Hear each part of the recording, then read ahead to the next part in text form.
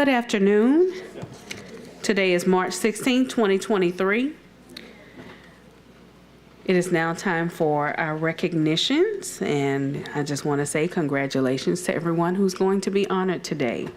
So first we have 2022 Congressional App Challenge in Louisiana 6th District and Board Member Godey.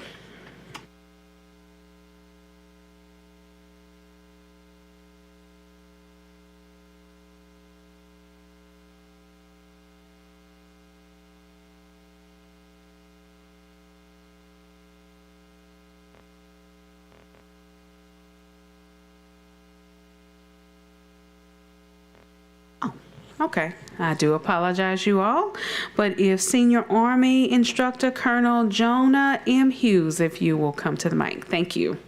Good evening, President of the Board and other board members. Thank you for this opportunity. I want to take the opportunity to recognize one of our students from Liberty High School, Ms. Chakari Williams, a 10th grader. She has a 3.5 grade point average, is a 2-year JRTC cadet, and is involved in the Key Club, and she's involved in robotics. And tonight we want to celebrate Chakari in her recent accomplishments. She is a 2022 Congressional App Challenge winner in Louisiana's 6th District, representing by Congressman Garrett Graves. The Teens Outstanding App Link, it is designed to help teens and their young adults find someone to study with or get tutoring. So Sakari, please accept your award on behalf of East Baton Rouge and the board.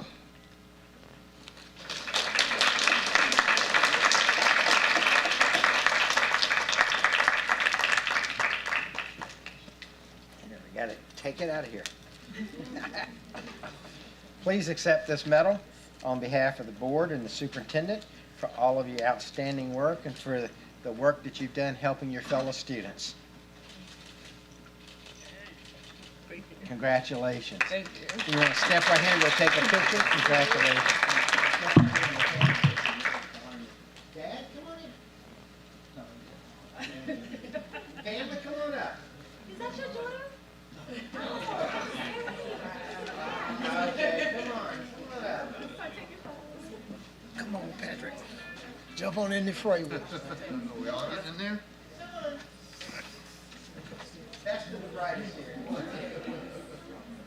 You can just stand right in the middle, right there.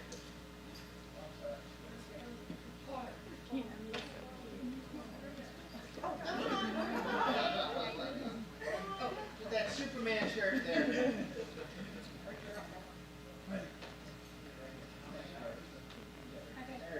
Everybody ready? Yeah. 3, 2, 1. Great. Congratulations.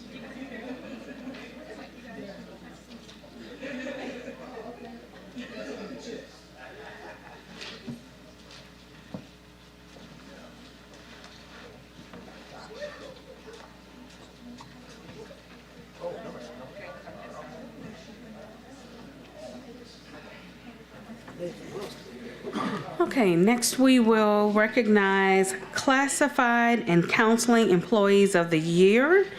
And Ms. Hall, if you will come forward. Hello, everyone. Good evening, everyone. Happy to see most of you guys are here. Super exciting time. I'm going to turn this over to Mrs. Allison Brownlands, and I'm going to request that we speed it up because we only have 20 minutes. I think that means that I talk too much. Good evening, board members. How are you? Vice President, Ms. Powell, board members, superintendent, he's on the way. All right. So we have the opportunity today and the honor to recognize our classified employees of the year, our counselors of the year, and our mentor and new teachers of the year. We're so excited to have so many groups that we're honoring. You said don't tell a story. Keep going. Yes, ma'am. Okay. All right. The first group will be Mentor Teachers of the Year. Now, we have many that were able to make it and some that were not, but we still want to put their faces up, or even the wonderful things that people said about them. Y'all rushing me, stop. To nominate, that nominated them in the first place. Okay, the first is Brittany Melicon from Dufrock. The Dufrock. Woo! Congratulations. Our next mentor teacher of the year, Maria Gil Delgado from Baton Rouge Foreign Language Academic Immersion Magnet, BR for Lane. Congratulations. The next, Kelsey Bazoo, Jefferson Terrace Academy.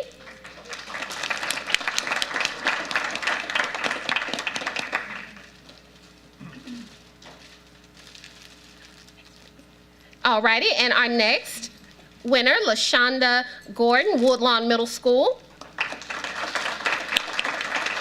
The next, Rachel Akins, Bel Air High School. Rachel Akins. The next, that's it for that category.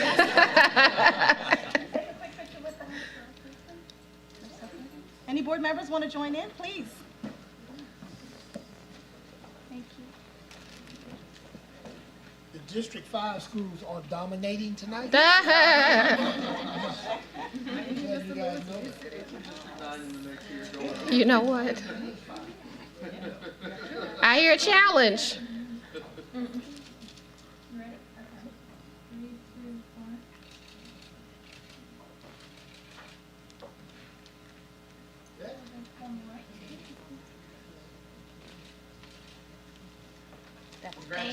Congrats.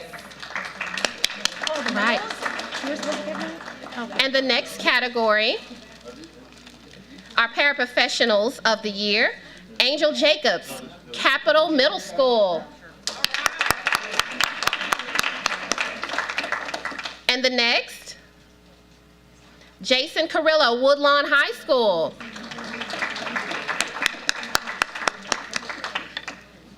And our next, Lisa Langster, Magnolia Woods.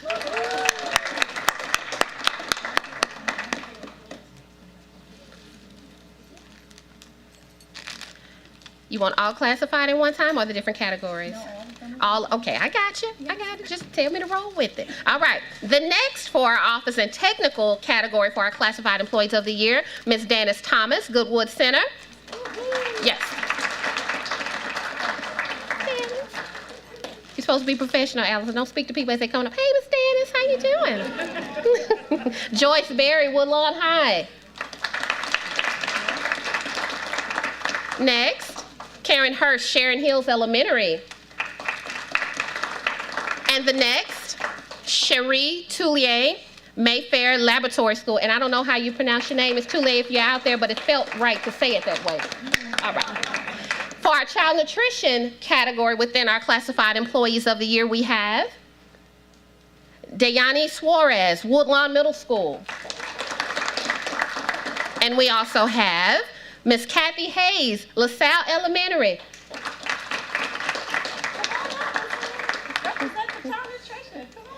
You know, Miss Hayes practically raised my children at the LaSalle Elementary. Congratulations. Maroney Pointer, Baton Rouge Magnet High. Men get their flowers too, amen? And the next category within classified employees of the year for our maintenance operations and facilities, we have up first, Alvin Price, Baton Rouge High.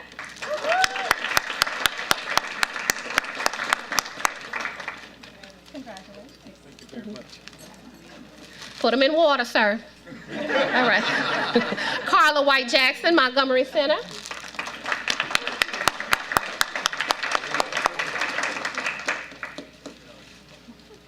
Next we have Erica Palmer, Eva Lagarde Center.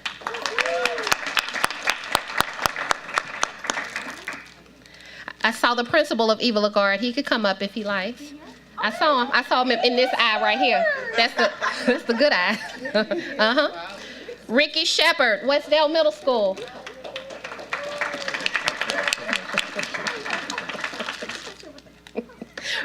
Transportation, our next category, the first, Latrice Jacob. EBR Transportation. Y'all scared me when your claps got quiet for a second. What happened? Did I mess it up? Lee Cozy, EBR Transportation.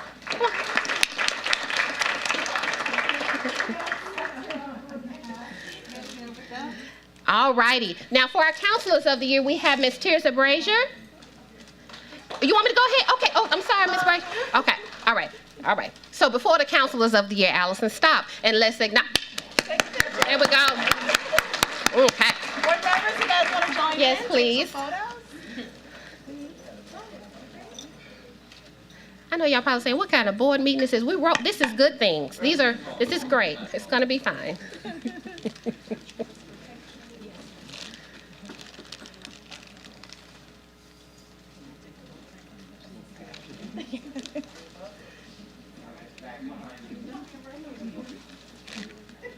Okay, we're doing good on time. All right, thank you. I've been working on it. Okay, good. Everybody can just get, there we go, okay. All right, 3, 2,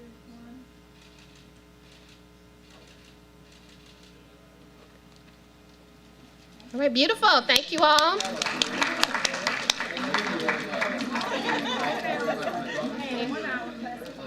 Just walked in. I mean, I know she's late, but that's from Ms. Jacobs from Capitol. Miss Jacobs, one of our classified employees of the year. We didn't mean to. Woo! Hey, one more. That's Capitol Hill. She just walked in. Let me, Right there.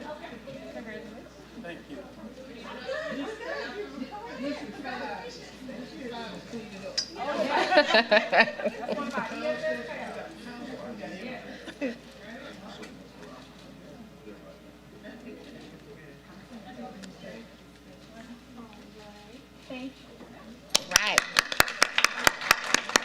And for our counselors of the year winners, we have Melinda Harris Gaines, Crestworth Elementary.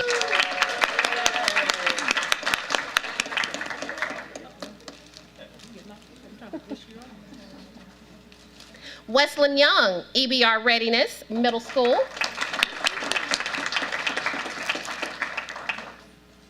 Rachel Young Turner, Westdale Middle School.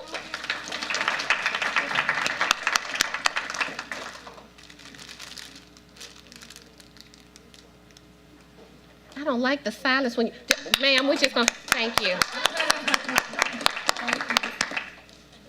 Sharmila Billard, Baton Rouge Magnet High.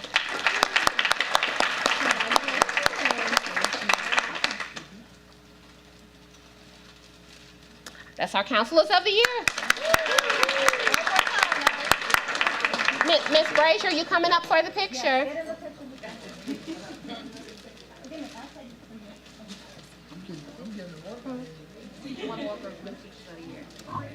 That's it.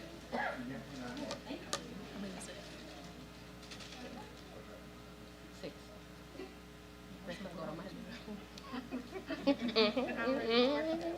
Oh, it's a mic on, y'all. Shh.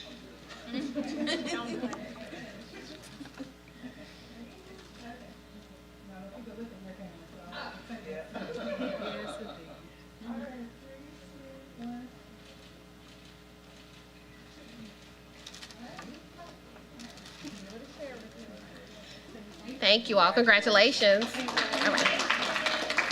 And our last recognition group, New Teachers of the Year. Ms. Hall's looking at her clock. I'm reclaiming my time. Emily Johnson, Woodlawn Elementary School.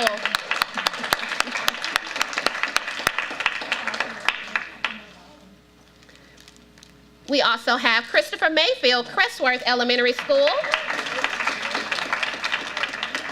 And the next, we have Claire Gerling, McKinley Middle Magnet School.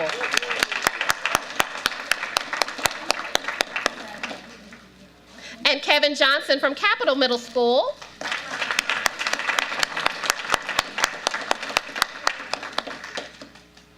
Genesis Balinas, Bel Air High School.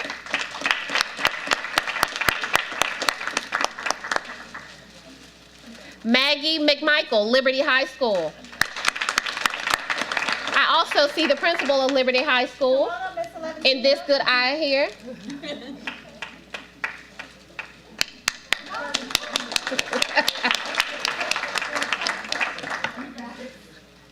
Oh, and the screen went, that's it?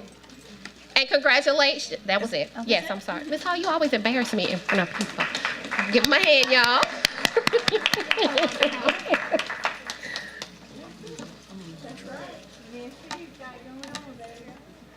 You sure that was it? That's it, I promise. Okay. I'm out Yeah, of something metal, to- so that has to be it.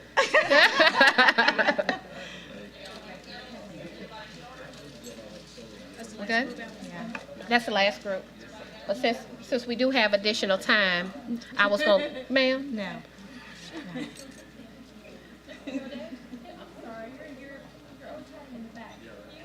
I know, but it's he's the award winner, not me. Go ahead, this is fine. All right, everybody ready? Okay. 3, 2, 1. Beautiful. Thank you all. This is our first time doing this big, and next year will be bigger. But thank you so much for coming out and celebrating with us.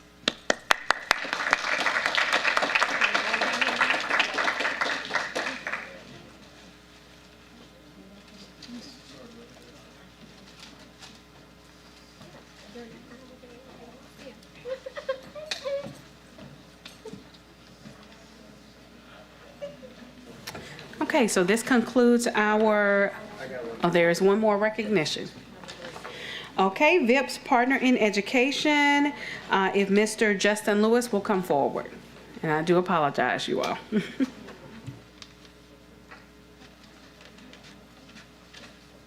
Good afternoon, everyone. I missed the flower memo, so I'm empty-handed, so I apologize. But I'm just so excited to be here again, just to highlight one of our amazing partners. First, just give you a quick update with VIPS. During the first 9 weeks of this semester, VIPS Math and Reading Friends have logged over 497 volunteer hours. This is a great. This is amazing. We're excited that the work that our volunteers are doing. This is over 105 additional one-on-one hours that our volunteers are serving with our students that are underperforming in reading and in math. So we're really excited about that. In addition to that, we have 11 of our volunteers and of our VIPS partners in education that have also participated in schools this semester. And these partners are faith-based institutions, local businesses, community organization that utilizes their resources to help support our students. One of those partners is here tonight, Ms.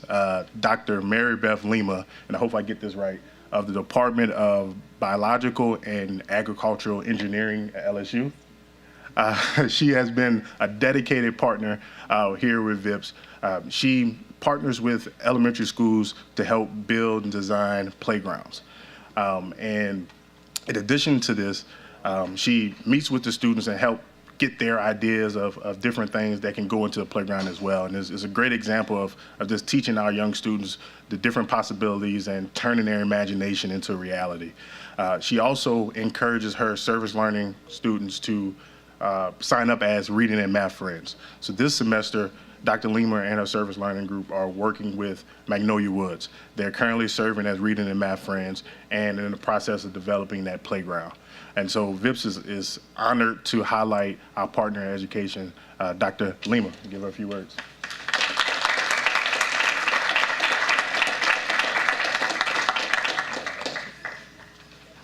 What y'all think? I was at Point Garden High School. No kidding. Really, it's an honor to be here, and I've been a partner with EBR schools and VIPS for over 20 years, and I'm just blown away every day by the dedication of teachers who are here today and the students and the community. So really, it's just an honor to be here, and I'm just thrilled to continue the work of, making sure that my students understand as future engineers that they're working with communities to translate their dreams into designs for playgrounds. So thanks so much tonight. Now, get here, Mike, come here. On behalf of the superintendent and school board, we wish to give you this to thank you for all the hard work that you do, and we really appreciate, because the community support is so critical to everything that we do. So thank you very much. Thank you. You want to step right here and take a picture real quick?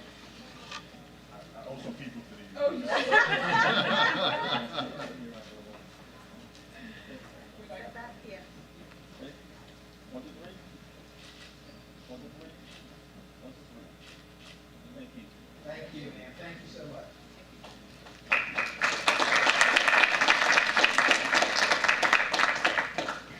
Congratulations once again to all of the recipients who have been recognized today. It is 4:51, and we will take a 9-minute break with the official meeting starting at 5 p.m. Thank you.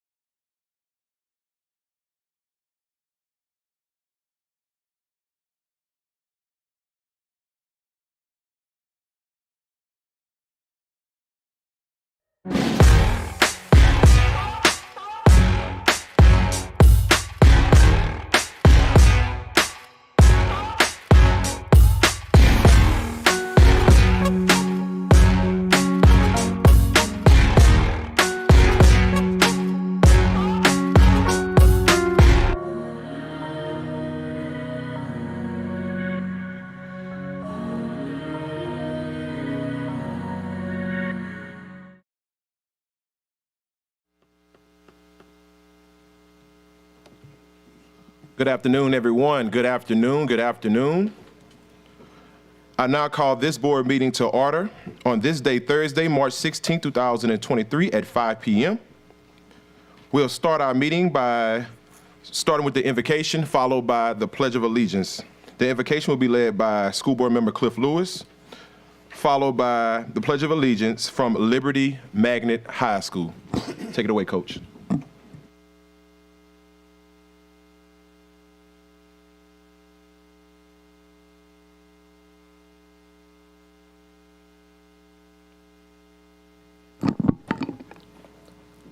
Gracious Father in heaven, thank you for blowing the breath of life into us today.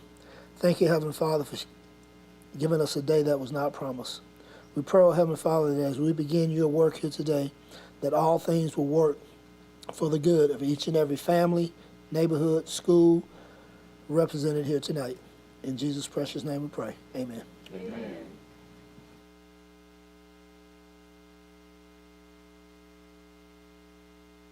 I'm going to introduce the cadet that's going to do the pledge. Good evening, ladies and gentlemen, superintendent, and esteemed members of the school board. It is my distinct honor to introduce one of our most outstanding JRTC cadets of the Patriot Battalion. Cadet Private First Class Olivia Barricade is a sophomore in her first year at the JRTC program. Also, she's a member of both archery and the cadet challenge teams. Olivia currently has 2 AP classes, 2 honor classes, and has a 4.1 GPA. Cadet Barricade goal after high school is to double major in aeronautical engineering and professional aviation. After graduation, she would like to work in the aircraft design and later become a chief pilot at Louis Armstrong New Orleans International Airport. Cadet Barricade emphasized what is a mean to be a JRTC cadet. We are proud to have watched her grow and mature. Ladies and gentlemen, here to lead you in the Pledge of Allegiance, I present to you Cadet Olivia Barricade of Liberty High School. One more caveat.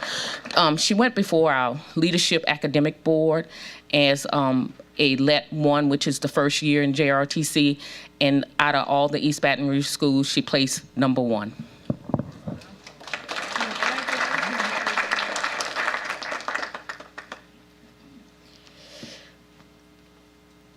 I pledge allegiance to the flag of the United States of America and to the republic for which it stands, one nation, under God, indivisible, with liberty and justice for all. To Liberty Magnet High School and Miss Olivia, thank you so much. That was amazing. Yes, and on behalf of the superintendent and the school board, we'd like to present you with this medal. And I also just want to add that I have a personal friend who's a man who graduated from Thibodeau, and he rose up to be the head of mission systems for NASA, and currently is the assistant to the director of NASA. So all of these things, if a boy from Bayou Lafourche and Thibodeau can do that, the sky's your limit. Congratulations. Thank you.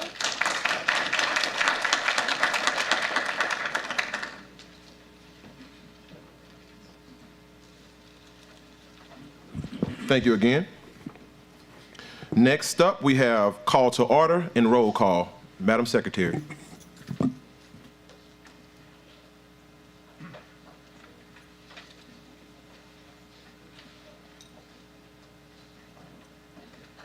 District 2, President Lannis. Present. District 3, Vice President Powell. Present. District 1, Mr. Blue. Here. District 4, Ms. Stewart. Present. District 5, Mr. Lewis. Present. District 6, Mr. Russ. Present. District 7, Mr. Gode. Here. District 8, Ms. Kennison. Present. District 9, Mr. Martin. Present. We have a quorum. Thank you, Madam Secretary.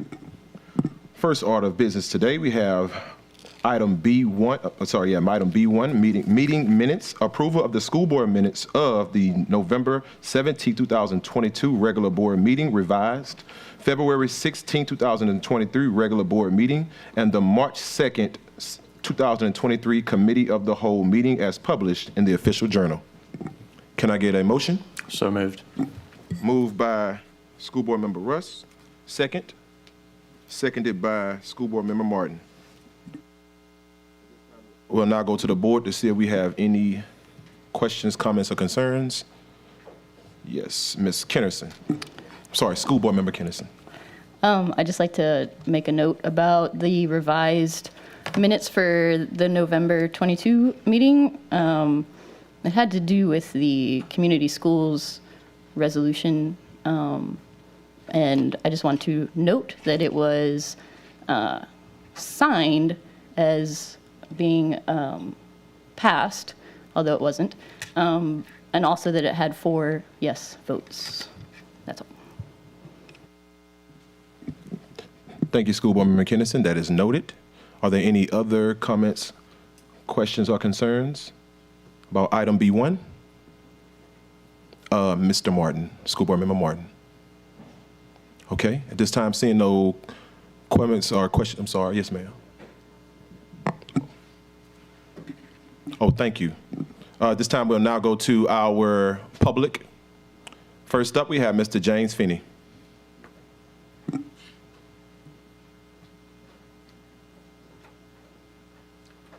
Thank you. It is extraordinarily important that the minutes get posted to the website and published in the Journal of Record are accurate. And I am terribly concerned that the minutes from the November meeting were not published accurately, and would hope that does not happen again, and trust that these corrected minutes will be published in the Advocate to complete this process of making that correction. Thank you. Thank you. Thank you again, Dr. Finney. And actually, I'll even say this much before you walk out of the room. It was Dr. James Finney that brought this correction to our concern. And as soon as you did, we got right on top of it to make sure we brought it up to be corrected. So thank you. And moving forward, we'll be sure to put our best foot forward and making sure it's accurate information. Are there any other comments, questions, or concerns from our public? Seeing none at this time, we'll go back to our board. Seeing no names inside of the queue, Madam Secretary, please call for the vote.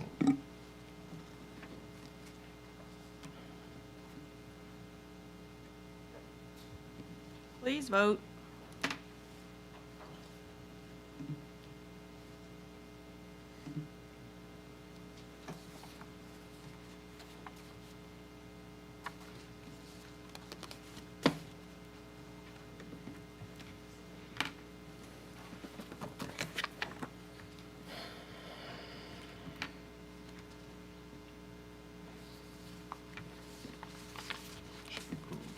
The motion carries.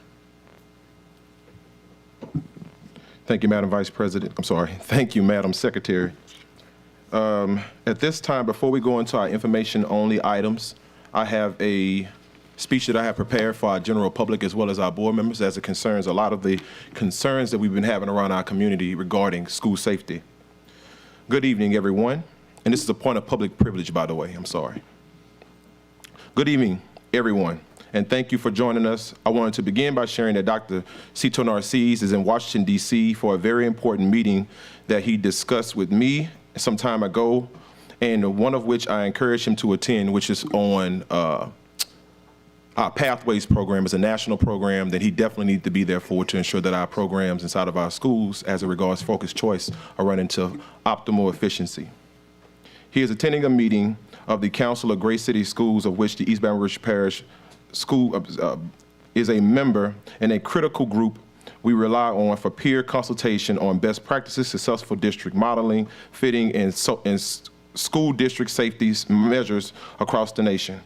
Clearly, we have some important items to discuss and to consider tonight.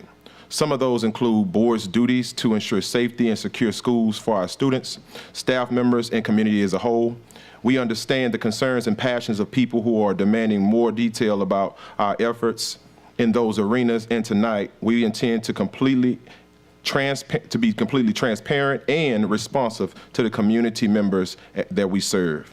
The beauty of the public discourse is that we are invested in this village, and that requires us to listen to your thoughts and your ideas and to incorporate those into the policies we craft and fine-tune in service to all of you. We look forward to a fruitful discussion and positive outcomes for all of the important considerations given and implemented tonight. Thank you again for your comment and unwavering support. Now, at this time, I'll just clearly go into it. Last week and over the course of the last few months, we've had some serious concerns from people all across our district as it pertains to safety inside of our schools. Some will say that tonight changing policies is a Band-Aid. What I would say is it is a step in the right direction, and it's one that shows that we are not going to stand for violence happening inside of our schools, whether that pertains to our parents, our students, or even law enforcement. Today, we take a stand by making sure that we change policies that benefit the safety and security, not only for our students, but for our employees and for anybody inside of our community that wants to be a part of our ecosystem inside of our school system. So tonight, as we discuss these policies, we look forward to the discussions, we look forward to the questions, and we look forward to the concerns that our public has as a whole. But make no mistake about it, East Baton Rouge Parish school system and our school board is going to move steadfast in ensuring that our schools are always safe, productive places for our students to learn and for our employees to work. Thank you.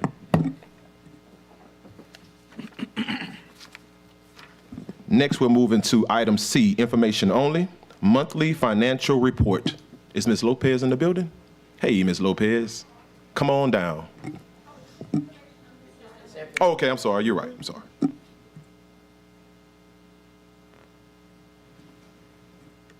Do we have anything we're sharing today? Okay, so we have nothing we were sharing today. However, I just want to remind the general public that next month at the Committee of the Whole, we will have our second edition to our budget workshop that's pertaining to anything dealing with our budget as we move forward before we go into our next fiscal year. So we look forward to having anybody there that may have any comments, questions, or concerns. Please reach out to your board members or also reach out to our central office staff. Next, we have item C2, personnel changes. Ms. Hall, are there any personnel changes that we have at this time? I'm sorry, I know I got y'all going. Okay. Okay, so at this time, because we have none, we'll keep it rolling. Next, we have Public Records Request Monthly Report. That will be you, Mr. Shamlin. Do we have any report today? Not today, but we'll get a report to the board. Thank you. At this time, that'll conclude item C for our information only. Next, we'll go to item D, receive information update from the superintendent. Will you be providing that today for us, Attorney Shamlin? I believe the superintendent has submitted a video report for his report, so I believe it's queued up by IT, so we can go ahead and run that. Thank you.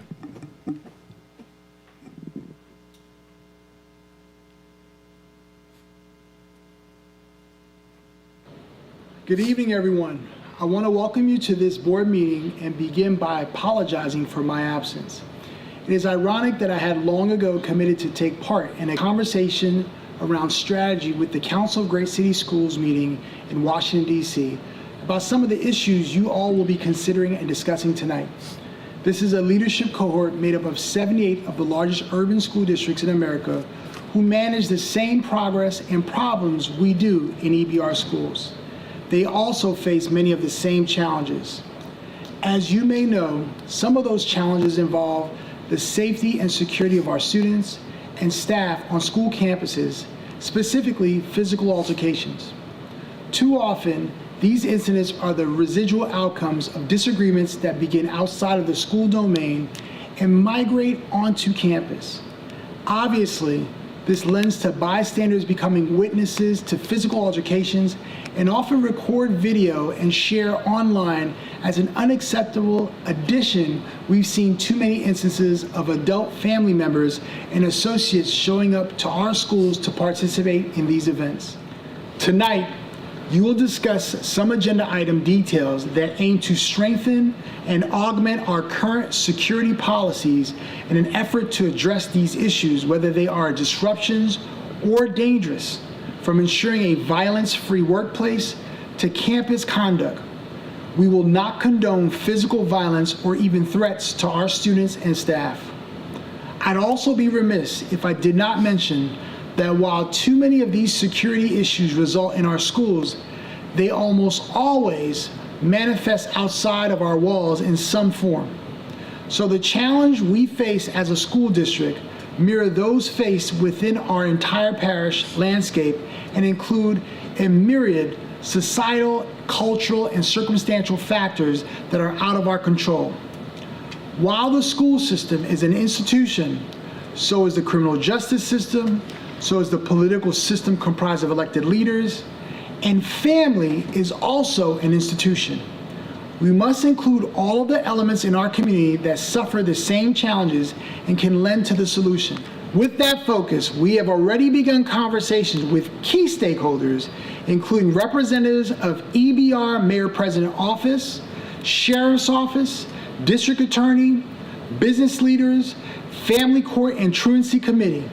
It will undoubtedly take a collective effort to address this issue with continuity and vigor. With that being the case, we are working on a comprehensive plan which will include board members and community leaders as a cohort to provide input for the development of a collective strategy to address these concerns at every level, from the living room to the classroom. As a final but important mention, please remember that education tax renewal election is a week from Saturday on March 25th. This funding represents a significant portion of our district budget, and every dollar goes to the classroom, from teachers' salaries and raises to student resources and innovative technologies. Please tell your family and friends to get out and vote on March 25th.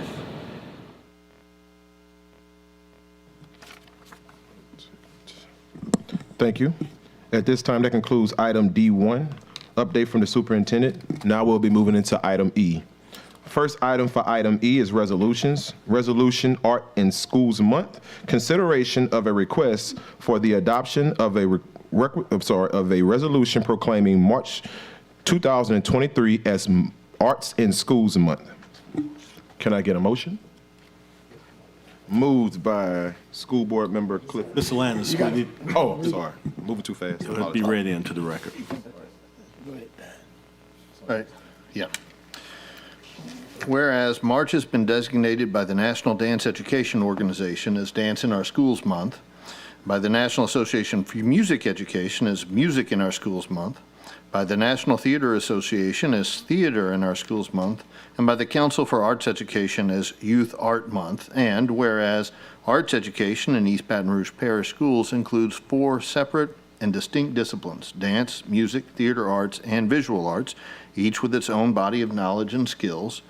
And whereas the arts have been part of life from the very beginning and are an inseparable part of the human journey, describing, defining, and deepening the human experience. And whereas the arts are everywhere in our lives, adding depth and dimension to the environment we live in and shaping our experience daily. And whereas all students participating in arts education courses benefit from the skills and processes developed through the arts and apply those skills in a variety of disciplines and settings, no matter their intended career path. And whereas arts education contributes to students' development through heightened skills in listening, understanding human experiences, creative problem solving, adapting to and respecting others' diverse ways of thinking, communicating effectively, as well as analyzing nonverbal communication, reading, self-expression, imagination of humankind, creativity, and whereas arts education innovatively ignites and engages learners personally and enhances the social and emotional morale, as well as the quality of all students and all school cultures by helping develop self-confidence, boost self-reliance, and increase empathy and compassion towards oneself and others. And whereas arts education is essential for all students in EBR as part of a well-rounded education, now, therefore, be it resolved, the East Baton Rouge School Board does hereby proclaim March 2023 as Arts in Our School Month, and urges all citizens to celebrate and acknowledge arts education as an essential part of every student's educational experience in the Baton Rouge Parish school system. I so move.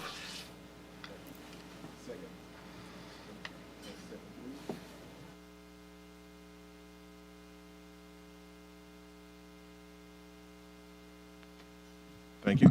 This time, see if we have any questions, comments, or concerns from our board. Vice President, Ms. Carla Powell. Good evening. I just wanted to share that this is near and dear to my heart, the idea of having arts recognized within our schools. Research has shown, just as Board Member Martin mentioned, that when we have different types of arts or ancillary activities within our schools, it helps to allow our students to be well-rounded. It actually provides some, in some cases, informal and sometimes formal social, emotional support. I speak for myself when I think of my family members who are involved in music, who've been involved in music through Kids Orchestra, through other arts programs that are provided. My niece right now is a part of, I think it's called Colors and Kick It Out, where they go on Sundays for practice, and it's a program that is supported within the school district, and then they have a final performance. It provides an outlet for our students to be able to express themselves, in some cases deal with some of the issues that they have that they may not be able to openly speak out about. And then in the end, it allows them to be able to think through a lot of the activities that they have within the classroom as well, because it provides that freedom of expression. So I just wanted to say thank you to all who participate in this process of providing arts for our students. Thank you, Madam Vice President. Next, we have School Board Member Kennison. I spoke on this at past meetings. Obviously, I'm a promoter of all things arts. I think they're absolutely essential, especially in school. But I want to bring a little attention to the teacher side, and as well as the student side of what's happening. I've spoken to several teachers, arts education teachers in EBR, who are stretched very thin and overloaded with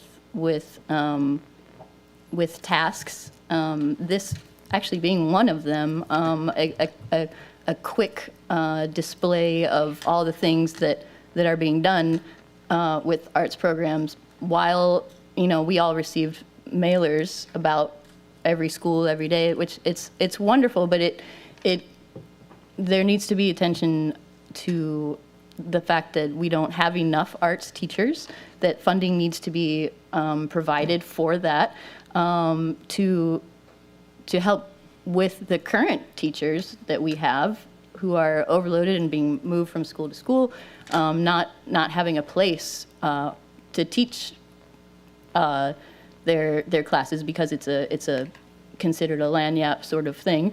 So that needs major improvement, but also we need more arts teachers, obviously, because I'm still working on compiling information on how many students receive arts education, which schools get it, which schools don't. There's still outstanding questions that I have out there that I've not gotten all the information, so I'm not prepared to speak to that today. But these questions were asked quite some time ago.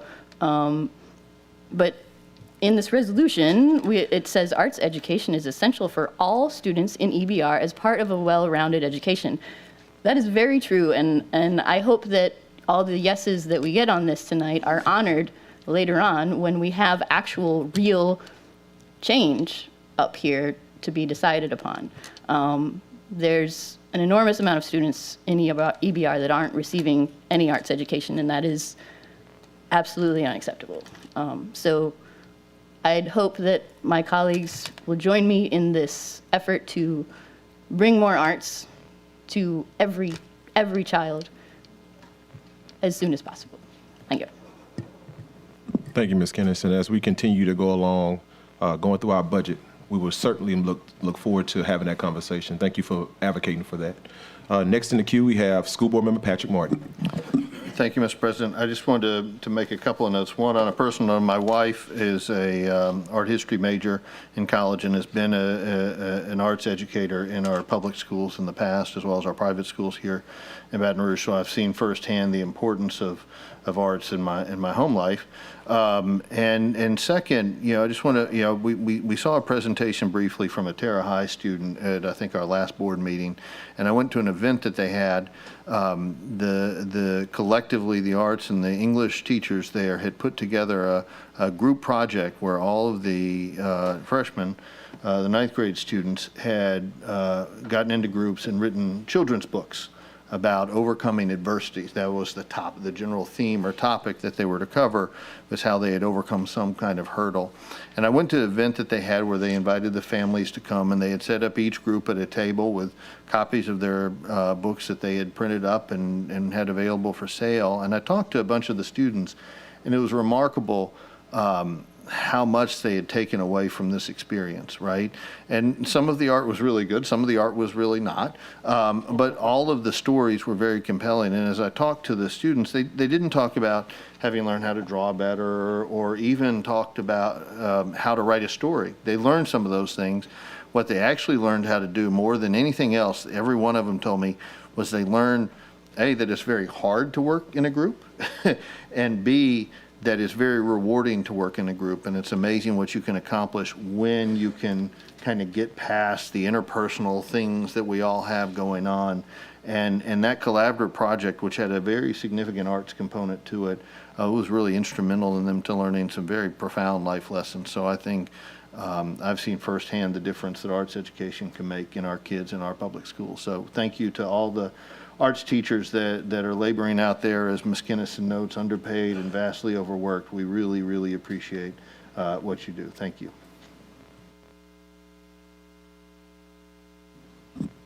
Thank you, Board Member Martin. And I just put myself inside of the queue. Mr. Joffrey, are you in the building? You don't have to come up, just wave your hand. I just wanted anybody, if you didn't know the phenomenal work that Mr. Joffrey does inside of our schools around art, he is phenomenal with how he works with our teachers, how he works with our students, how he tries to enhance programming. And I know he has some great and amazing things coming down the pipeline. Look, I won't even give it away, Mr. Joffrey, but I wanted to take some time out to acknowledge you inside of the crowd today. Thank you for all the amazing things you do around art. Next up inside of the queue, we have School Board Member Cliff Lewis. Coach. That's fine. Thank you, Kenny. Thank you, Katie. Oh, with the tie on, you kind of got me, Kenny, but thank you, Katie and Patrick and Darius as well. For about 10 years, I had the opportunity to work with Miss Cynthia Obi at Mentorship Academy, who was an arts teacher. And she, sad to say, she's retired and left the system, but I wish she would come back. She did a phenomenal job with art. Our kids actually had about a 6-week showing at the Shaw Center. And it truly does unlock the doors. It opens children's minds up to so many different things. And I agree with you, Ms. Kennison. We definitely need to do everything we can to make sure that some form of art is available to all of our students if we're going to holistically educate them all like we proclaim that we want to do. So again, thank you for your concern, Patrick and Darius. Thank you again, School Board Member Lewis. Seeing no other names inside of the queue at this time, we'll go to the public. Are there any public comments on this item?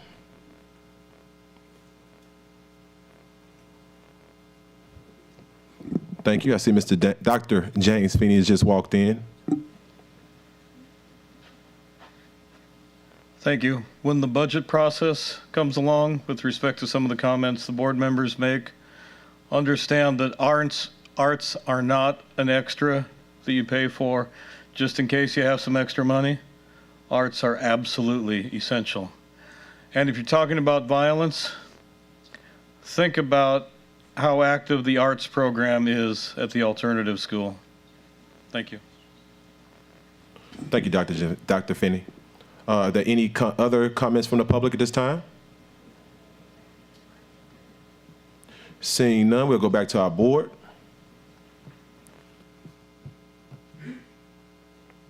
Ms. Kennison. I would just like to second what Dr. Finney was expressing. It seems, if you're thinking concretely that an element to healing a school that's having trouble with violence, adding an art class, how would that help? But if we think about the situation outside of the box in, different dynamic ways, can directly affect this growing situation we have. So when we're looking at solutions to the growing violence issue, we owe it to ourselves to consider all elements of what it means to be a healthy person and what each kid needs in their lives to be okay. And that's it. Thank you. Thank you again, School Board Member Kennison, and you're absolutely correct. Is Ms. Monique Spalding in the building? Can you wave your hand? Is that noted? Can we get that on the, thank you. As we can continue these conversations, Ms. Kennison, we'll be sure to make sure that we make that a priority. Thank you. Okay. Seeing no other names inside of the queue at this time, we'll go to the vote. Madam Secretary. Please vote.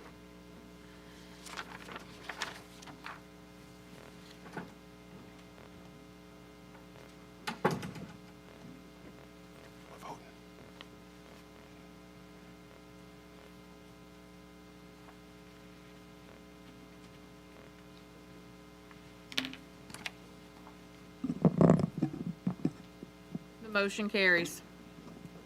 Thank you. Moving right along, we're going to item E2, Resolution, National School Breakfast Week.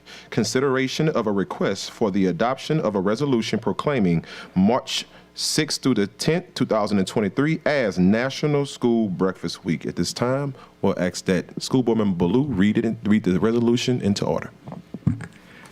Thank you, President Lannis. Whereas the school breakfast program has served our nation admirably since it was permanently established in 1975, and whereas the school breakfast program is dedicated to the health and well-being of our nation's children, and whereas the school breakfast program joins and has been joined through the years by many other excellent child nutrition programs, and whereas the East Baton Rouge Parish School System Child Nutrition Program emphasizes the importance of good nutrition and serves over 55,000 meals daily. And whereas the evidence of continued need for nutrition education and awareness of the value of school nutrition programs, now therefore be it resolved that the East Baton Rouge Parish School System does hereby proclaim March 6th through 10th, 2023 as National School Breakfast Week. The theme for this year is Dig into School Breakfast. I so move. Thank you, School Board Member Ballou. Moved by Member Ballou, seconded by Member Goday. School Board Member Goday. Second.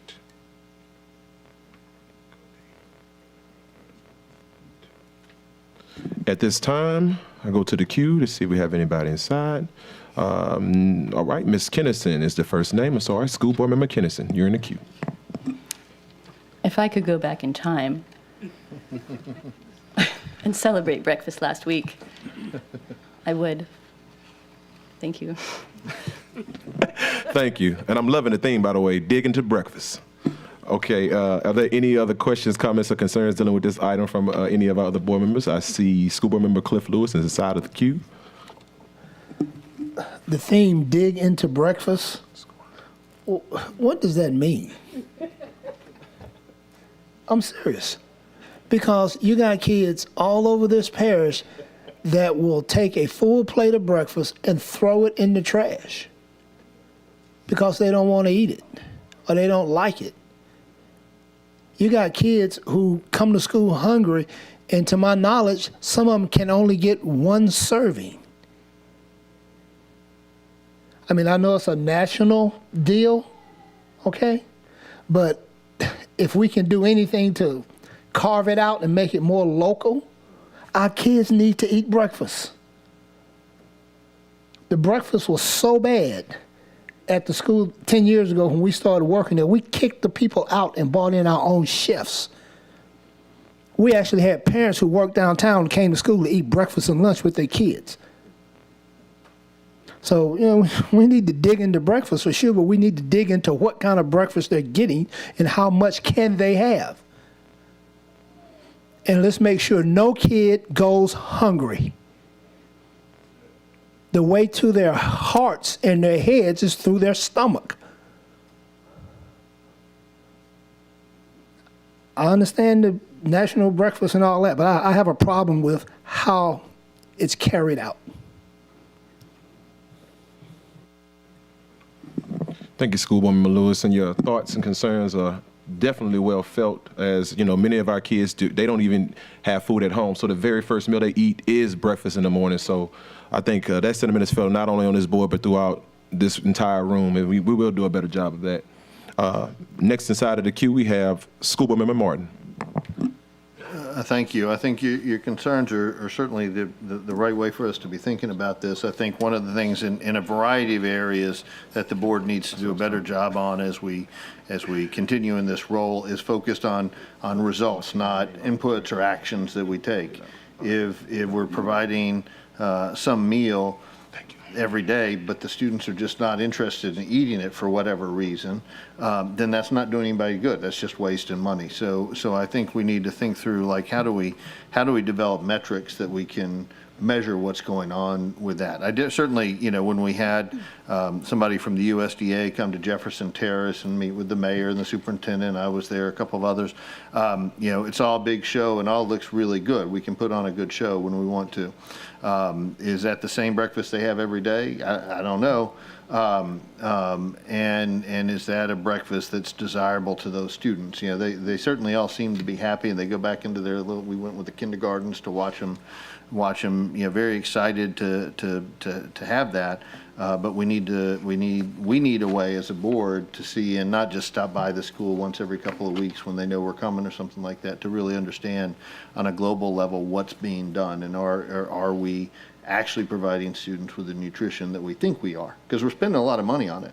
And the USDA has a ton of money they're happy to give to us to feed kids. And we need to take advantage of it. We need to do it in a smart way. Thank you, School Board Member Martin. Next, we have Vice President Powell. Okay, so I'm going to ask, I guess, Mr. Shamlin, because I don't know who this question should be directed to, but has there been a survey or any type of okay, so Dr. Mann. Okay, so maybe if Dr. Mann can come forward. Has there been any survey put in place, or has there been any way that we have assessed the success of us having chefs now that work in our nutrition department? Have we seen a difference in the rate of students who are actually participating in breakfast and lunch? Ms. Hall or Dr. Mann?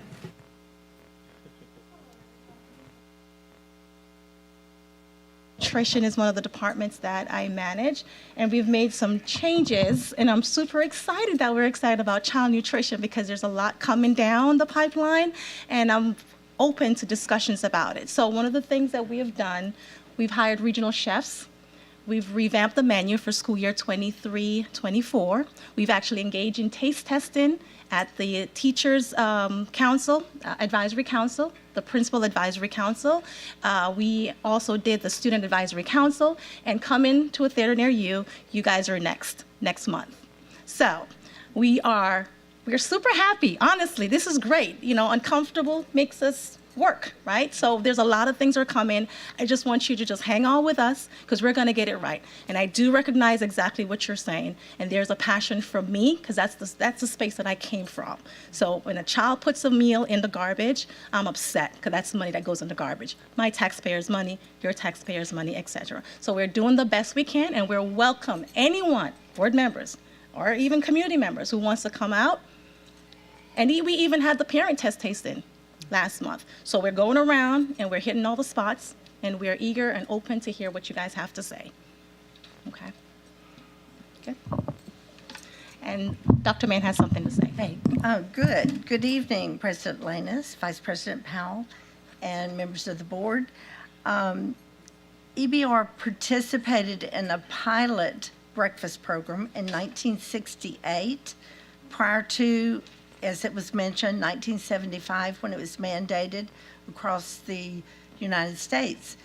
But we were ahead of the ball years and years ago in East Baton Rouge Parish and in Louisiana by way of offering our kids a breakfast. In 1997, I want to say before 1997, kids had to pay for their meal, either reduced price or free based on their application. 1997, I brought it to LDOE to allow East Baton Rouge Parish to provide a free breakfast to all students. And it was based on the percent of food stamp recipients. So reluctantly, they agreed, and from 1997 until 2015, we actually were the only district in the state that had free breakfast for all of our kids. There was no other large district, there was no other small district that did it, but we were able to pull that off. So fast forward to 2015, when East Baton Rouge Parish became a CEP, or Community Eligibility District, which brought in not only breakfast free of charge, but lunch free of charge to all of our students, one free meal. And so we were able to serve so many kids, up to 20,000 students a day.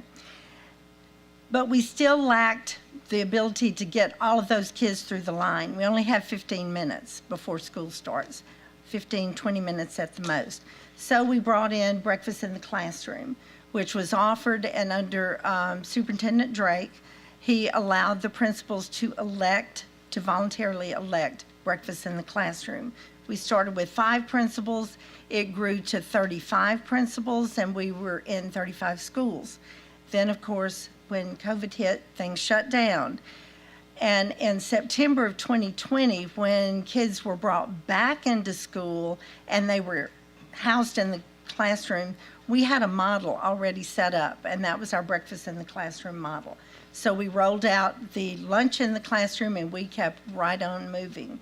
So the theme, USDA has a theme every year, and this year it was Dig Into School Breakfast. And we brought in a mascot, Bob the Builder, and the kids were so excited. We had a lot of press that came about at Jefferson Terrace, and we served 587 students in 20 minutes, which is remarkable. The kids did enjoy their meal. And if you go back this week, you'll see the same thing there and at other schools. So this year, we were, the Bob the Builder went to 9 schools is what he was able to go to. We said he was on tour, and so the kids did like it. But we feed about 18,000 students every morning in 20 minutes. And that's quite a feat, because we can't take instruction time. So before class, when the kids they get their meal, they go to class, and by the time that bell rings, the halls might be empty because the kids are ready to learn. They're already with their teacher. Across the district, we serve 22,000 lunches every day, so that's a lot too. We're the second largest school district, but we serve more kids than Jefferson Parish does. Even though we're a little bit under them in enrollment, we serve more kids. So it's a feat. We're always strive to improve, and we're looking forward to the chefs coming and working with the kids this coming year, and some changes going on. Thank you. Thank you, Dr. Mann. If you don't mind my asking, how long have you been serving the kids of our district? A long time. A long time? Yeah. Do you want to know what year I started? Is Yes, that what ma'am. you're asking? That's what I'm asking. I was away from the district. I broke away 3 years when I was in school, midway, but I started in 1975. 1975. She's been a part of this district, serving the kids of our district. Please, round of applause. Yes, ma'am. Thank you. I'll just tell you, the respect of yourself, the respect of your department. I don't think people truly understand what you and your workers or staff had to go through during the pandemic. I was there.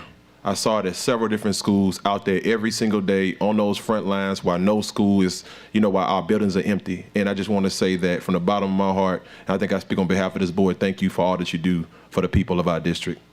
Thank you. This time now, I see no more names inside of the queue. We'll go to our public, and I have a few cue cards. First up is Ms. Karonda Corley.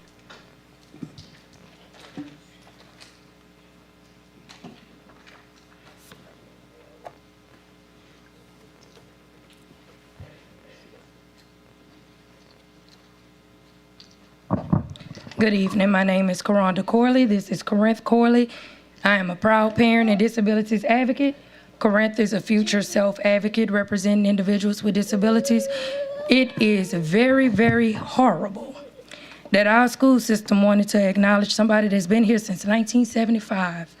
And we have a lot of children that have specialized diets, such as Corinth, that is not getting their needs met by our dietary department. Let me go a little further. We want to talk about children that may be socioeconomic disadvantaged, that's not getting food.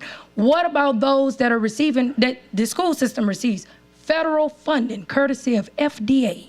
And you are not making sure that all of those children get a well-balanced diet. Let's go a little step further.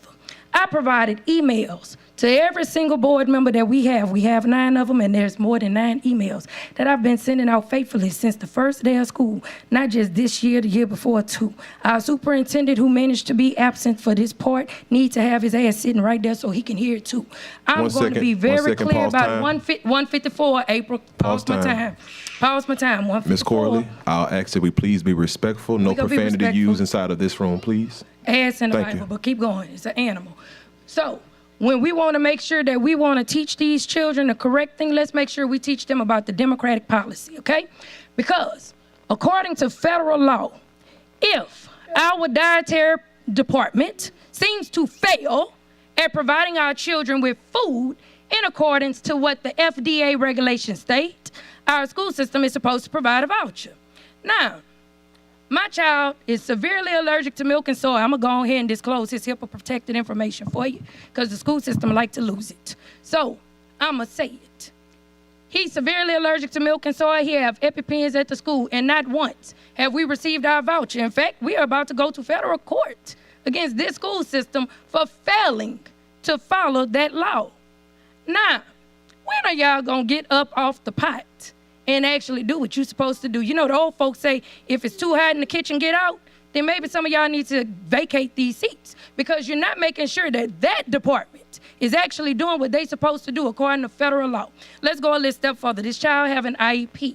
So it's also listed in his health plan that's attached to that IEP, which means that that now falls upon the IDEA in addition to FDA. Let's go a little step further because he have a disability. Now it goes upon the American Disabilities Act in addition to them other two. And the law keeps going on and on because it also is a 504 and a 501 Rehabilitation Act problem too. So I think that if y'all gonna sit in those seats, you better learn and make it your business to know those laws and make sure that that department is actually adhering to it before you wanna try to celebrate National School Breakfast Week. You need to make sure that you actually following federal law. Thank you so much. Oh, Corinth, you wanna tell him something? You want your voucher? That's what he said. Whole Foods all day, every day. Give it point of personal privilege, and Ms. Corley, don't leave yet. Yes, ma'am. So my question is about when you submitted that documentation at your son's school, what was the next step? The next step. Or what happened as a result of that? Okay, so the next step, according to EBR school system policy, which we don't have a policy that actually gives you a complaint process of what a parent is supposed to follow. The only thing our school system have, and everybody can pull it up on EBR's website, because the website is very new and updated. Just in case y'all want to know, it's on there. There's a form that said that you're supposed to fill out if your child is lactose intolerant or if your child have any anaphylaxis reaction. His doctor submitted more than 4 documents about that. Now, then after that, the school system made us have to go back to his state facilitated IEP, which we did with no problem, made sure it was incorporated in his health plan, which we did on top of that. The school system then legally have to provide that to Dr. Nadine Mann, Cecilia Grisby, and what's the other lady? Felice Williams. They supposed to make sure that they have it, which I went a step further and I provided it to them myself. I even made sure that the board had it. Nothing has been done since. I continue to send email, not just about the food. I do transportation too. I do all the ADA requirements that are not being adhered to and followed for not just him, but other children with disabilities that matriculates into the building like he do. And nothing is being addressed. And so when we get to talking about the safety problems that we got when it comes to these kids fighting and stuff, that's another issue for me to bring up that talks about these children with disabilities and the failure of the school system to have a safety. So let's stop at the nutrition part, because you just gave us a whole lot of information. So now, when you turned it into the school, then you didn't get a response from the school nutrition department or what have you, from the cafeteria. Is that correct? I didn't get. I met with Patrice Williams along Okay, with so the you know we're cafeteria. new. So who is Patrice Williams? Patrice Williams, come on, Dr. Nadine Mann, you could come back up here. Patrice works up under Dr. Nadine Mann. She is one of the program managers under child nutrition, and so her along with Cecile Grisby both sent menus, and we broke it down, and I made sure all of our 9 school board members was included, where I continued to ask them. So like one of the foods they said they wanted to do was a meat crumble. What is a meat crumble? I ain't never heard of a meat crumble a day in my life. So elaborate, what is that? When they elaborated, they told me that it was meat taken out of the frozen food section. Okay, read the back of the box. Back of the box say the food in the frozen food section have milk and soy. He can't have it. That's what Vote Child say. He can't have it. So, Okay, May I have a point of personal privilege? Yes. This is not germane to the resolution, and this is a personal problem, and I don't think it has a presence here at the board meeting. 1 second, Mr. Gaudet, and I was actually getting to that. We're getting outside the scope of what it is that we're discussing on the item right now. Not only that, we have been on this particular discussion for over 5 minutes. So we're going to have to table this and move along to the next person that's in the discussion. However, we don't want this to stop here. This is a discussion that we can have after the board meeting, if that's fine. That's no problem. And if we don't get a resolution today after this board meeting, I'll see everybody in 19 JDC and federal court. Okay, thank you, Ms. Corley. Next, we have Ms. Kathy Carmichael.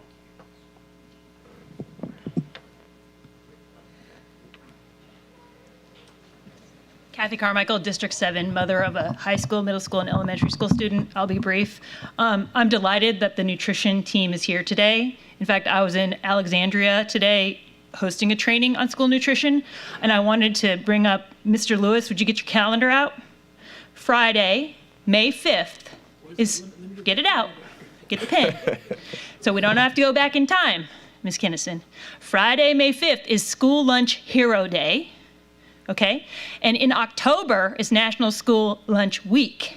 We have hundreds of employees that work very hard every single day in all of our schools. They know the first names of these kids that come through the line every day. They make sure those kids wash their hands. And I just want to say thank you to the nutrition department for being here today and end on that so we can move on. Thank you. Thank you, Ms. Carmichael, for those heartfelt sentiments. All right. Next, we have Ms. Ms. Melissa Brandy. Did I say it in order right? No, it's Brandy. Okay. No problem. I'm not going to be animated or lengthy, but there's an act that was passed in this past legislative session that bears my name that deals with every meal, every day, inside school and out. That Act 626 that y'all have not implemented yet, and has been implemented in other parishes that are smaller than this one. I just wanted to remind y'all of that. Thank you. Thank you. Next, we have Patty Merrick.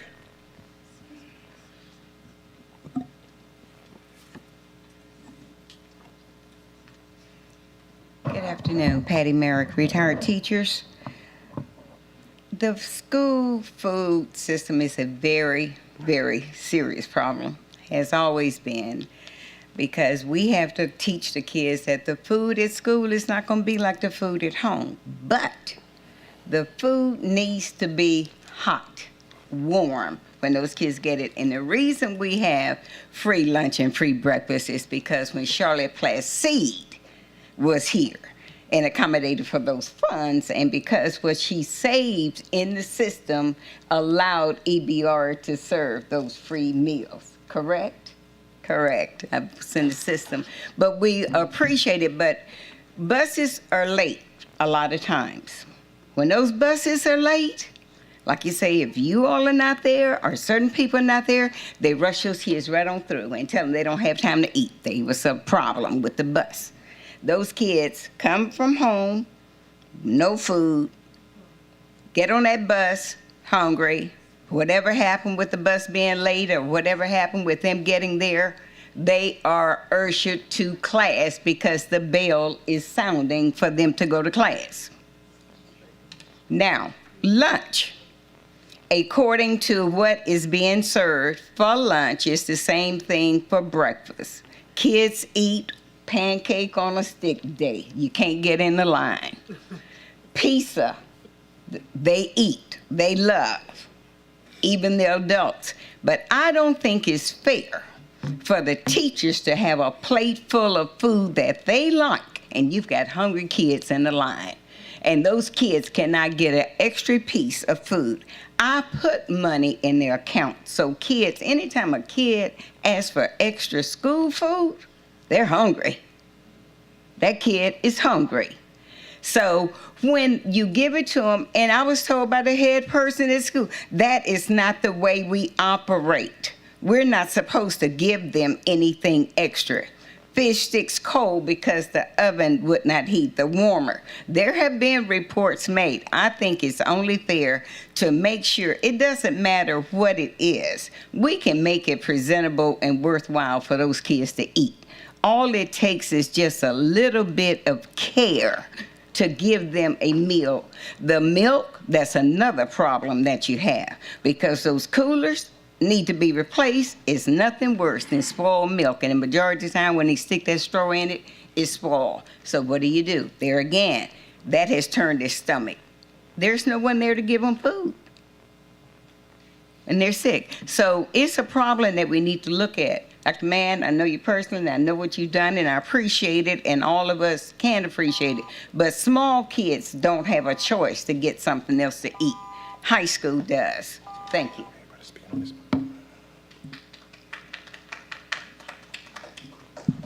Thank you, Ms. Merrick. Next, we have Daniel Lanford.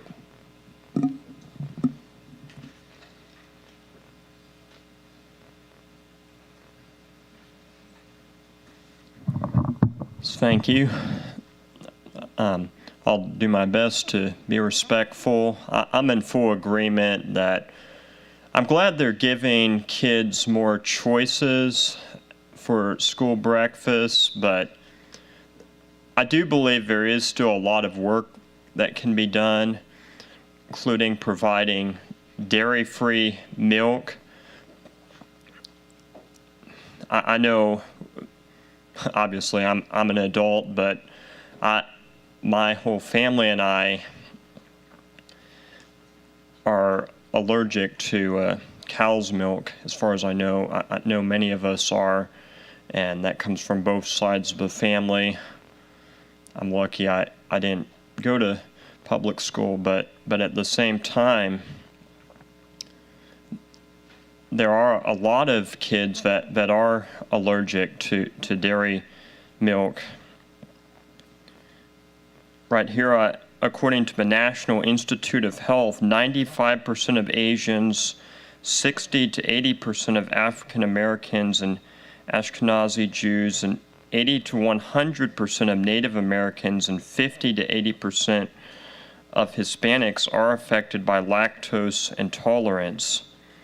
And so I know there's really a problem with the USDA, but I still believe that there's got to be something we can do for these kids. And I met some of them who can't have dairy milk. And you also have to think about there's some that are allergic to gluten. And you've got to think about their needs as well. And like was stated earlier, there's not always enough food for these kids, especially for breakfast. There's not always enough. Some of them have big appetites, and we need to make sure that they're satisfied, that we have enough to feed them, that they can get extra if they need it. So these are some things that we definitely need to consider. Thank you for your time. Thank you. Next, we have Ms. Storm Matthews.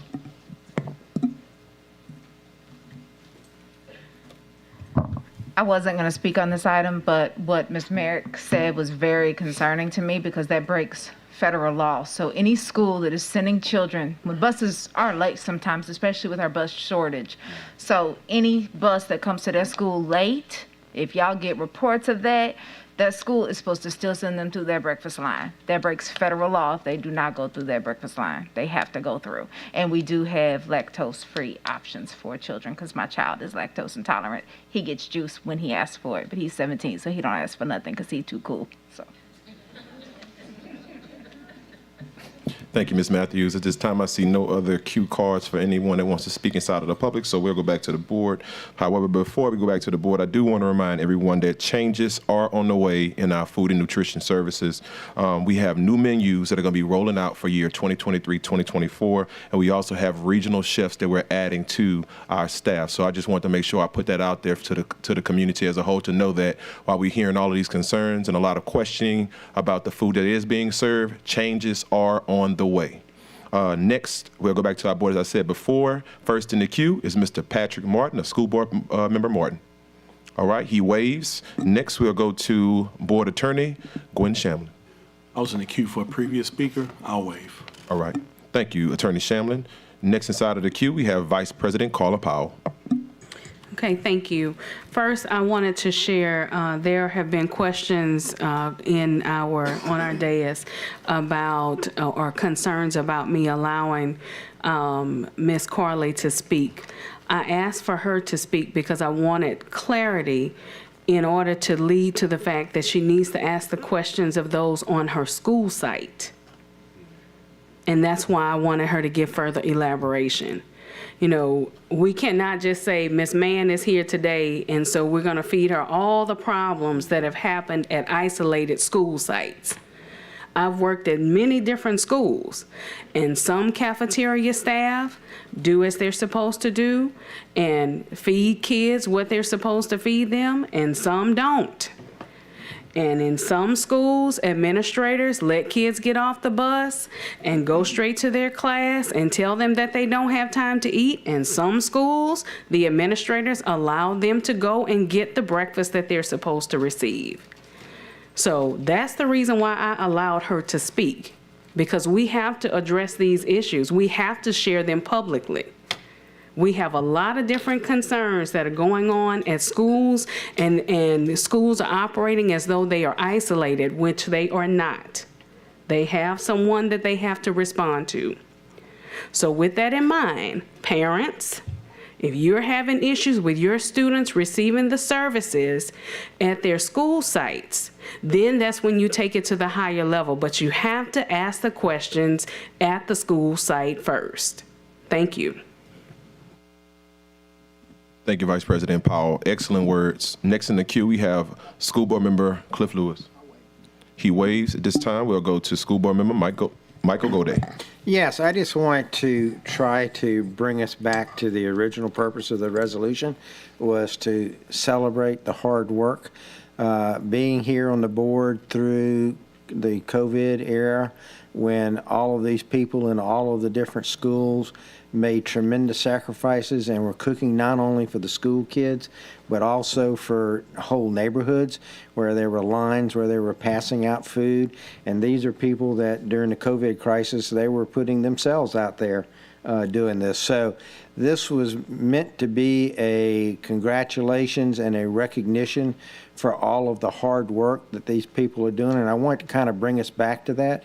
We have 30-something thousand students that we feed that have the option of feeding 2 meals a day. So that's 60,000 meals a day that comes through that group. So I just want to bring us back to, yeah, there might be some anecdotal things that might be able to do better and some individuals here and there.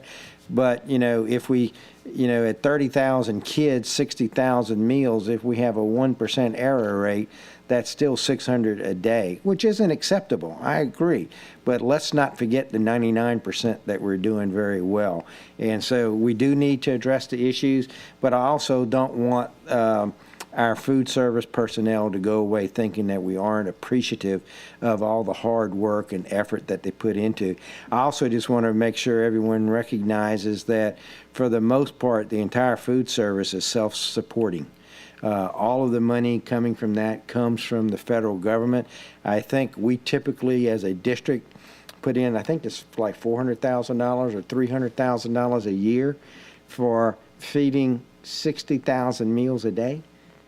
And so we put in not even pennies on the dollar, we put in hundredth of a cent on the dollar for that. So the program has been very well run financially, very managed very, very well. Again, there are some improvements that we can do, and I'm sure we're on the process of doing them, but I don't want to throw the baby out with the bathwater. We're doing a lot of good work, and I look forward to the chefs.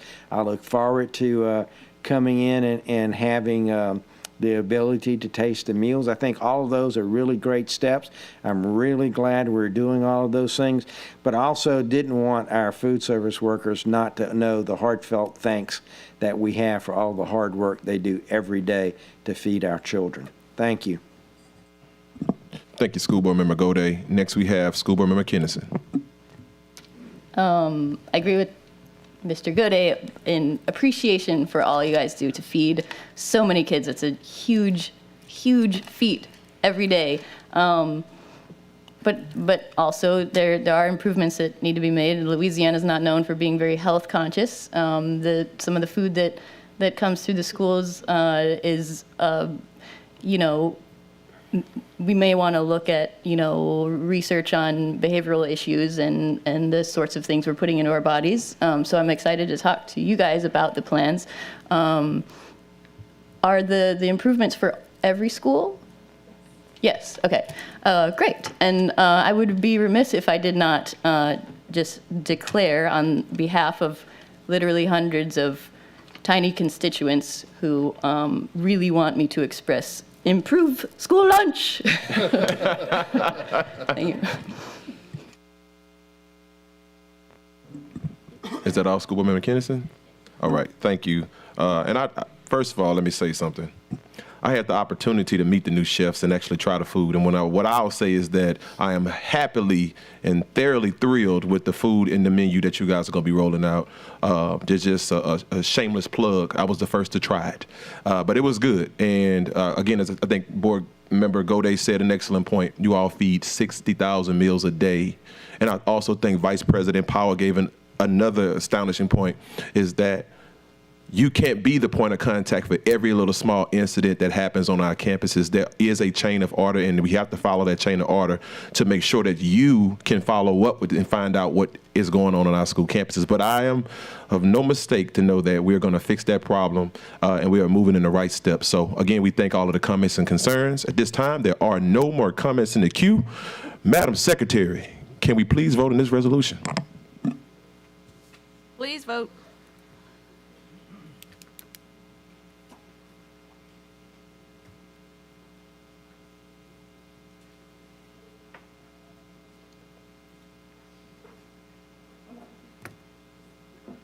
Motion carries. Thank you.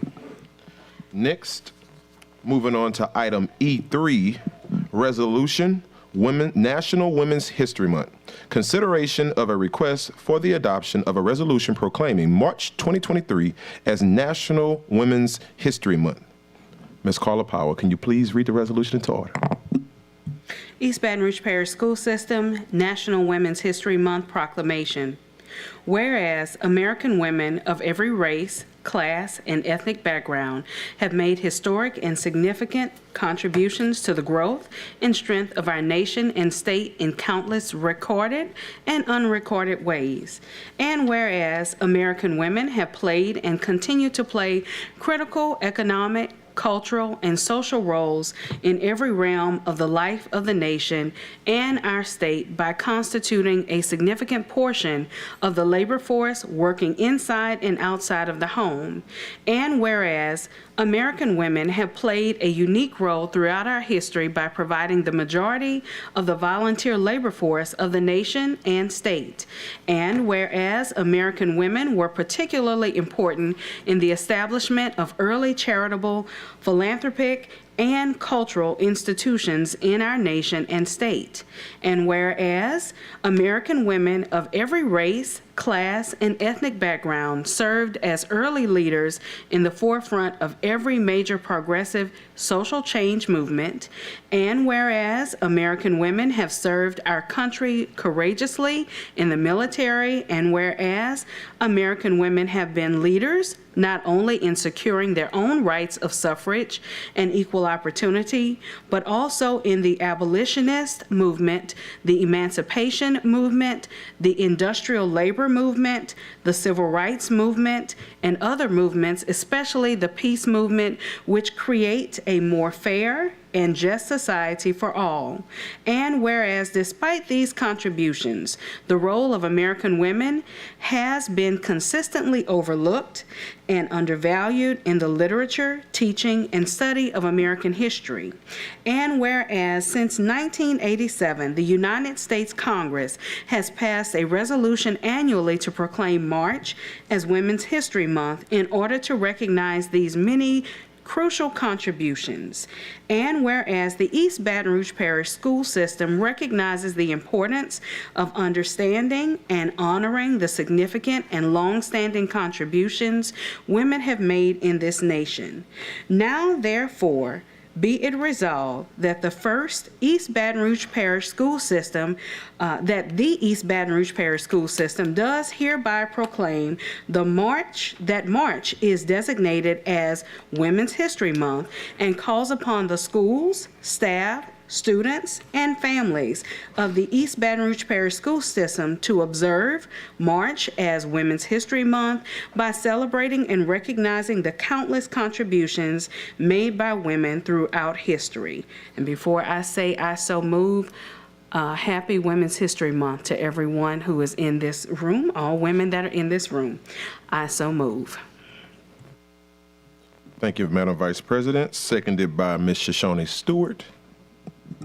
I'll be the first to speak because I see no other names inside of the queue.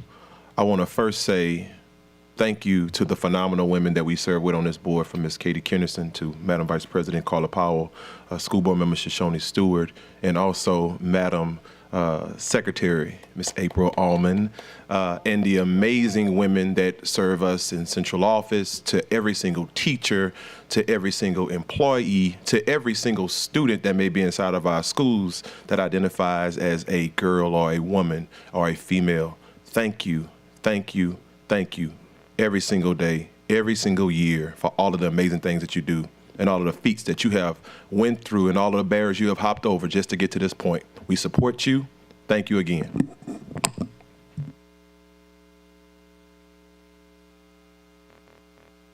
Seeing none, this time we'll go to our public. Are there any comments from the public? Seeing none at this time, we'll go back to the board. No questions, comments, or concerns aside of the queue. Madam Secretary, please call for the vote. Please vote.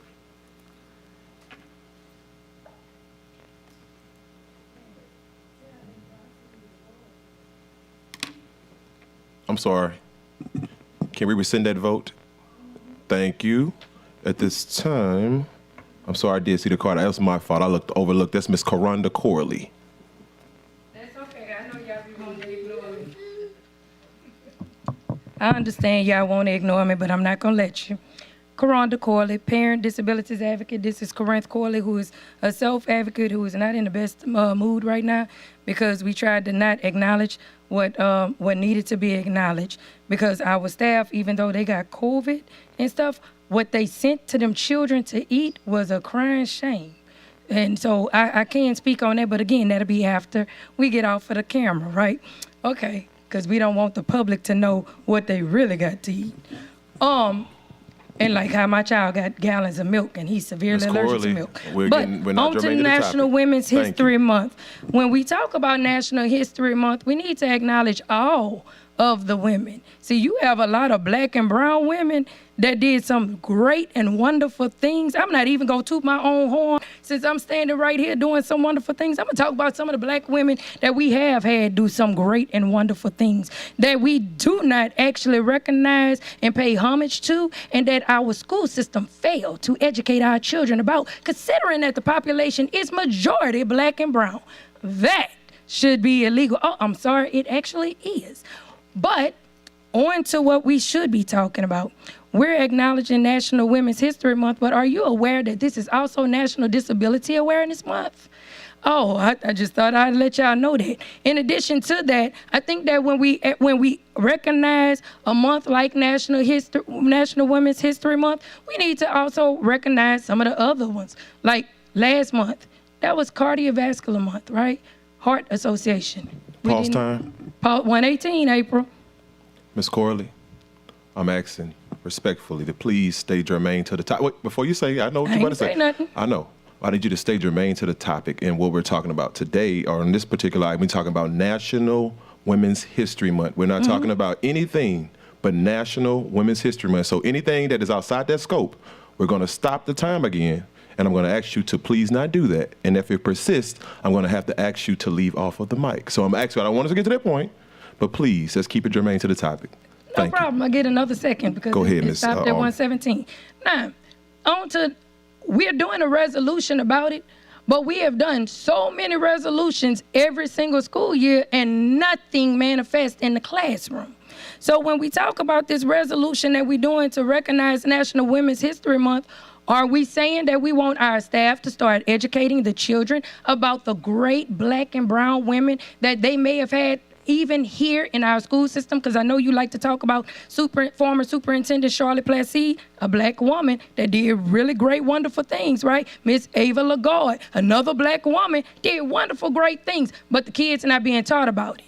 And so when we do a resolution, that resolution is supposed to have some meat and potatoes to go with it, right? Where we're saying that we're going to do more things. We're not just doing a resolution just because it sounds good. We actually need to make sure our children know. So when we named a school after Miss Ava Lagarde, we were supposed to make sure that we educate the kids about Miss Ava Lagarde being the first African-American woman to be on this school board.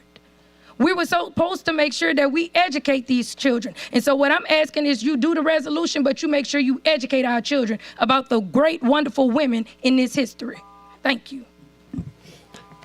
Thank you, Ms. Karonda Corley. At this time, I see other cue cards for public speaking. We'll go back to the board. I'm sorry, we have another card that just came in. Okay, Mr. Daniel Lanford.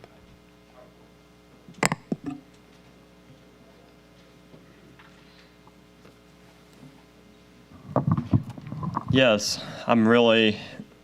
Oh, my time hasn't started. Anyway, I'm really grateful for the celebration of Women's History Month, and I'm highlighting some people with my students. I don't know how much they can understand of it because I work with severe and profound special needs students, but as a teacher's aide actually.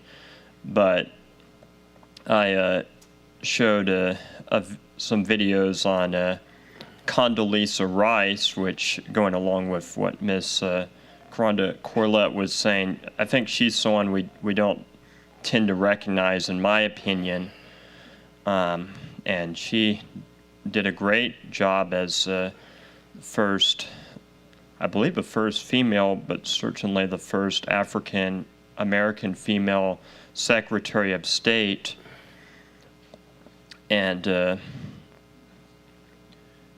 always had a spirit of excellence, and I'm sure if she's still alive, still does. So I do think we need to do a good job of recognizing people, regardless of their political party and religious beliefs, who did great things for our nation. And I'm definitely grateful for celebration of Women's History Month. I think that women bring a unique perspective to the workplace, and I've had the privilege of working among women throughout my life and currently, and I'm certainly grateful for their perspective in the workplace, and will continue to do my best to work well with them. Thank you. Thank you, Mr. Langford. This time, I see no other cue cards. I'm double checking. Ms. Allman, none? Okay. No other cue cards. So this time we'll go back to the board. I see one name in the queue, Madam Vice President Powell. I want to tell Ms. Corley and Mr. Langford, thank you so much for sharing your comments. Just as they've mentioned, we do appreciate the different resolutions that we have. But if there is a case where we need to discuss these different individuals or reflect on these different resolutions within the classroom, just for the sake of public record, we will make sure that our curriculum departments and that our communication departments are aware of the comments, so that way if we need to, then we can utilize some of these names that were mentioned, along with many others that have not been celebrated, that we will make sure that we celebrate them at the appropriate times. Thank you. Thank you, Madam Vice President. At this time, I see no other names inside of the queue. Madam Secretary, please call for the vote. Please vote.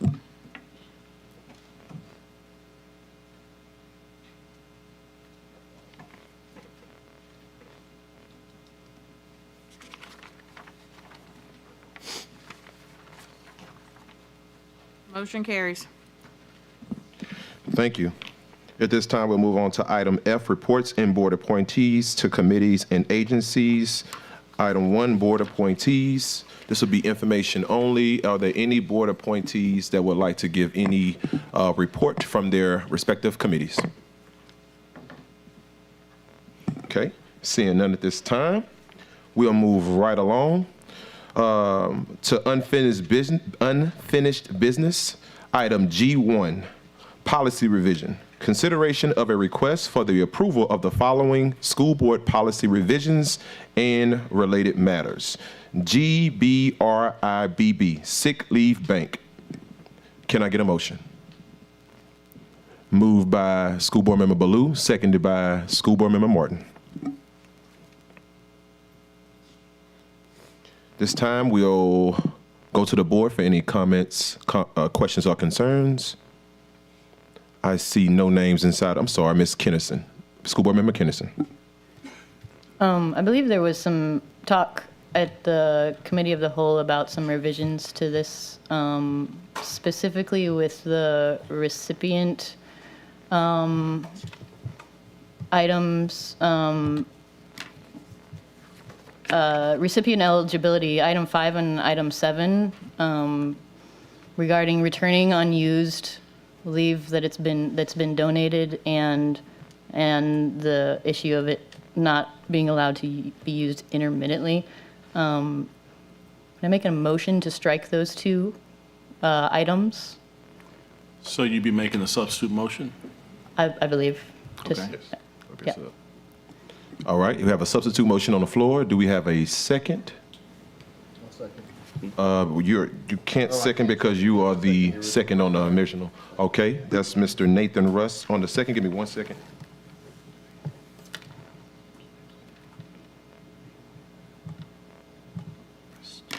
Okay, we now have a substitute motion on the floor. We'll go back to the board for public comment. As a point of order, could I get exactly what the substitute motion is? Yes.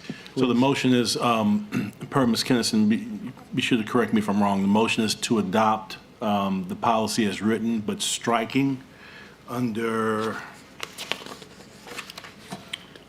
recipient eligibility, items 5 and 7.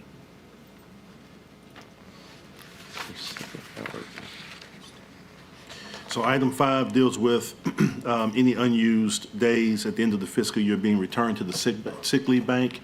Item 7 deals with allowing, or what it currently says, shall not allow the donated time to be used intermittently, so this would be stricken so that it can be used intermittently.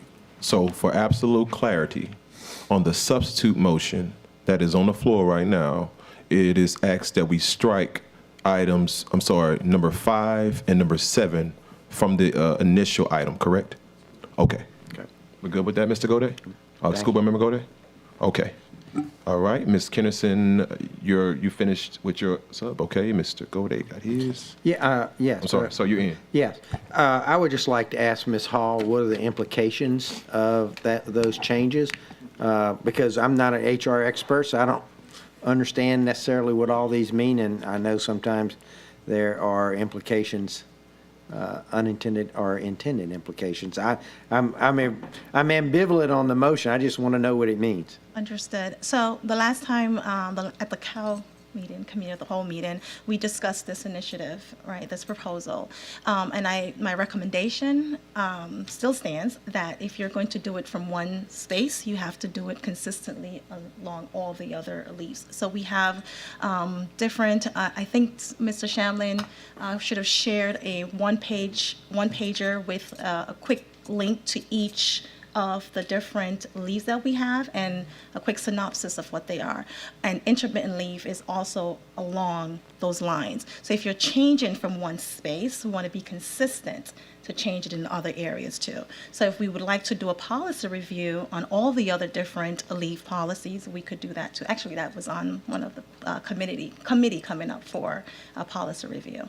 So I'm just recommending that you do it across the board. So when they say the donated sick leave shall not be used on an intermittent daily basis, what does that mean? So intermittent leave, you get up to 20% of whatever time. So for a 9-month employee, it's 20%. You cannot surpass that.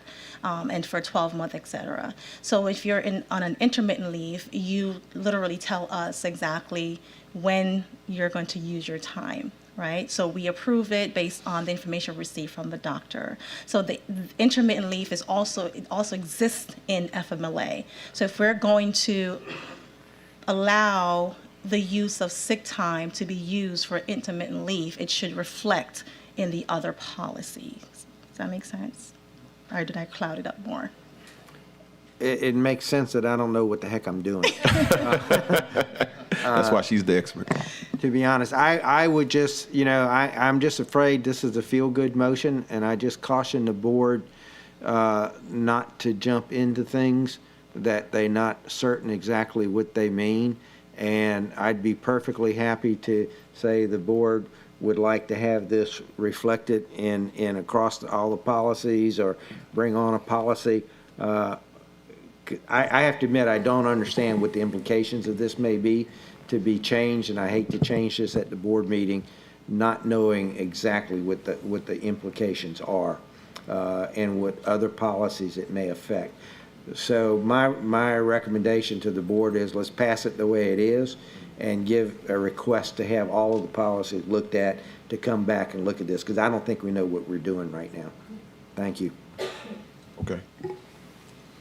Next up is the queue. We have School Board Member Martin. So I can try to understand. If I understand what you're saying correctly, Ms. Hall, right now you can't use regular sick leave for intermittent leave. Is that what you're saying? So it's a specific category of intermittent leave, and you get 20% of your time. Okay. So you could do the extended leave. So how it starts off first, you have your regular sick leave, and then you utilize all that's in the bank, then the extended sick leave, and then there is leave without pay. And then the other situations where folks have to take off because of reoccurring doctor's appointment, et cetera.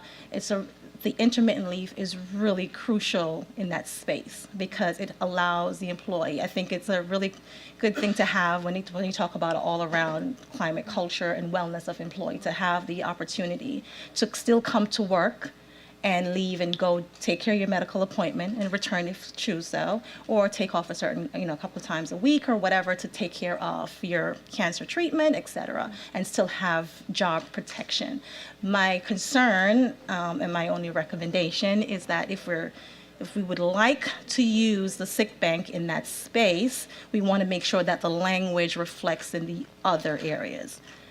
So it's just, for me, it's just a Other areas consistency. Specifically, I mean, that's what I'm trying to struggle to understand is what categories of leave can you not use? Because what I think I hear you saying is that you can't use several other kinds of leave for intermittent leave.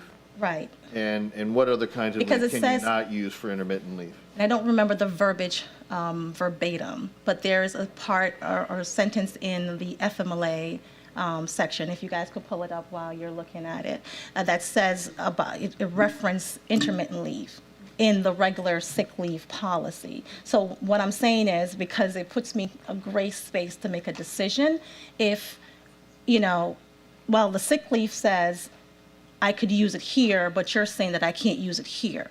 All I'm saying is just to be consistent across the board. So I don't have a problem coming back with a policy, amending the one that's here now, a proposal to amend that and also make sure the language is reflective across the board with the help of external counsel and our internal policy person. I'm just worried about the gray space that may exist. Is there a particularly urgent need to pass the changes to the sick leave, to the sick leave bank policy, or could we table the whole motion and come back, next month to consider it all? We can, but, I'm struggling to retain employees, and the goal is to cater to them as much as possible. And when we have resources, that helps. And I think this will help employees. That would be a decision that you guys would have to make if you choose to do that now.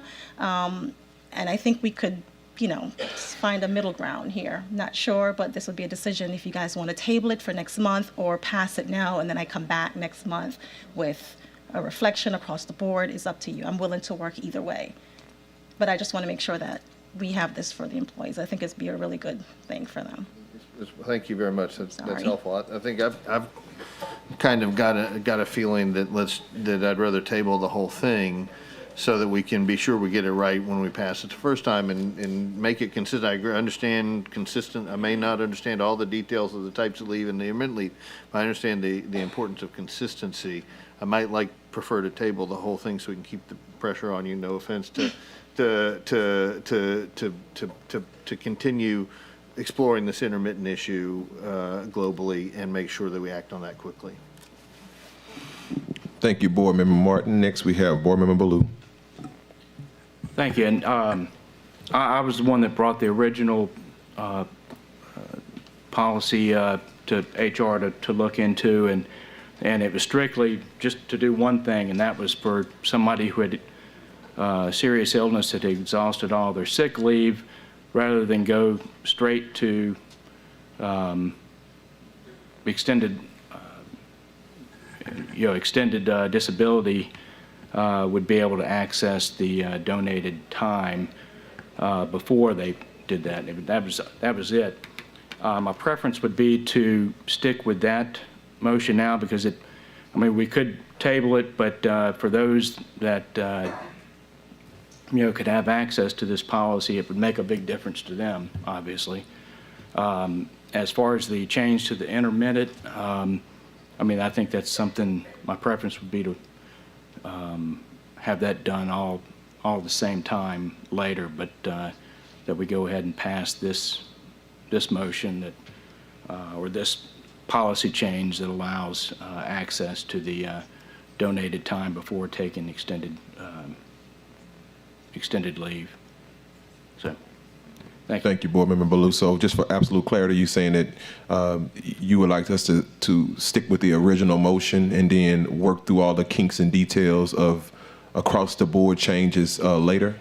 That's it. That's okay, gotcha. Okay, thank you. I appreciate it. Next in the queue, we have School Board Member Russ.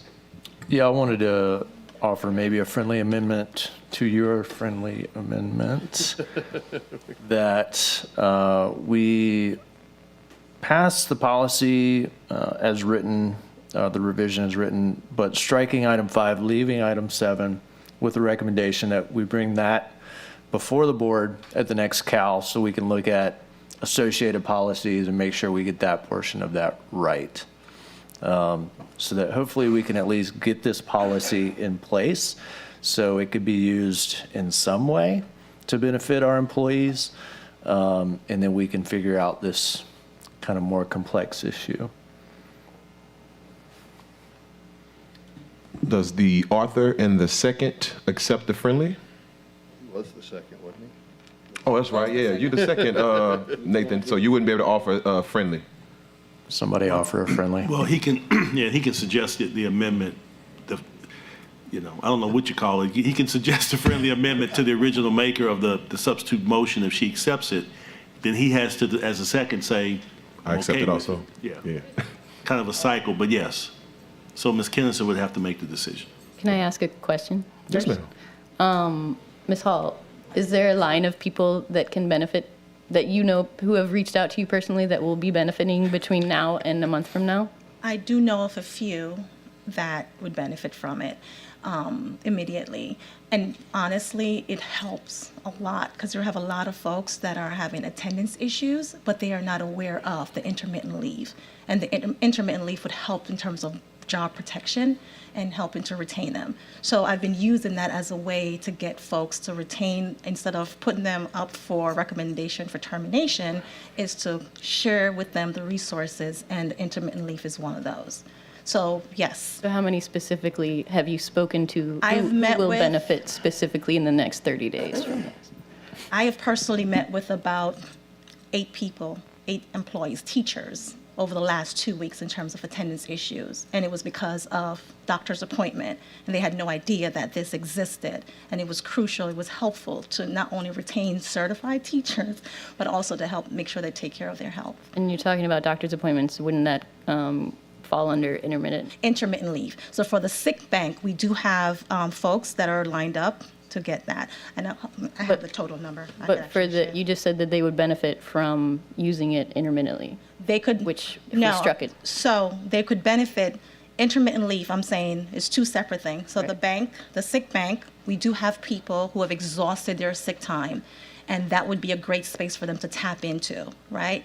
The trouble, or I should say, the challenge we've met is the donation, right? Making sure if we have people to be able to donate into the sick bank. The intermittent leave. Isn't that already in place? It is in place, but it's still part of the promotional process of, hey, guys, we want to donate to the sick bank to help your fellow employees. So given right? what's already in place, they could make use of it even if we didn't do anything with this? The intermittent leave, yes. Okay, Correct. so particularly passing this tonight wouldn't make any difference with those 8 people because they can benefit from what's already. They could benefit from whatever is there. I guess the cross wires is the intermittent leave part. I think that's where the cross wires are, making it so they you could use. Right. So, so what I'm saying is the fact that it doesn't state in the sick bank that you could use intermittent leave, and it doesn't say in the intermittent leave policy that you could use the sick bank. It's not, the language is not clear on both sides. That is the gray space. So we could make the language clear on one side tonight and then make it clear on the other side while you handle the gray area for 4 weeks with these 8 people. Yeah, it's up to you guys. I'll work with whatever you guys want to do. That's certainly possible, and that would solve half of the problem. Mm-hmm. Okay. Yes, but Okay. thank you. Thanks. Yeah, you're welcome. Okay. So School Board Member Kennison, the question or the friendly is still on the floor. Do you accept? I don't know. What do you guys think?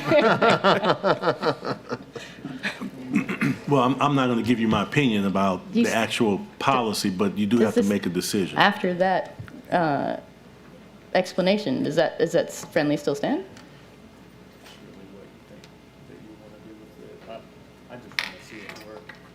Right. I don't want to expose HR to a scenario where they're having to make their own interpretation of policy because we haven't done our job. If Ms. Hall, if you feel like with the policy as it stands, that you can help the people that you need to help, then I don't think we need to make changes to that. If there are people that you feel like if we change policy tonight that you can help them, then that's what I want to do.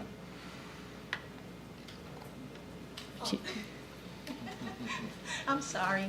So yes, I just want to be absolutely clear. Whatever you guys choose to do, I will make it work. I just need your help with the grace space. So I'm committed to coming back next month with a policy that reflects the language in all the areas. I'm also okay with you passing whatever you decide as a board tonight. I am willing to work with whatever you guys decide to do. I'm sorry, I had to pass the ball back to you. They pay us the big bucks, Ms. Hall. I'll withdraw, my friendly. Thank you, School Board Member Rush. So now we are back to the substitute motion to move forward with the current policy with with numbers 5 and 7 being stricken. Yes, sir. Okay. Next we have School Board Member Cliff Lewis. Ms. Hall, out of all the things you said at the mic tonight, helping retain teachers, I heard that loud and clear. Was I loud? Can this, like it stands, with 5 and 7 in or 5 and 7 out, which one will help us retain our teachers and keep them happy? Either one. Either one. Okay, that's all. I don't want. I don't want to cause any more confusion. But out of all the explanations and definitions and all the stuff that you've given at tonight, the one thing that I heard loud and clear was retaining teachers. We hadn't had a board meeting this year where teacher retention was not mentioned in some shape, form, or fashion. So I'm all about educating kids and retaining teachers to do so. Okay. That point, School Board Member Cliff Lewis. Next we have Madam Vice President Carla Powell. Okay, Ms. Hall, I guess you can come back. So one of my questions is, how many vacancies do we currently have? Damn it. My computer. No, I was ready. Ms. Hall. I'm sorry. Watch it. She didn't even realize she said it. Watch it. She didn't realize. My apologies. Yes, ma'am. My apologies. I'm always ready. I just got. Yes, I just want you to pull up the HR document. My apologies. I'm always ready. I just got sideswiped. Okay. That's While okay. they're researching that question, what is the next? Okay, so that's my question for you. Okay. And then my question again to our board is, for anyone who is questioning whether or not we should delay this item, what would be the purpose of delaying it? I just, I mean, we want to keep our teachers happy. That's the same thing that coaches just said. And I mean, let's hear what the numbers currently are. Well, So currently, our vacancy without support from external partners, and the external partners are externs, ESS long-term subs, and proximity teachers. It's for teachers alone, that is 138. For total vacancy across the district, it's 203. Paras is 40. You good. Oh, okay. Just by sharing that there are 203 vacancies currently, and we're questioning whether or not we want to give our teachers whatever kind of extended sick leave. Seems like it's a no-brainer. Thank you, ma'am. You're welcome. Thank you, Madam Vice President. Next in the queue, we have School Board Member Patrick Martin. I want to ask clarification from our general counsel, but as I got confused. Oh, I'm sorry. School Board Member Martin. My apologies. Ms. Shoshone Stewart has just reminded me that you spoke already. I know. And it precludes school board policy. So unfortunately, You have another chance coming up. thank you. I'm sorry. Wait, stop. Ms. Allman is absolutely correct. There is a substitute motion on the floor, and you have another opportunity to speak, but you only get 3 minutes this time. I won't take that long. But I think it's important to understand, and Mr. Shamlin, please correct me if I misstate this, we have a sick leave bank policy already. That sick leave bank policy right now, without us taking action, includes items 5 and 7 on the recipient eligibility, which says that they have to be returned to the sick leave bank at the end of the year if unused, and says cannot be used on an intermittent daily basis. That's the existing policy. That's not the motion that was originally made to change the policy is not to do, it has nothing to do with those two particular sections at all. The fundamental change being asked to be made was basically to allow employees who have excess sick leave to donate directly to an individual as well as to the sick leave bank. We've wound up in a discussion over, the sick leave bank more broadly. I think given the narrow nature of the proposed revision, it'd be more appropriate to vote for that original revision standing alone, because the substitute motion is addressing parts of that were not proposed in any way, shape, or form to be changed. Yeah, and additionally, Mr. Martin, to add some additional clarity to it, the second purpose was to allow people to use to allow donees, people receiving the sick bank days, to use them before completely exhausting all of the forms of leave. So it would make it a little easier on employees in terms of how and when they use that. And if I'm understanding, Mr. Blue, that was also your request, and the policy does that.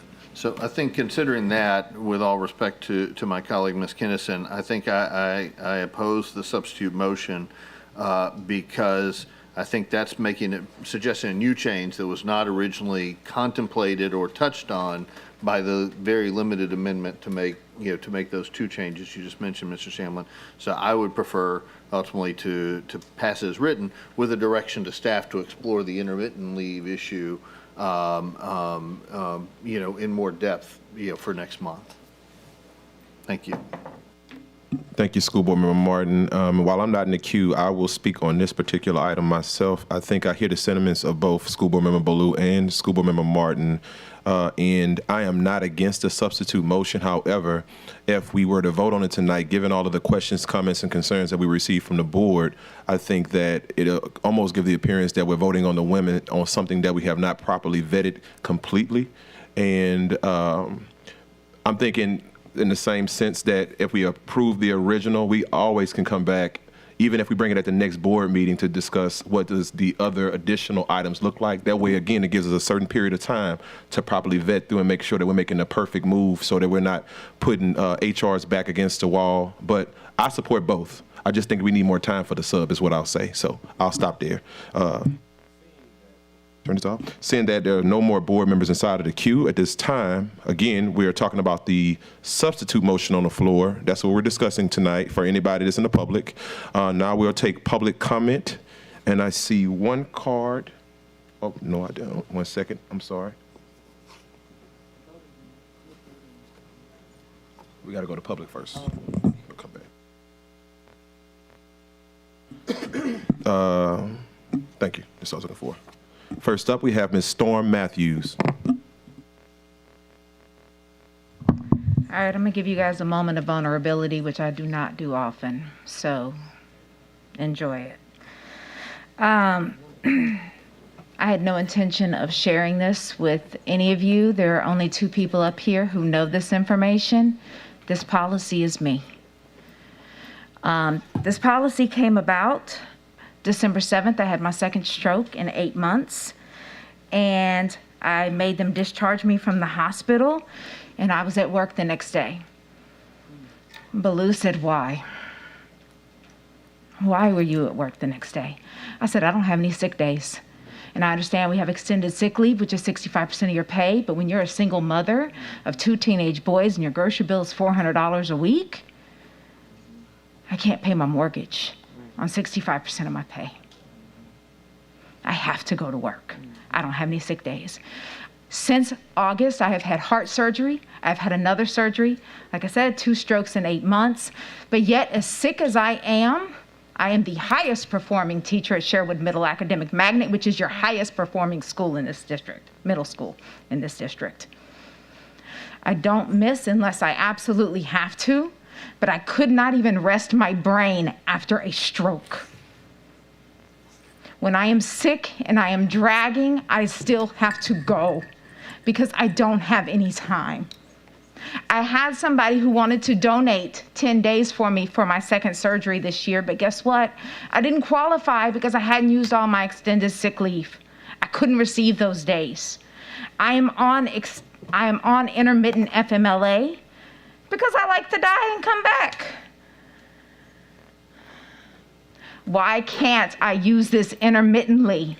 In order to donate, you have to have been an employee here for a minimum of 6 years and never missed a day to donate 10 days.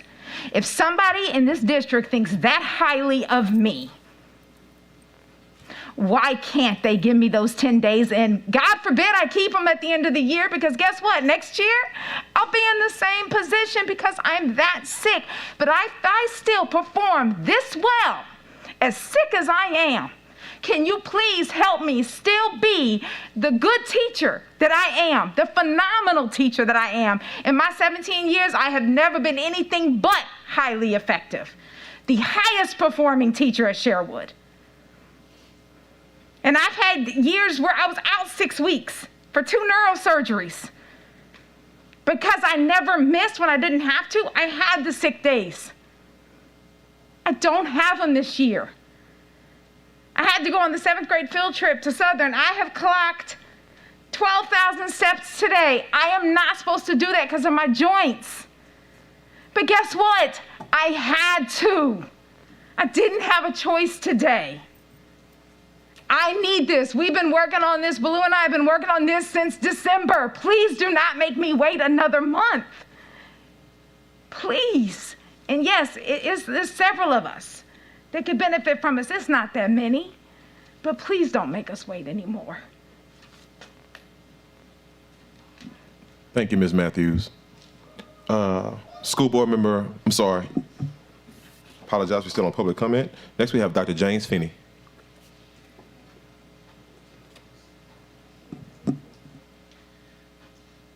First, don't let the perfect possibility keep you from doing good tonight. Second, the HR department had 2 weeks to fix this. The fact that you're still tossing around verbiage at a board meeting is unacceptable. So whether it's the substitute motion or the original motion, pass something tonight and make it very clear to HR that in 3 weeks, they better have the policy revisions that are needed to make this rock solid. Anything less would be absolutely unacceptable, such that you need to replace high-level administrators. There is no excuse that this wasn't fixed between the cow and tonight. Your time and our time is more valuable than that. But whatever you do, pass one of these, either one, tonight. I don't pretend to know enough to know which version is better.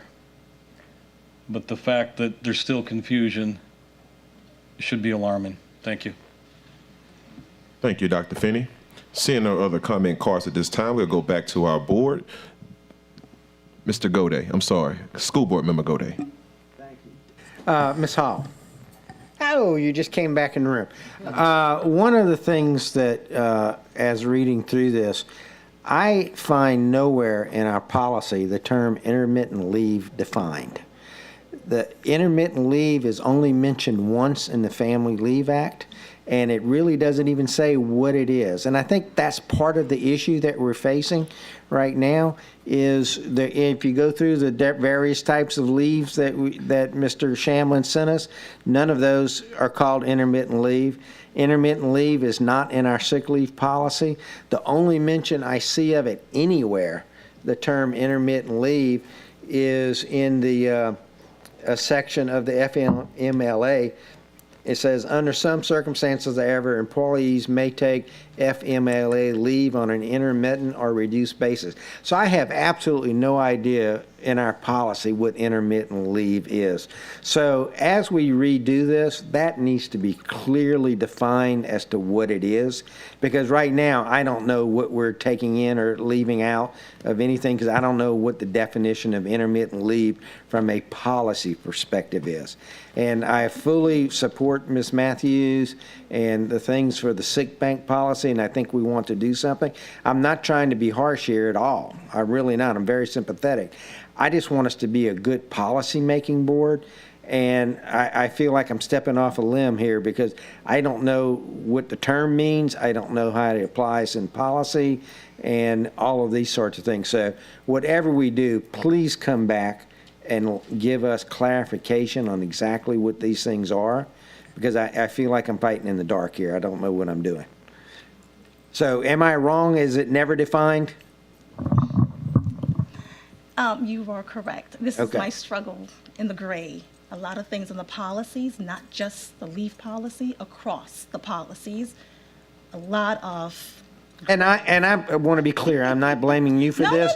No. You inherited all of these policies and stuff like that. I fully understand that. No. I'm willing to work on it. No worries. I'll be back. Okay, thank you. You're welcome. Thank you, Board Member Gode. At this time, I see no other names inside of the queue. So we'll go to Madam Secretary for the vote. I'm sorry, and just for the clarity, because I knew Board Member Gode was going to get me on that one. For clarity, we are voting on the substitute motion, which is to strike numbers 5 and 7 from the original motion. Under the recipient eligibility section. Under the recipient eligibility section. Okay, so we're voting on the substitute motion proposed by School Board Member Kennison, seconded by School Board Member Russ. Okay. Please vote.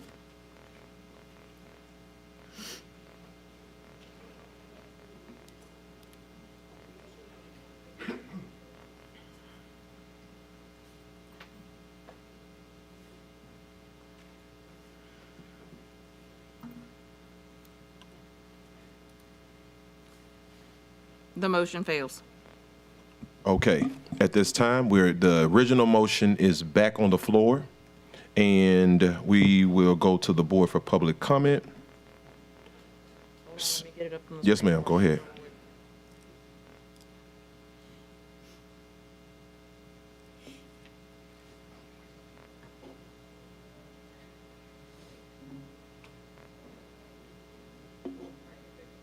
Okay, so now we go back to the board for public comment. I see no names inside of the queue at this time.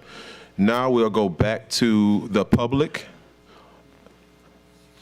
I see no new cue cards for public comment at this time for the original motion. We'll go back to the board. Seeing no names inside of the queue, Madam Secretary, please call for the vote on the original motion proposed by moved by School Board Member Mark Ballou, seconded by School Board Member Patrick Martin. Please vote.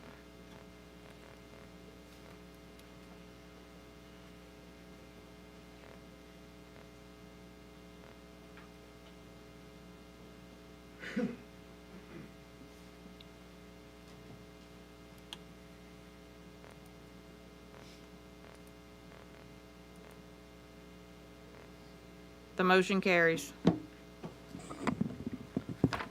Thank you. At this time now, we'll go to item H, consent agenda, which will be read into order by School Board Member Michael Gode. Thank you, President Lannis. Item H, the consent agenda. The consent vote. The following items are to be approved as part of the consent agenda and are considered to be routine and will be enacted with one motion. There will be no separate discussion of items unless a board member so requests, in which event the item will be removed from the consent agenda and considered as an item on the regular agenda for a separate vote preceding the last item on the regular agenda. Item 2, school relocation, BRC VPA. Consideration of request for the approval to relocate Baton Rouge Center of Visual and Performing Arts to the Kenilworth Middle School site for the 2023-2024 and 2024-2025 school years. Item 3, Capitol High. Consideration of request to accept the superintendent's recommendation regarding Capitol High School. Such recommendation to begin in the 2023-2024 school year and to include the following. A, setting an attendance/priority zone. B, setting a grade configuration of grades 9 through 12. C, creating a program that includes a hybrid traditional and focused choice school. D, authorizing staff to apply for a site code with the Louisiana Department of Education. E, authorizing staff to enroll any students currently enrolled in the current charter school located at Capitol High School. 4, J.K. Haynes. Consideration of request to accept the superintendent's recommendation regarding J.K. Haynes School. Such recommendation to begin in the 2023-2024 school year and to include the following. A, setting a grade configuration of pre-kindergarten through 12. B, creating a focused choice school program for a teacher academy in partnership with Louisiana State University and Southern University, with additional contractual documents to be approved by the board. C, authorizing staff to apply for a site code with the Louisiana Department of Education. D, authorizing staff to enroll any students currently enrolled in the J.K. Haynes Charter School. E, authorizing the location of J.K. Haynes School at its current site. 5, BR Flame Classroom Expansion. Consideration of a request for the approval of the design and construction of a 4-classroom expansion at BR Flame. Strategic alignment, student achievement, funding source, general fund. 6, agreements, graduations. Consideration of a request for the approval of an agreement between the East Baton Rouge Parish School Board and the following. A, Southern University in the amount of $34,175 for the rental of F.G. Clark Mini Dome for the high school graduations. B, Louisiana State University in the amount of $66,600 for the rental of the Peter Maravich Assembly Center for high school graduations. Strategic alignment, operational excellence, funding source, general funds. 7, policy revisions. Consideration request for the approval of the following school board policy revisions and related matters. A, GBRIBC-COVID leave, and that is the end of the consent items. I so move. Thank you, School Board Member Mike Gode. Can I get a second? Okay, that will come from School Board Member Ms. Shoshone Stewart. Okay. Point of order before we move to board discussion. If I don't say this, School Board Member Nathan Russ is going to get me. First, we have some language changes to the names of the buildings where the graduation will take place. The first one is F.G. Clark Activity Center. The second one is Pete Maravich Assembly Center. All right, so we have that now changed inside of the queue on the record. This time, we can now go to the board. For the record, I accept the friendly amendment. Thank you. Appreciate it, School Board Member Gode. At this time, I have Patrick Martin, or School Board Member Martin, inside of the queue. Thank you, President Lannis. I'd like to request that item 6 be separated from the rest. I'm going to have to recuse myself from that item, and I'd prefer not to have to recuse myself from the entire consent agenda. So I'd request that item 6 be pulled and voted on separately. Thank you. Item 6 has now been requested to be pulled as a standalone item. Right? So, yeah, we have it on the record, so we're good. We're good? Okay, item 6 has now been pulled. Are there any other items that need to be pulled this time? Please put your name in the queue. I see School Board Member Katie Kennerson is now in the queue. You're up. Item 7. Why is that still on there? It's the sick leave bank? No. We bifurcated it last, if you ever recall at the committee of the whole, the item that, School Board Member Ballou and School Board Member Russ put up, they were together, but we bifurcated those items so we can discuss and vote on them separately. Gotcha, yeah. Okay. Is that all, School Board Member Kennerson? Okay. At this time, we have only one item that has been pulled, which is item 6, agreements and graduations. Besides that, the regular consent agenda is what we're about to get ready to vote on, minus item 6. All right. Now that we have gone to our board, we'll go to the public. Again, we're talking about the consent agenda.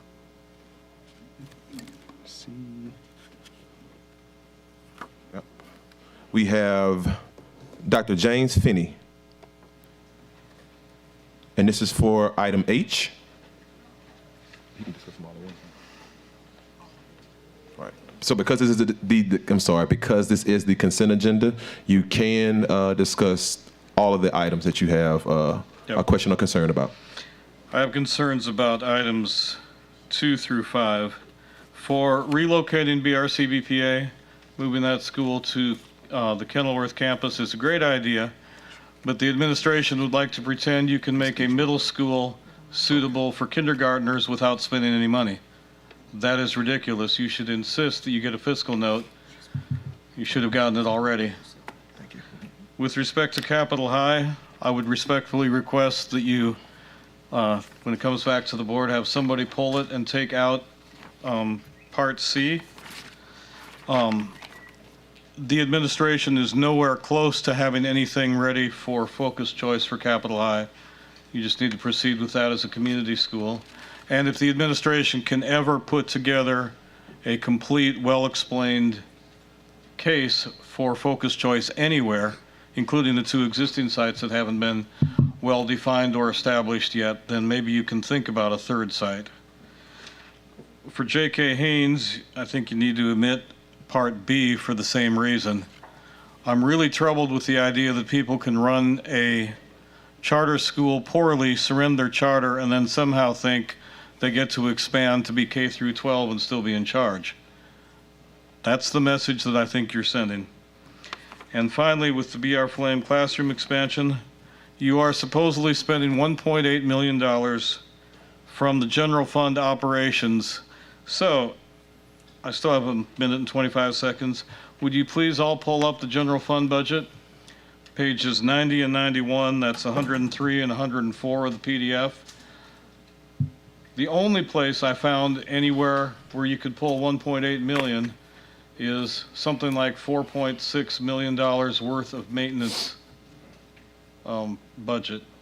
So you're going to blow 1/3 of that at one campus so you can kick upperclassmen upstairs and move 3-year-olds into a magnet school when you can't afford to have a 4-year-old program at everybody's neighborhood school. You're in charge of keeping track of the public's money. This is a really bad use of public money. So I would prefer you kill 4 and 5 completely. And one more thing with respect to number 2. I would hope that the administration is not foolish enough to send postcards to current students at other high schools and tell them they've been reassigned to Capitol High School. We certainly invite them to Capitol High School. But part of the reason that I bug you as often as I can is that 25 or so years ago, we registered our kid for Wildwood, and then it got a postcard in the summer saying he was going to UT. Thanks, school board. Thank you, Dr. James Finney. Before the record, I think you were referring to item 3, Capitol High. I know you said item 2, but that's the relocation of Baton Rouge Visual and Performing Arts Center. Oh, okay. No problem. Thank you. I appreciate your comments. Next, I see that Ms. Storm Matthews submitted a comment card, but she has elected to waive. Yeah. Next up, we have Mr. Jamie Robinson.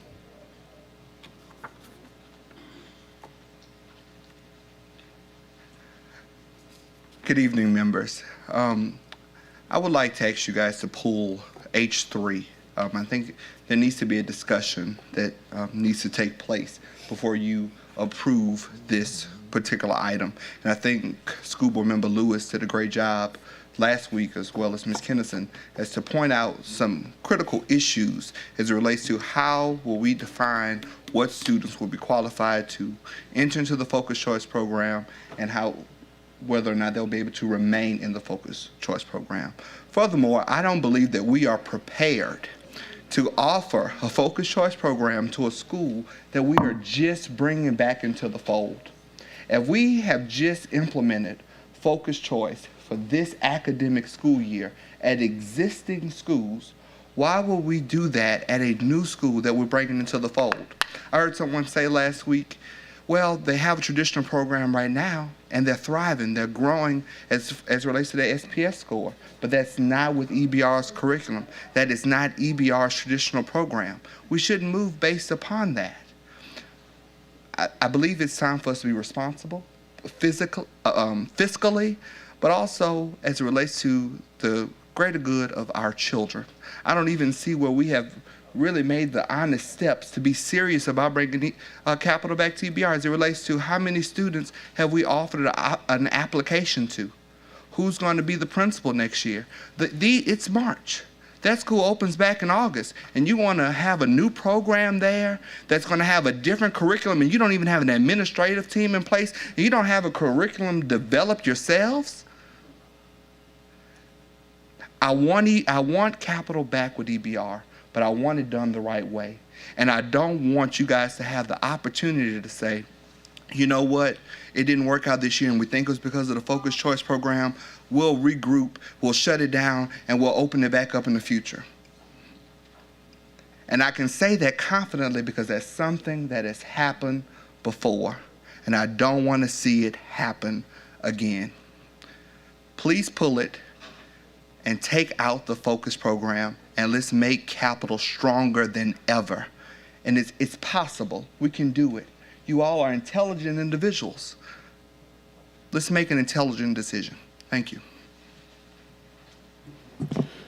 Thank you, Mr. Robertson. At this time, I see no other cue cards for the public to speak. So we'll be going back to our board. Ms. Katie Kennerson, I'm sorry, School Board Member Kennerson, you are now in the queue. Did the past board ever vote on Focused Choice program? Do we know that? Was it approved by, was the model approved by the board singularly? Yes. Is that a word? If you recall, there's several schools, but one that comes to mind would be Park Medical Academy. No, I mean as just one item, like as a model, not to implement it into a school, but as a model itself. Yes, I will defer this to Attorney Shamlin. Yeah, to answer your question, Ms. Kennison, I don't believe the board took a vote on the model, the approval of the model as a template. They did approve several schools as a pilot. Park Elementary and the Water School, I believe, were the two. Ava Lagarde Water School are currently in operation. All right, I think that that public comment is very valuable. It's always very valuable. And in this case, it's our responsibility to listen to that. Anytime we have an item where there's multiple elements pulled in the same thing and we approve it, we're, in a sense, being played. I'd like to pull item 3 and 4. I don't think that bringing a school back into the district and adding Focused Choice or any other model simultaneously should be considered as one item. I have major issue with the model itself, but aside from that sentiment, each thing should be considered on its own. So I'd like to pull 3 and 4, please. Referring to General Counsel, because we've passed that point, we can't pull items at this point, can we? That's correct. We've already voted on the consent agenda. Unfortunately. So before we... I haven't gotten a chance to speak since we were pulling things. Oh. I'm sorry, we did not take a vote. We're at the point of public comment back to the board. That's correct. Yes, So no, that's so correct. she can pull. Yes, I'm sorry, Ms. Kennison. I was thinking that we had already voted to do the standalone item, but we're still on the consent agenda itself. So yeah, you can pull. I It apologize. would be a good time saver for you, but we're just going to have to go through it. Yeah. That's cool. So you said you want to pull which items? Just a point of 3 order, I just want to and make 4. sure that as far as the policy for when an item can be pulled, is it before public comment? Or can it be pulled at any time before the vote on the consent agenda? I don't have the policy in front of me. I don't believe it specifies when. I think it has to occur before the vote, before the actual We can vote just leave approving it the if you consent guys would agenda. like, and I can Yes. just vote no on the entire consent agenda, but I mean, I believe I have a right to pull. Yeah. I would advise allowing Board Member Kennison to pull 3, is it 2 and 3 or 3 and 4 if needed? It looks to be 3 and 4. 3 and 4. No, and it will be accepted. Again, for clarity, that's why I wanted to go to Attorney Shamlin. He's already clarified. So if you want to pull, you're absolutely welcome to. So you said 3 and 4. Okay, so that'll be Capitol High School item 3, G3, and J.K. Haynes, item G4. So now we have 3 items that we will be pulling from the consent agenda, and which will be 3, 4, and 6. 3, 4, and 6. We good with that, School Board Member Kennison? Yes, sir. Okay. Next in the queue, we have Madam Vice President Carla Powell. Thank you. First question, Ms. Hall, I believe, maybe. In regards to, I guess, item number 3 and possibly 4, I know that we're saying that we're going to pull them, so I need to wait to ask those questions. I would suggest, since we're going to pull them and Okay, discuss. so then yes. we'll wait to ask. I do apologize. But I will say this as well, and with all due respect and kindness to my board member, Ms. Kennison, we have to remember that all of these different items are supposedly for the sake of making our school district better for kids. So to threaten on the mic to vote against everything just because something does not go our way is kind of distasteful. May I speak to that, please? It was because I was not being allowed my right to pull an item. It was not a... We have to be careful with that, though. All right. Thank you. Thank you, Madam Vice President. Next, we have School Board Member Martin. Okay, so you waive? Okay, so he waives until we go into standalone. Thank you. And we have next, School Board Member Cliff Lewis. Okay, he's going to waive until we go into standalone. Seeing no other board comments, at this time, we will go to the public. Have we? We were back to the board, so now. Okay, we I take a vote. apologize. I got a little tied up with some of the changes. All right, so this time we are voting on the consent agenda with items 3, 4, and 6 being pulled. Madam Secretary, please. Please vote.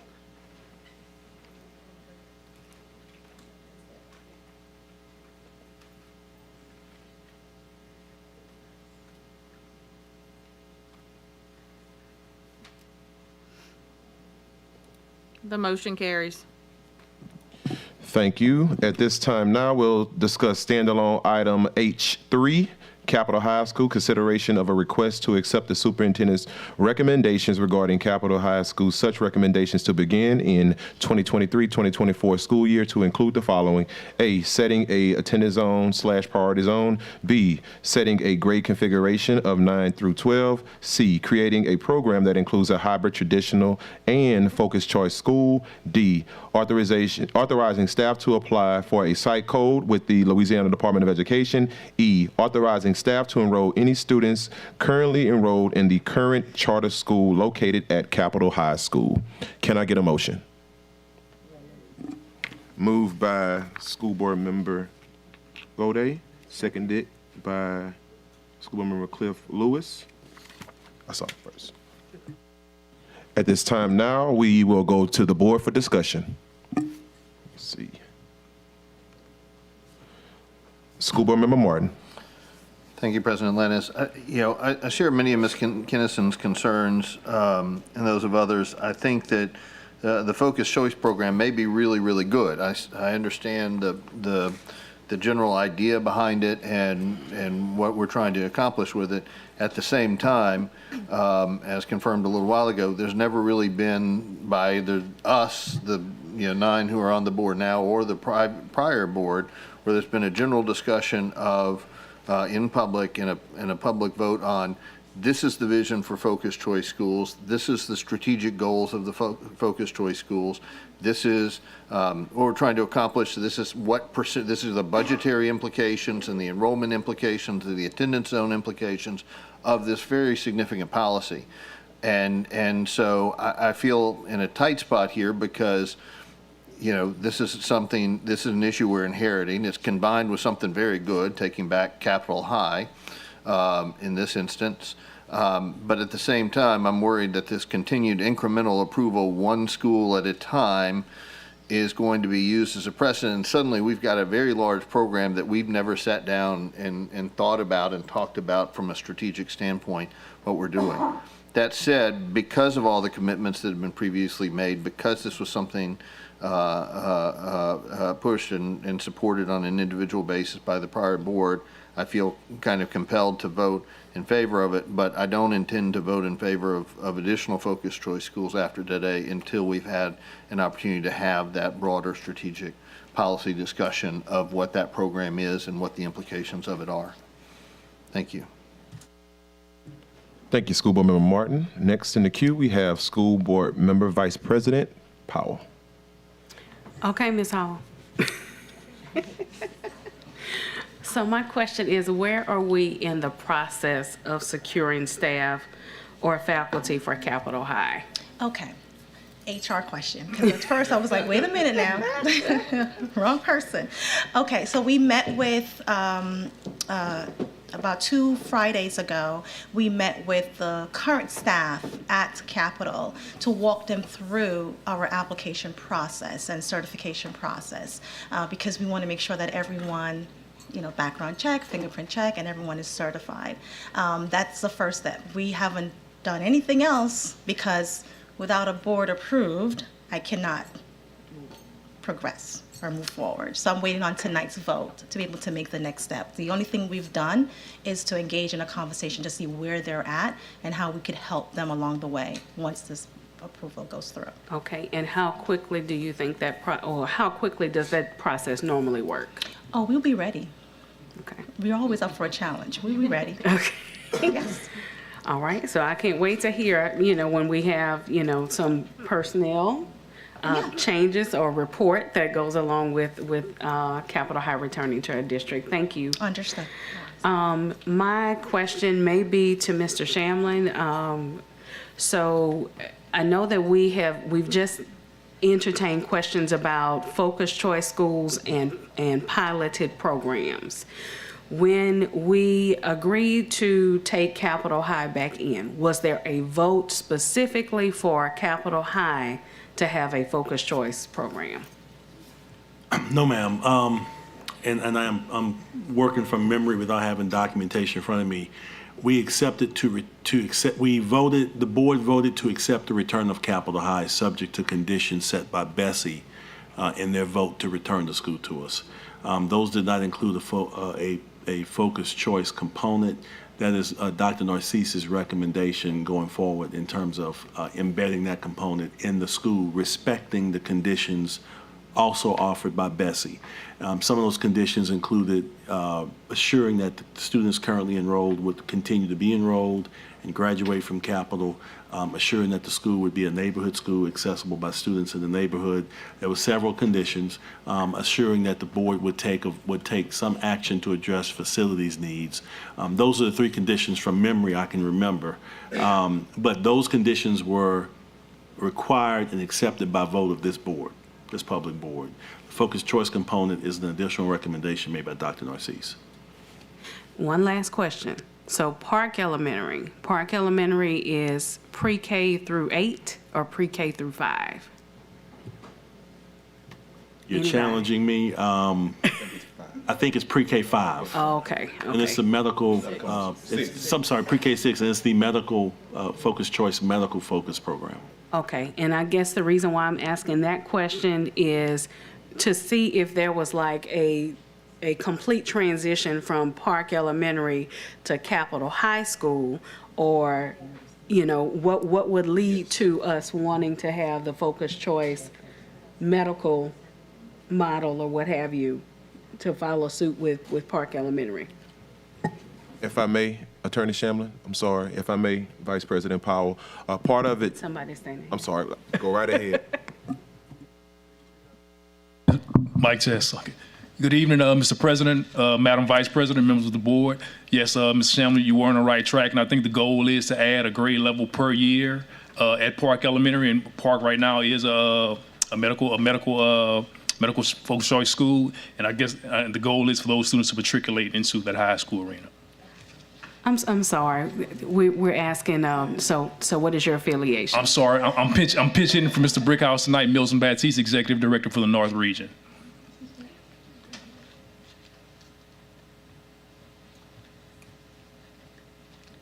Thank you, Vice President Powell. Next, we have School Board Member Lewis. You know, I attended some of the meetings at Capitol High last spring, and if memory serves me correct, we did talk about it being a focused choice school. With them adding the grade each year would part with the medical, then that would be a natural transition for those kids going into Capitol High School. I understand people wanting traditional education and all those things at the school, but you know, Capitol High will never be the Capitol High it was when I worked there. If we ever, and you know, I'm a visionary. You know, I like to see the really big picture and then trying to work the small details in. If we don't take some risk and start thinking outside the box, we would never move this district forward. We'll be stuck in neutral. We'll be stuck in neutral. If we want to become a progressive 21st century school district, we've got to do things outside the box. I'm quoting Ms. Kennison earlier today. She was talking about getting outside the box.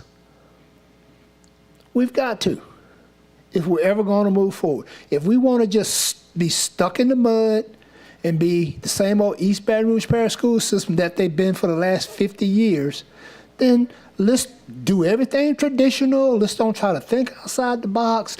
Let's just go right along and maintain the status quo and keep getting what we've been getting. Thank you, School Board Member Lewis. Next, I'm inside of the queue. As I give my explanation, I want to give a historic context of where we are from the previous board, because 3 of us still sit here from the previous board. The appetite to bring Capitol High School back was kicked down the road because a lot of board members had concerns about the programs that were already there. Over the course of the last 10 years, Capitol High School has went through a slew of different charter management groups, and it has not worked. Before charter management groups took over Capitol High School, when it was a traditional school, it did not work in terms of programming for our system, which is why it was taken over as a recovery school. We are now in a space, so I fast forward, where we brought it back to our board, and what our board demanded was, what are we going to do differently to change what we see happening inside of our schools for schools like Capitol High School? The reason why we did not do an across-the-board policy for focused choice is because we wanted to vet it first. We didn't want to do across-the-board change at all schools, and we didn't know that what we're sinking money into, how much money it's going to cost, and we don't have any types of results. That's called insanity, and that's what we did in the past. Fast forward now, let's take Park Medical Academy. Before this school was turned into a focused choice school, it was a consistent F. Not a D, not just an underperforming school, it was a consistent F. And now, not just an F, I want to say like a 29, 28% F. When we added those new programming for focused choice, that school is now a C. It jumped 2 letter grades and is now one of the most improved schools in the state of Louisiana and has received recognition. This is the reason why we chose to pilot the focused choice program, so that we can see whether or not the results are going to be yielded at the end of every school year. Now we're doubling down. When the superintendent came back and he said, let's make the same thing happen at Capitol High School, because as these students matriculate through the medical component at Capitol Medical Academy, they're going to still pick up those same components as they matriculate through, and by the time they finish, they'll all be on the same track. To me, that just makes sense. Now, some may not agree with that, but what I can say is this: based off what we had asked for from the previous board, we have saw the results. And not only that, we have to also remember that a part of the KPIs inside of our strategic plan is directly aligned to what we see happening inside of our focused choice schools. And I can say, without the benefit of the doubt, the focused choice schools that we currently have in place, they are working. So, however board members choose to vote tonight, I don't want you to walk out of this room thinking that we just threw something together haphazardly as a last board and we did not properly think it through in terms of vetting. We did.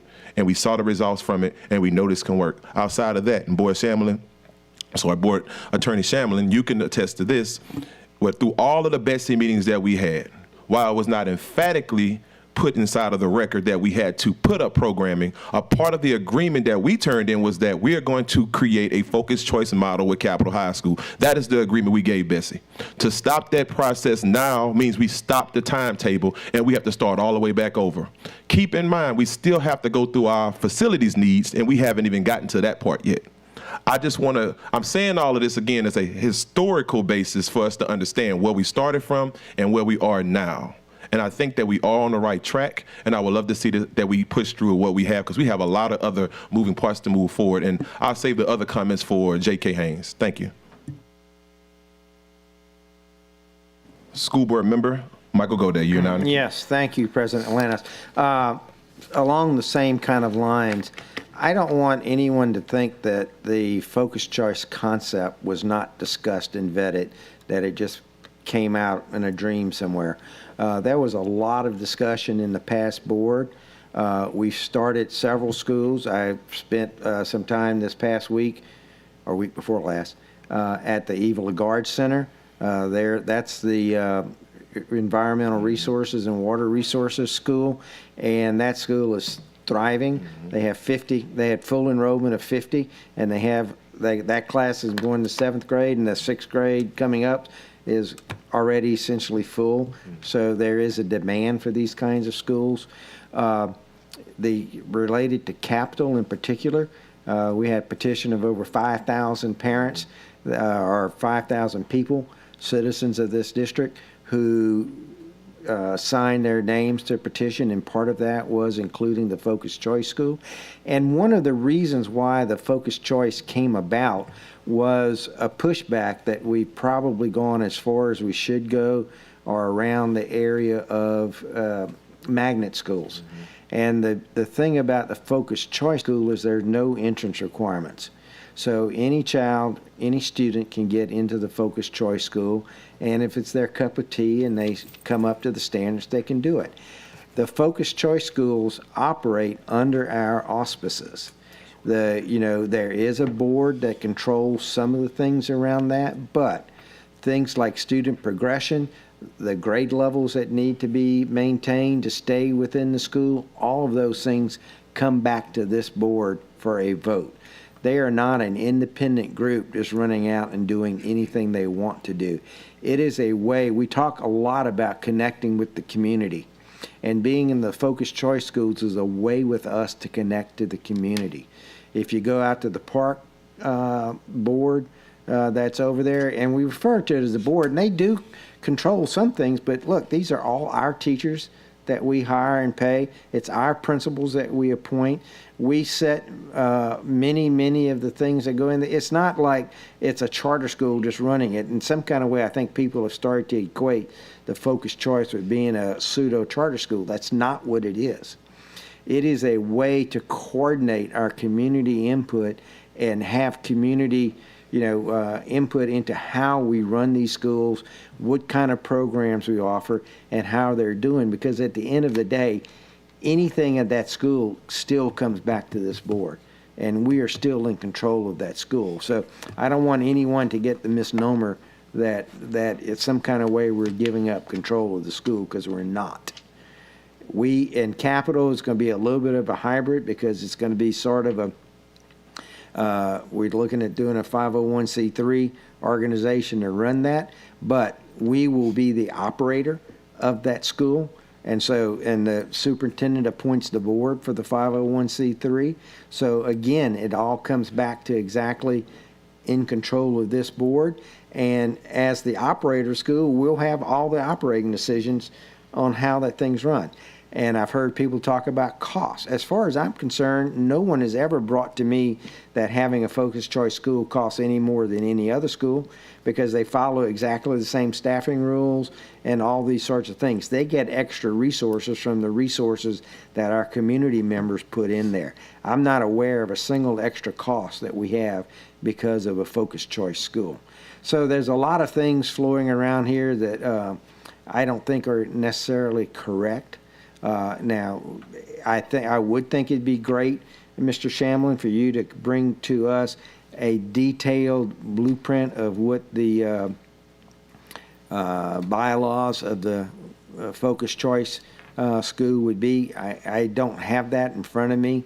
I don't know if you've made that available to all of us, but in all of the public meetings, I know we're talking right now about capital, in all of the public meetings, we specifically talked with the Capitol High Alumni Association and things about this being a focused choice, and that was one of the big reasons why they wanted us to take the school back. The compromise was to make sure we had a traditional part to that, so we're happy to compromise and have a hybrid school, which is part traditional, part focused choice. But I can't, we've had nothing but success with focused choice so far, so I can see no reason to hold back on that and deny what we promised to the parents and community at Capitol. Thank you. Thank you, Board Member Gode. Next in the queue, we have Board Member Katie Kennison. I agree with Mr. Gode that there are a lot of ideas floating around that are not correct. The connotation that focused choice marries a school with a community is not exactly correct. It marries school with business. And that's something that should be looked at closely. Turning students into employees is something that should be looked at closely. And, in an item an hour ago, we voted to not amend a policy that was going to specifically directly affect a veteran teacher. One teacher we voted to not help because we wanted to be clear and concise in the policies that we make and the policies that we revise. And because of that teeny tiny detail, we sent her home saying, no, we're talking about now approving this program that's not gone through the board correctly for us to review and approve, and just inserting them into these schools. It's reckless to me. And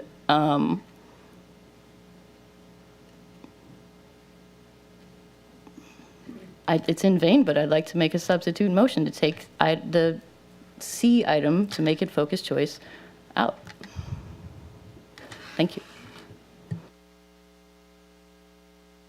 Thank you, School Board Member Kennison. Next, we have School Board Member Mark Ballou in the queue. She made a substitute motion, so we'll need to consider sorry. a second for that motion. Can we get a second on the substitute motion? Can I get that language again, School Board Member Kennison? To remove the focused choice factor from this item. So, C. for clarity, you want to remove section C from item H3 Yes. pertaining to focused choice. Okay. Now that the substitute is on the floor, is understood, can we get a second? Okay. So we got a second now by, 1 second.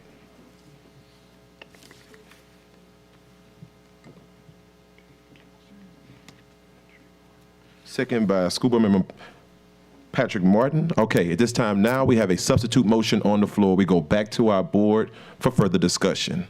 And in the queue right now, School Board Member Martin. Thank you, President Lannis. I'd like to get some clarification because what I understood Mr. Gode to say just now, I don't think is consistent with what some answers I got to the questions I asked 2 weeks ago at the Committee of the Whole, particularly regarding the role of the nonprofit, both because I understood in response to my questions 2 weeks ago that I was told that that this vote and designated as a focused choice school is not actually empowering the nonprofit entity that has been created, but I don't think any boards have been appointed, and that this is not giving them any authority whatsoever. Is that correct, Mr. Shamlin?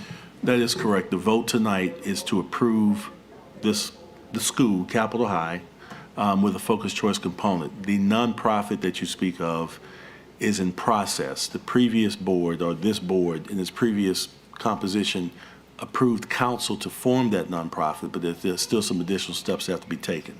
That is not part of this action tonight. The board is only approving Capitol High with those recommendations. I believe there's 4 or 5 recommendations, and so that is not part of this action. And in the existing focused choice schools that we have, what, there's 2 out there right now? Yes, sir. Do those have nonprofits that have any legal standing? No, sir.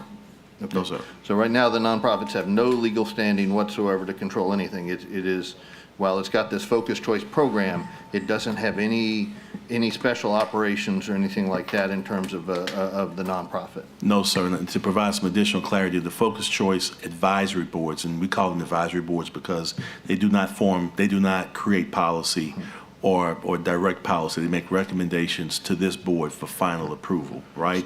Those boards are comprised of business partners who support the school, but also community members. So they are a combination of that concept. So for those schools, the hiring of principals, assistant principals, teachers, cafeteria workers, all that are exactly the same as every other school in the district, correct? Yes, with the exception that advisory board will make a recommendation as to leadership, potentially to the superintendent and the board for final approval by this board.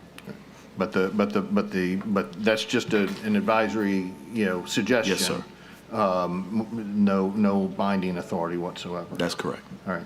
I think some of the confusion over that point is why I made my initial comments. It's not to suggest that it was unwise for the prior composition of this board to embark on a creative, innovative pilot program. I think that's a great idea. We've got to try new things and see what works. And this seems so far that it's been off to a good start, right, with the success that President Landis mentioned.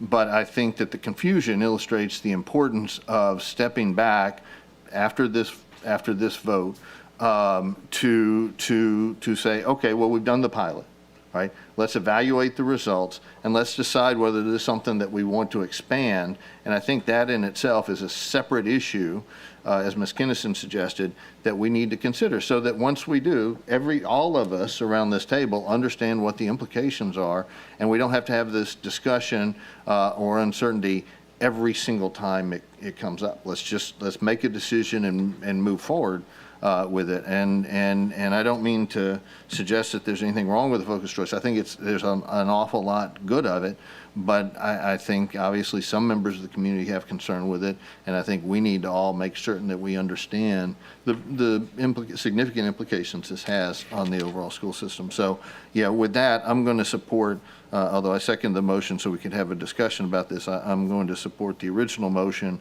because I do feel that the prior board, whether in a big formal vote or not, indicated support for this, and Bessie and others made decisions in reliance on that.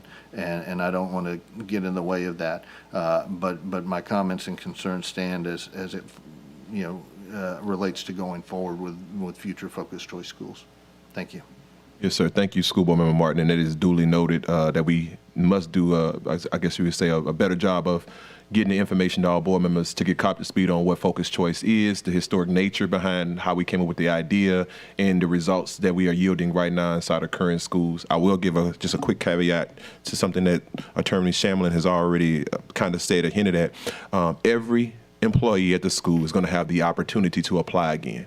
I said it again. Every single employee that currently teaches at Capitol High School is going to have an opportunity to apply again, including the principal. Every child that is attending that school right now is going to have the opportunity to apply and get in.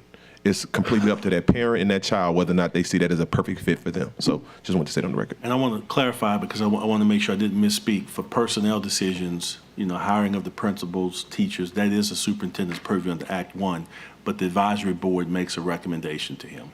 So I just want to make sure that was clear. Thank you, Attorney Shamlin. Next, we have School Board Member Mark Ballou in the queue. Thank you. The board voted to take Capitol High back in the September meeting. So if any board member wants to look back at the materials from that September meeting, that's when it does. When we did it, council was correct that Bessie did not require the focused choice as a part of it. Us taking it back. That was not one of the components. However, that was the vision that Superintendent Narcisse provided to the board at the time we voted to take it back, was that it would be a natural progression from the Park Medical School, and that was the vision. He presented to all of the public forums and all the material, and so just to clarify that. But if you want to look at the material, it's in the September of 22 meeting. So, thank you. Thank you, School Board Member Ballou, and I'll make that request. Can we please pull those documents, the supporting documents, and get those out to all board members so they can get caught to speed? Yes, please.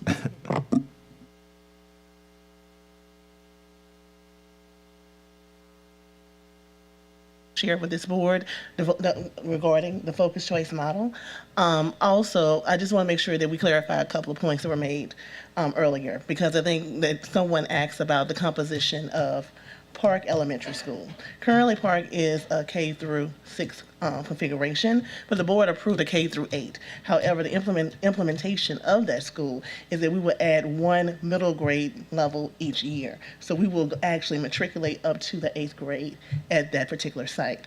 The hope is that those students who attend Park currently will have a place to continue study in the medical field at Capitol High School, being that one, Capitol is a feeder for that particular lower elementary school, and also that program needs to have continuity to it for our students. So I just wanted to clarify that, because I know someone asked and we say K through 6, but it's actually a K through 8 program.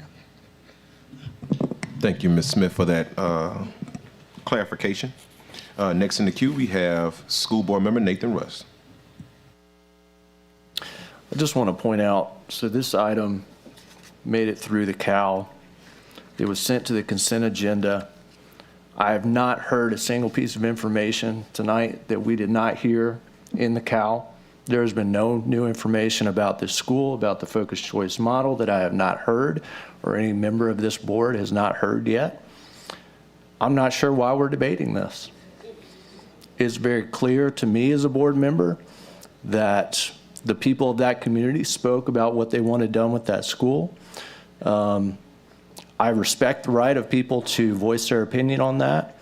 But it seems to me that there are people that think they're smarter than everybody about what needs to happen with this school.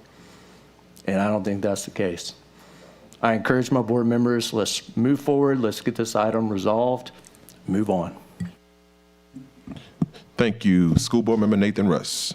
Next in the queue, we have School Board Member Michael Gode. He waves. Thank you, School Board Member Gode. Next, we have School Board Member Cliff Lewis. Kudos to Kanye Russ. Kanye Russ. Kanye, that's kind of an inside joke. Yeah, but Ms. Smith was talking about kids matriculating up to Capitol High School. I don't hear the same kind of arguments when the kids from Westdale go to Baton Rouge High, or the kids from Wham go to Westdale, or the kids from Flame. You know, that's a natural matriculation. They're going from the magnet elementaries to the magnet middles to the magnet highs. So what's the difference? Why can't there be some type of innovative, out-of-the-box thinking to move us forward? We send kids to school so they can be employable. Part of the problem in North Baton Rouge, the workforce. These schools, what we're doing will impact the workforce in this city for generations to come. A lot of people want to see that happen because it disturbs the status quo. We're going to move this district forward whether some people like it or not.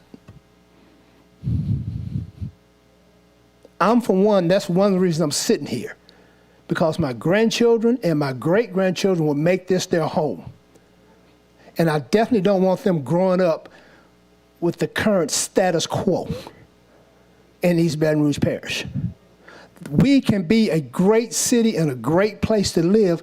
You just got to be willing to change and embrace change and embrace the risk that it takes to produce change.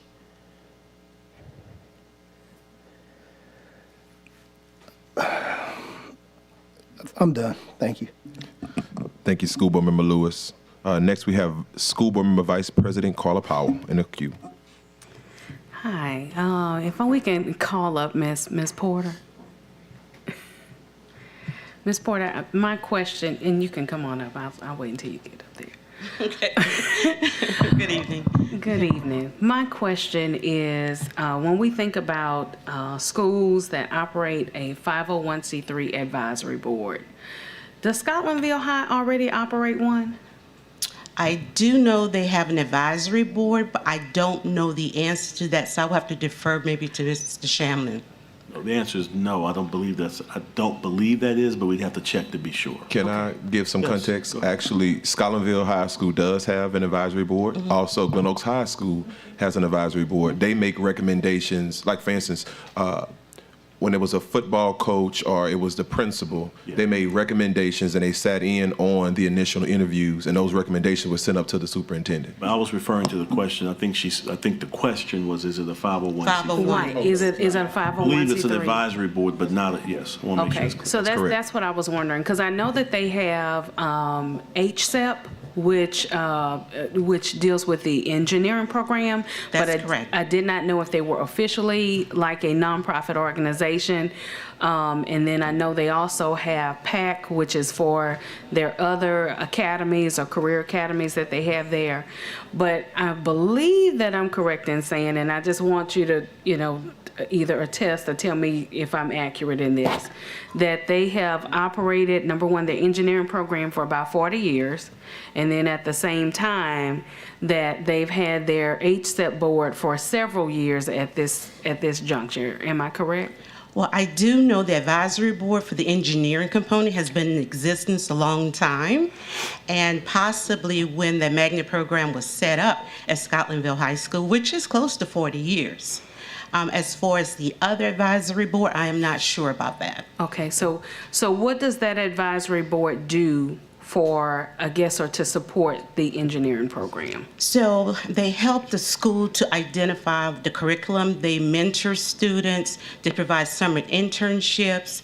They pretty much support the school to make sure that the program is implemented with fidelity, including industry-based standards. When these students graduate, they are employable.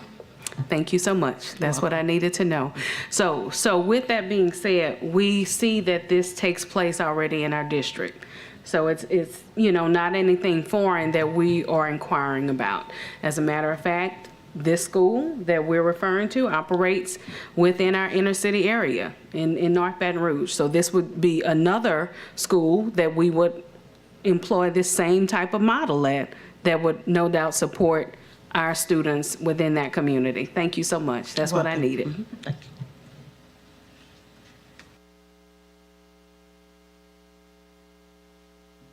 Thank you, Vice President Carla Powell. Next in the queue, I see our attorney for the board. Yeah, we did some investigating. It is a 501c3. I think Judith of the CSRA serves as president of that board. Scotlandville? Yes, sir. And additionally, I do want to say that the superintendent has also expressed, this came to me as we were speaking, he does intend to, I believe, do a workshop on the model for focused choice schools for the community. So I'm not sure when that's going to be scheduled, but he's spoken a couple of times to me about that, as well as some board members. So I just want to make sure that that's been communicated. Yes, sir. And just to get some further context, the 501c3 has been appointed. There are 5 board members on the 501c3 from the community. And from the community, 4 members serve on the alumni for Capitol High School and 1 from a faith-based organization. So I just wanted to get clarification to our board and to the community as a whole. At this time, seeing no other board members inside of the queue, we'll go to the public. Because this is the substitute motion, everyone that has a card for H2 can speak again. So that first will be Mr. Jamie Robertson. I'm sorry, H3, I apologize. Okay, thank you.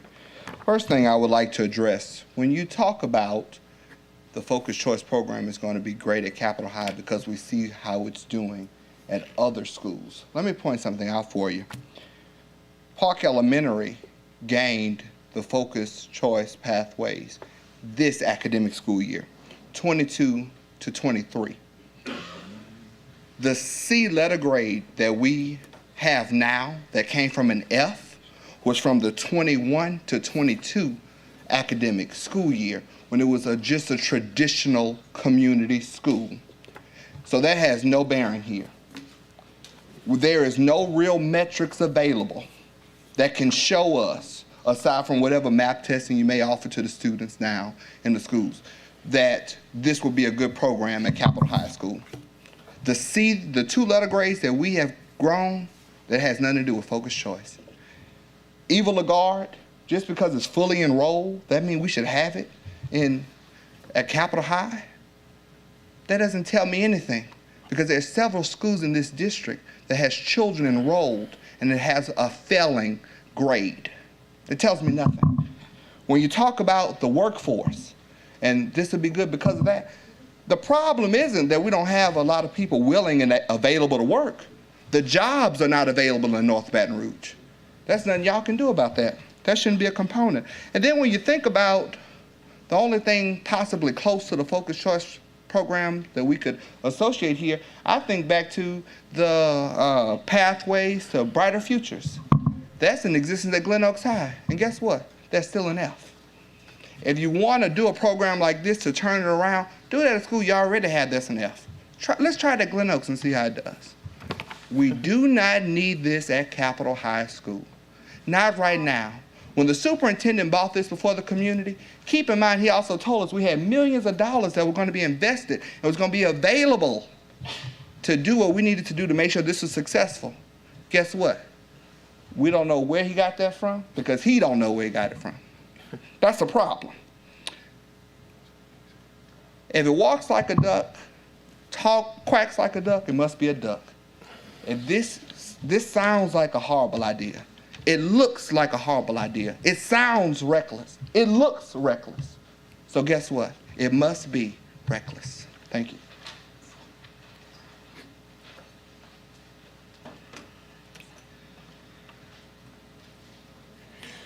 Thank you, Mr. Robinson. Next, we have Ms. Karunda Corley.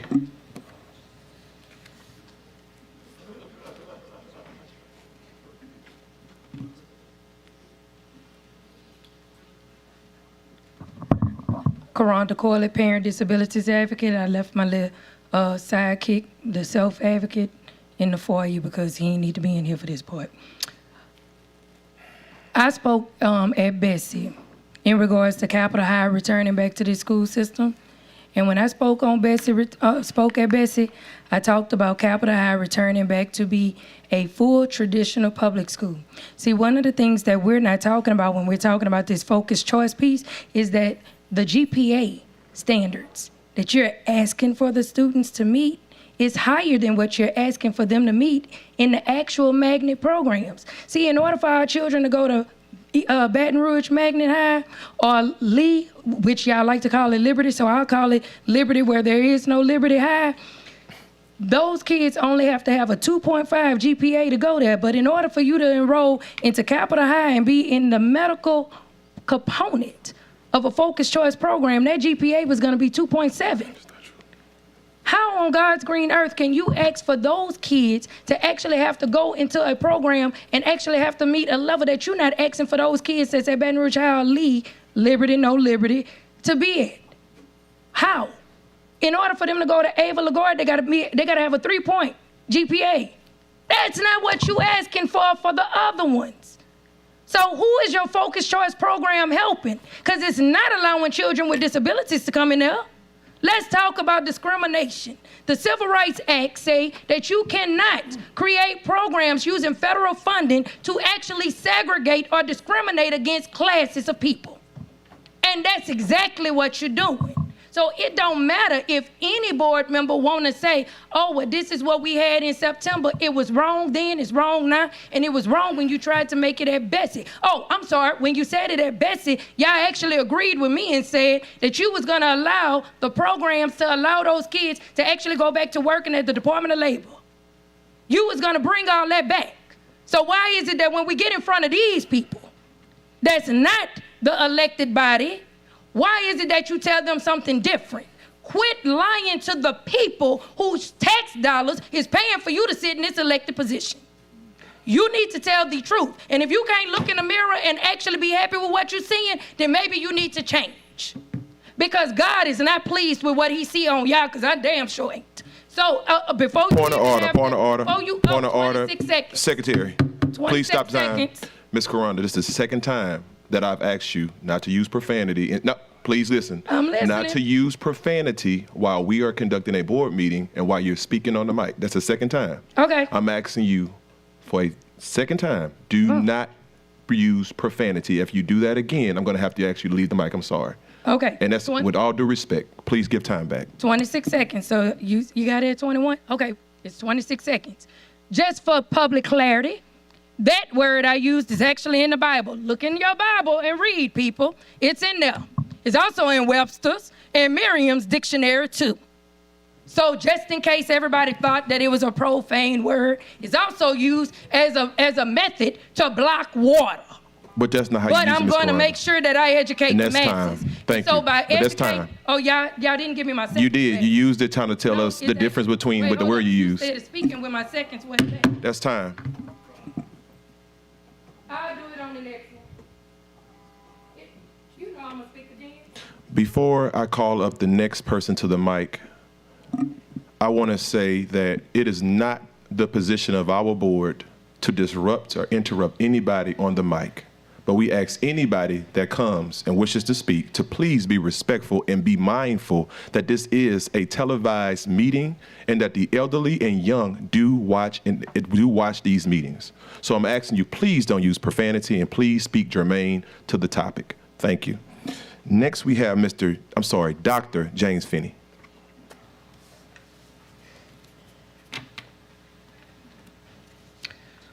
Thank you, Ms. Kinnison. I appreciate your substitute motion. I appreciate Mr. Robinson's comments with regard to Park Elementary's rather commendable school performance grade predating the Focus Choice pilot. Furthermore, when Focus Choice came in, a very special arts program went out. That disturbs me. I would challenge you to find out exactly how much arts availability there is at Park Elementary now. Kindergarten is awfully young to put somebody on the narrow path toward employability in exactly one profession. To Coach Lewis's comments, you send your kids to schools to be employable. That is a really disappointing statement. I sent my kids to school to be educated. Don't engage, Coach. It's a big difference. Mr. Rust, you said you were disappointed that you hadn't heard new information. So here's some new information. You've probably figured out I like submitting public record requests. I have received one memorandum of understanding from the two existing Focus Choice schools. The administration cannot find the executed copy of the memorandum for the Eva Lagarde Center. So I took a quick look today when I finally got it at the memorandum with regard to Park Elementary, and it says a lot of the things that Baton Rouge General could possibly do, and it's very clear to say they are not actually obligated to do anything. So ceding any authority to a private company is, I think, a misuse of your responsibility as an elected board. Furthermore, Mr. Shamlin has described what the vision of Focus Choice bylaws appears to suggest. There do exist Focus Choice bylaws in draft form. How many of you have read those? And when did the board vote on those? Never.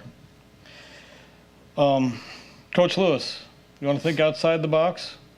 Put the conservatory at Capitol High, not 4 blocks from Broadmoor High. That would be way outside the box. One last thing, you have 6th graders in the Focus Choice program as the highest grade at Park Elementary. You have 2 years to figure out if that's working. And then if you want to do a Focus Choice at Capitol High, maybe the wrinkles will be worked out from Eva Lagarde and Park Elementary.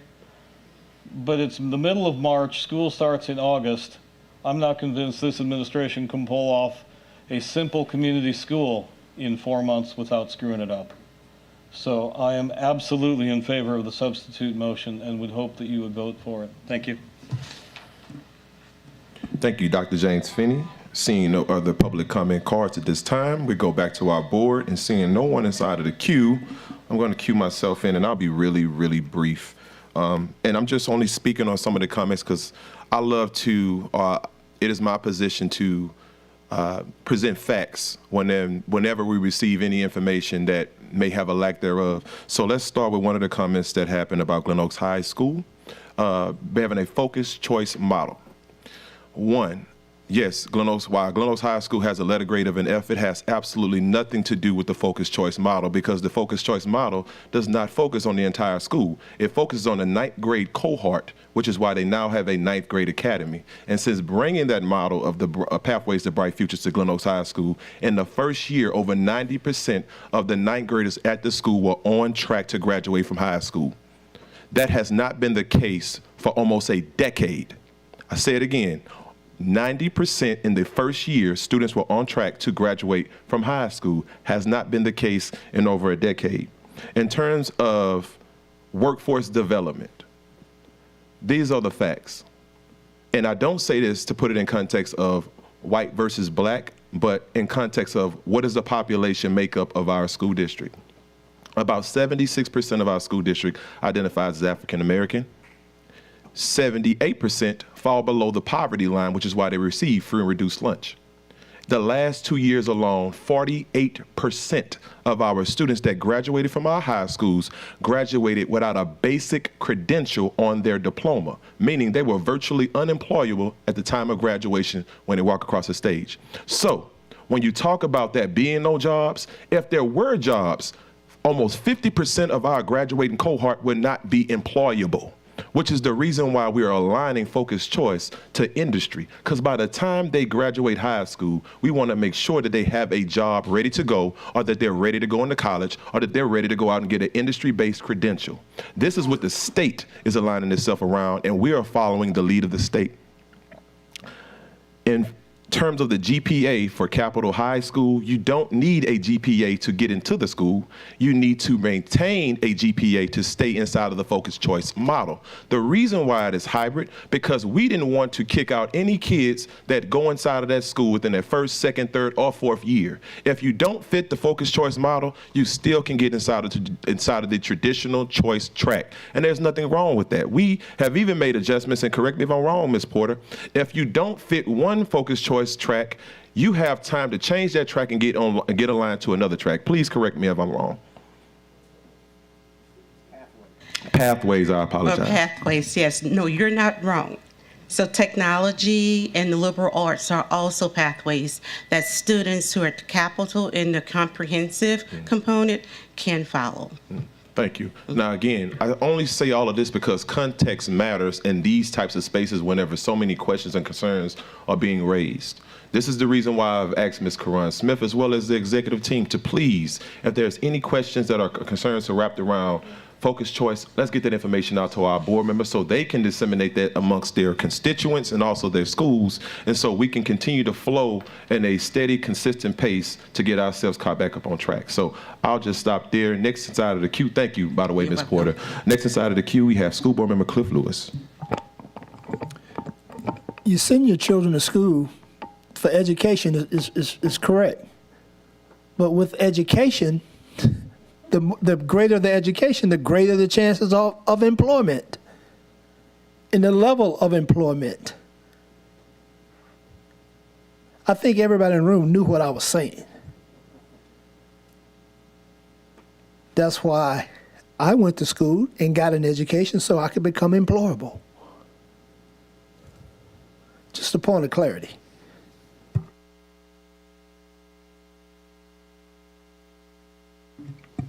That's all, Coach? I'm done. Okay. Thank you, School Board Member Lewis. At this time, we see no further names inside of the queue. So we're going to go to the vote. But before we vote, again, for clarification, we are voting on the substitute item to move forward with the original item, with the exception that we strike Alphabet C, creating a program that includes a hybrid, traditional, and focused choice model from the item. Is that correct, Superintendent Shamlin? General Counsel Shamlin. I'm sorry, Superintendent tonight. Yes. But we're good. Okay, Madam Secretary, please go to the vote. Please vote.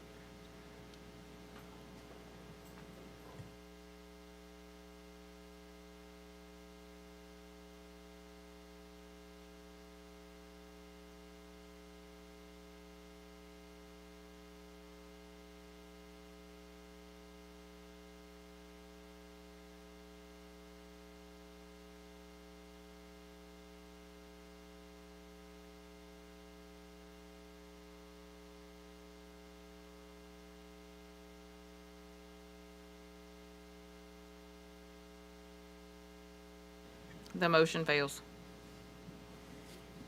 Okay, now we are back on the original motion for Capitol High School as written on our agenda. And we're going to go back to our board for comment. Seeing no names inside of the queue, we're going to go to our public. Seeing no new comment cards. I'm sorry. Okay, we have one comment card. Will you be speaking to? Both. So we have two public comment cards that we have in. First up would be Mr. Jamie Robinson, and we're speaking on the original motion. Great. First thing I want to do, because you addressed the comment I made, outside of your confusion for Pathway to Success and Focus Choice Schools, I pulled up the proficiency level of the ninth graders, how they did on state standardized testing, which was below state level. That's not germane to the topic, though, Mr. But that's Robinson. the comment you made. It is, So I and just we want can you to- discuss afterwards if that's okay. But you keep lying to the public or being Mr. Robinson. disingenuous. How about that? Point of order, sir. Okay. You are addressing one member based on a comment that was made that addressed you. Based upon the comment Right, I correct. made. But that's not germane to the topic. Right. And what I'm asking right now is that your comments that you have moving forward are germane to the topic. And if any questions or comments or concerns you have about any questions that I made or any other school board member, that we discuss after the Gotcha. Say Thank less. you. So let me make sure this is germane. This is why I don't support the focus model inside Capitol High School or any other school, because of the lack of honesty, the lack of integrity that isn't existent, that isn't shown to us. Because you will come up here and you'll just say information that isn't correct, and you'll say, "Oh, I wasn't lying. I was just misinformed. I did," and that's what I see consistently, especially as it relates to this focus program, and that's why we don't want it. And not only are not only do y'all lie, but y'all just so good at it. I don't understand it, but I'll make this comment as brief as possible. Next year, when Capitol High comes back to the fold, and I pray to God that it is a success. But in the case that it is not, I would hope that you would stand on the same words that you've been standing on, and that you don't blame your focus choice program module. You blame yourselves. Thank you, Mr. Robinson. Next, we have Mr. James Finney. Dr. James Finney, I apologize.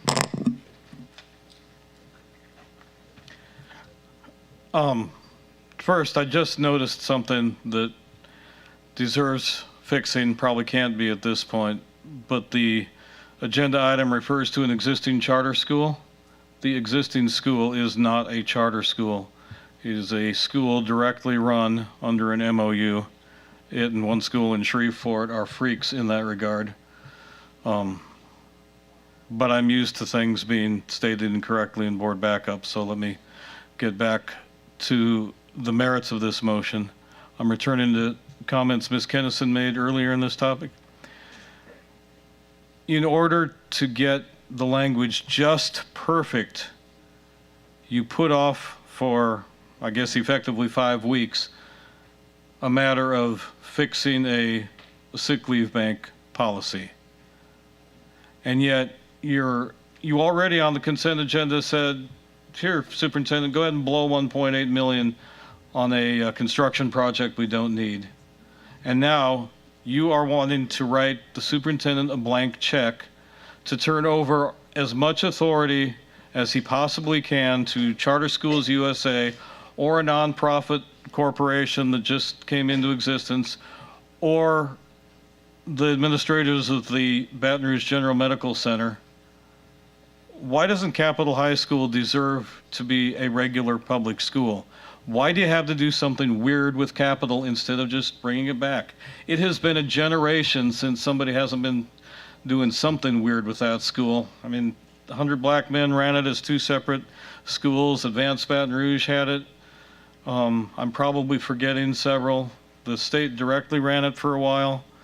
I think Friendship came in, they were a disaster, but the state didn't have a better idea, so the same board kept running it year after year after year. At least try doing a traditional public school. It might actually work. It's been a generation since it's been tried. I mean, the superintendent isn't here to defend focused choice. I certainly can't defend it. I don't think it's defensible. I think it's just a bunch of smoke and mirrors, and you guys are falling for it. And thank you for the free time, but I'm sure Thank you, Dr. James Finney. Next, we have Ms. Karunda Corley.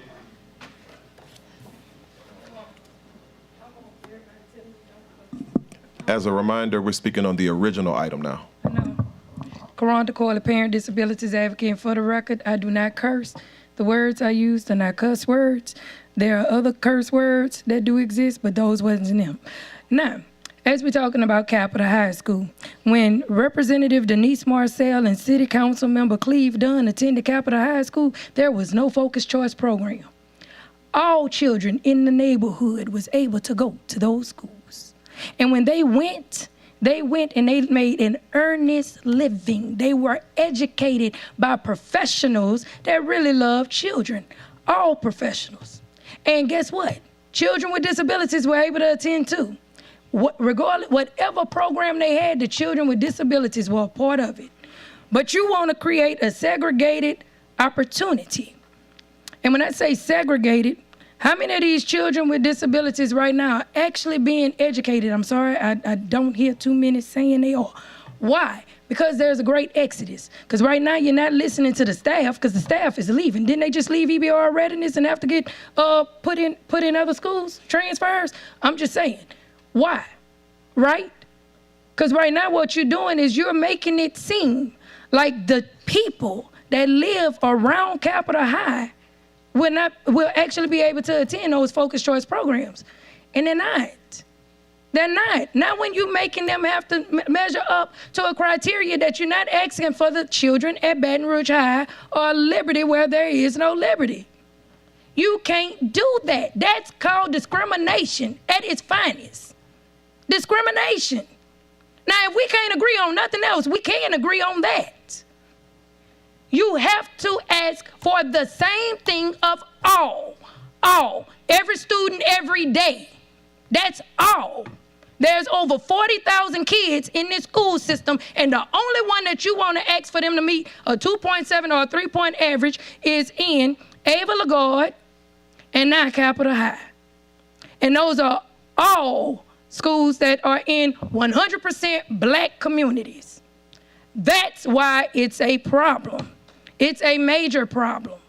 It's a major problem. And when you want to go and ask Fortune 500 companies like ExxonMobil or Albemarle or Shell, Motiva to actually donate, they do not donate to discriminatory practices. Look it up. They will tell you that. Ms. Cargill from ExxonMobil, please come and let the people know that. I'm telling you what you need to hear. When we spoke on record at Bessie, Ronnie Morris let it come through once you said the community would be there. He did not approve of a focused choice program, and we're not approving of it today. Thank you. Thank you, Ms. Corley. Seeing no other cue cards at this time, we go back to our board. First up in the queue is School Board Member Shoshone Stewart.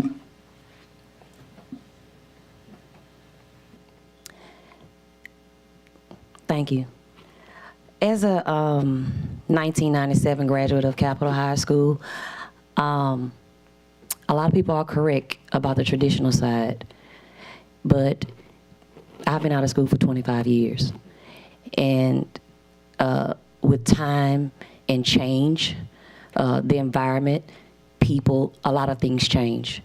And with that, I believe in implementation of keeping up with change and implementing things to go along with where we are in life.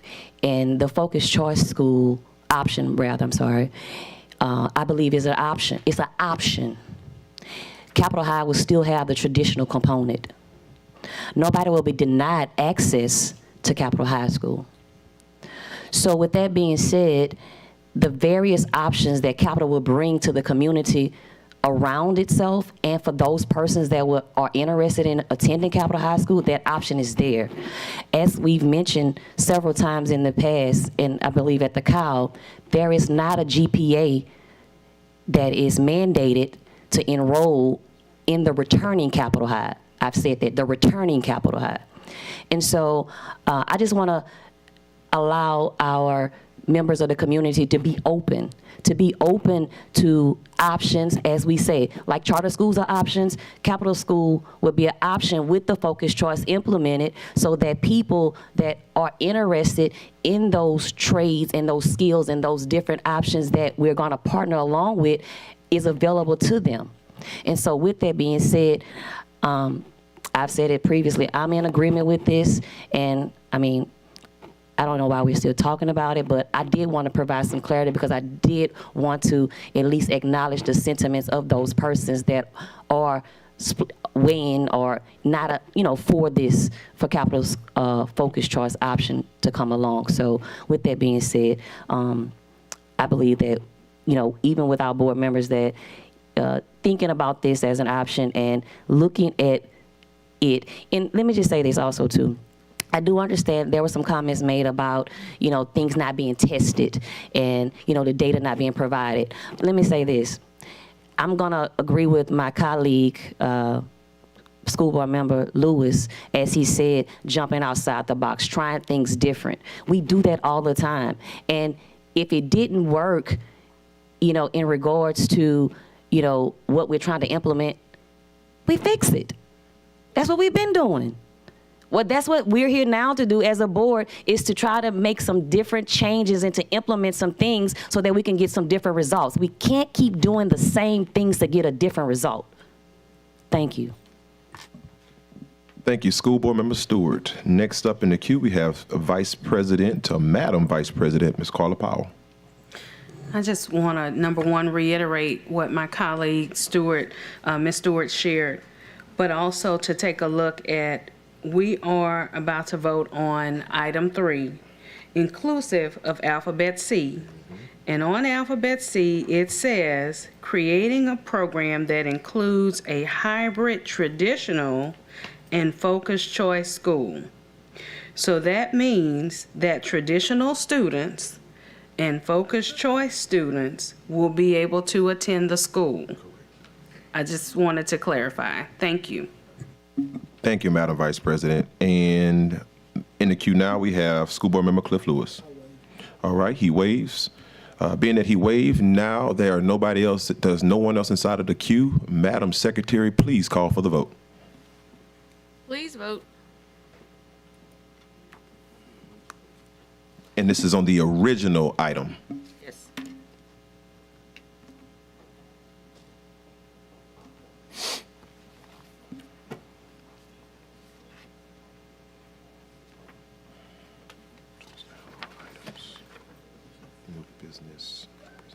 The motion carries. Thank you, Madam Secretary. Before we move on to our next standalone item, which would be H4, I just want to remind our board and remind the public that the time is now 8:22. If we get to 8:50, I'll have to call for a vote to extend the meeting an additional 30 minutes. So I just want to make sure that we remind our board as well as the public of that policy and of that vote that may have to take place, because we still have 2 standalone items and we still have a item on new business to get to. Just a point of order, Mr. President. I believe you have the discretion to reduce public comment to 2 minutes to allow for the time when we're getting close to the time, if you choose to do so. Yes, sir. Absolutely. At this time, I will not exhaust that yet, School Board Member Ballou, because I do think that we may have a little time to at least get through our last two standalone items. But by the time we get through the standalone items, if the time is still dwindling on us and is getting close, I will make that choice. Thank you for that reminder. Okay. Now going to item H4. J.K. Haynes, consideration of a request to accept the superintendent's recommendation regarding J.K. Haynes School, such recommendation to begin in the 2023-2024 school year and to include the following. Setting a grade configuration of pre-kindergarten through 12. B, creating a focused choice program for a teacher academy in partnership with Louisiana State University and Southern University. Additional contractual documents will be approved by the board.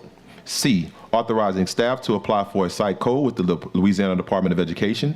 D, authorizing staff to enroll any students currently enrolled in J.K. Haynes Charter School. And E, authorizing the location of J.K. Haynes School at its current site. Can I get a motion? Okay, moved by School Board Member Mark Ballou, seconded by School Board Member Vice President Ms. Carla Powell. Okay, this time now, I'll go to the queue, and this now will address our board comment section. First up in the queue, we have School Board Member Patrick Martin. No, I was going to make the same point Mr. Ballou made about time earlier, so. No problem. Thank you, School Board Member Martin. I thank you for that, for the reminder. At this time now, I see no further comments or concerns from our board inside of the queue. School Board Member Katie Kenderson. I just want to make a note. I pulled it for the same reason, but I will not be making a substitute motion in the, given what time it is. Okay. Thank you, School Board Member Kenderson. Are there any other comments, questions, or concerns regarding item H4 from our board? Seeing none, I will check the cue cards to see if there's any comments to speak. I see a few just came in.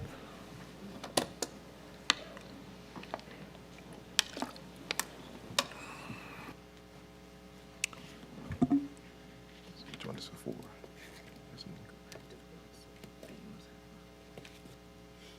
They spoke.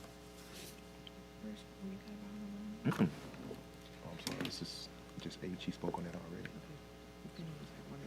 Yeah. All right. First up, we have Dr. James Finney. Thank you. A moment ago, you authorized the administration to set up a blended focused choice program for a high school. And it sounds like they really haven't started anything yet. It's March, school starts in August. And now the administration wants you to give them an even bigger blank check to perpetuate a charter school that had lots of issues, among them poor grades, and the fact that they were running a segregated school in effect, even if that was not their intent. And Brown versus Board of Ed is still the law of the land. Furthermore, when the discussion was thrown around about having a teacher preparation, focus, choice, magnet, whatever school, unless I'm delusional, the idea was this was going to be co-located on Southern's campus. Then when the committee of the whole agenda came out, it was going to be either co-located or replace the middle school students across the street from the soon-to-be-closed J.K. Haynes site. And now you're going to have 14 grades in a fairly rundown facility that hasn't been maintained or hasn't had any capital improvements in, I would imagine, a couple decades. I think it's probably safe. It's not very attractive. It's probably not very welcoming. It's been a couple of years since I've been on the campus because when I tried to go to their board meeting, the door was locked because they were breaking the law and meeting virtually. So there is even less of substance that has been given to you with respect to this agenda item than there was with Capitol High. I have no idea what kind of promises the superintendent has made to the existing charter board. I don't know if you're planning on keeping the name. I really don't know if you're seriously going to have a high school program and you're going to enroll seniors in August? Are you just allowing J.K. Haynes to keep running the program? You know, I'd look in the board backup, but there's nothing there. So either you know a lot more information than you're saying, or you just completely trust the superintendent to do whatever and you're just here for decoration. Or maybe you should ask lots of questions. Maybe that school just needs to go away, find some place for those students to go. I haven't looked at the numbers, but I suspect you could probably take that entire student body, move them up to Progress, and still have room to spare. I may be wrong on that, but I think Progress was built with lots of capacity. And I know there aren't very many students at J.K. Haynes. And if your goal is to have a focus choice or magnet or other program that prepares teachers, number one, I don't think you want to pigeonhole people in kindergarten that the only career path they have is to be a teacher. I think maybe you start to have those discussions in 6th grade with plenty of opportunities to change their minds until they're halfway through college. Anyway, please vote no. Thank you. Thank you, Dr. James Finney. Next, we have Mr. Jamie Robinson.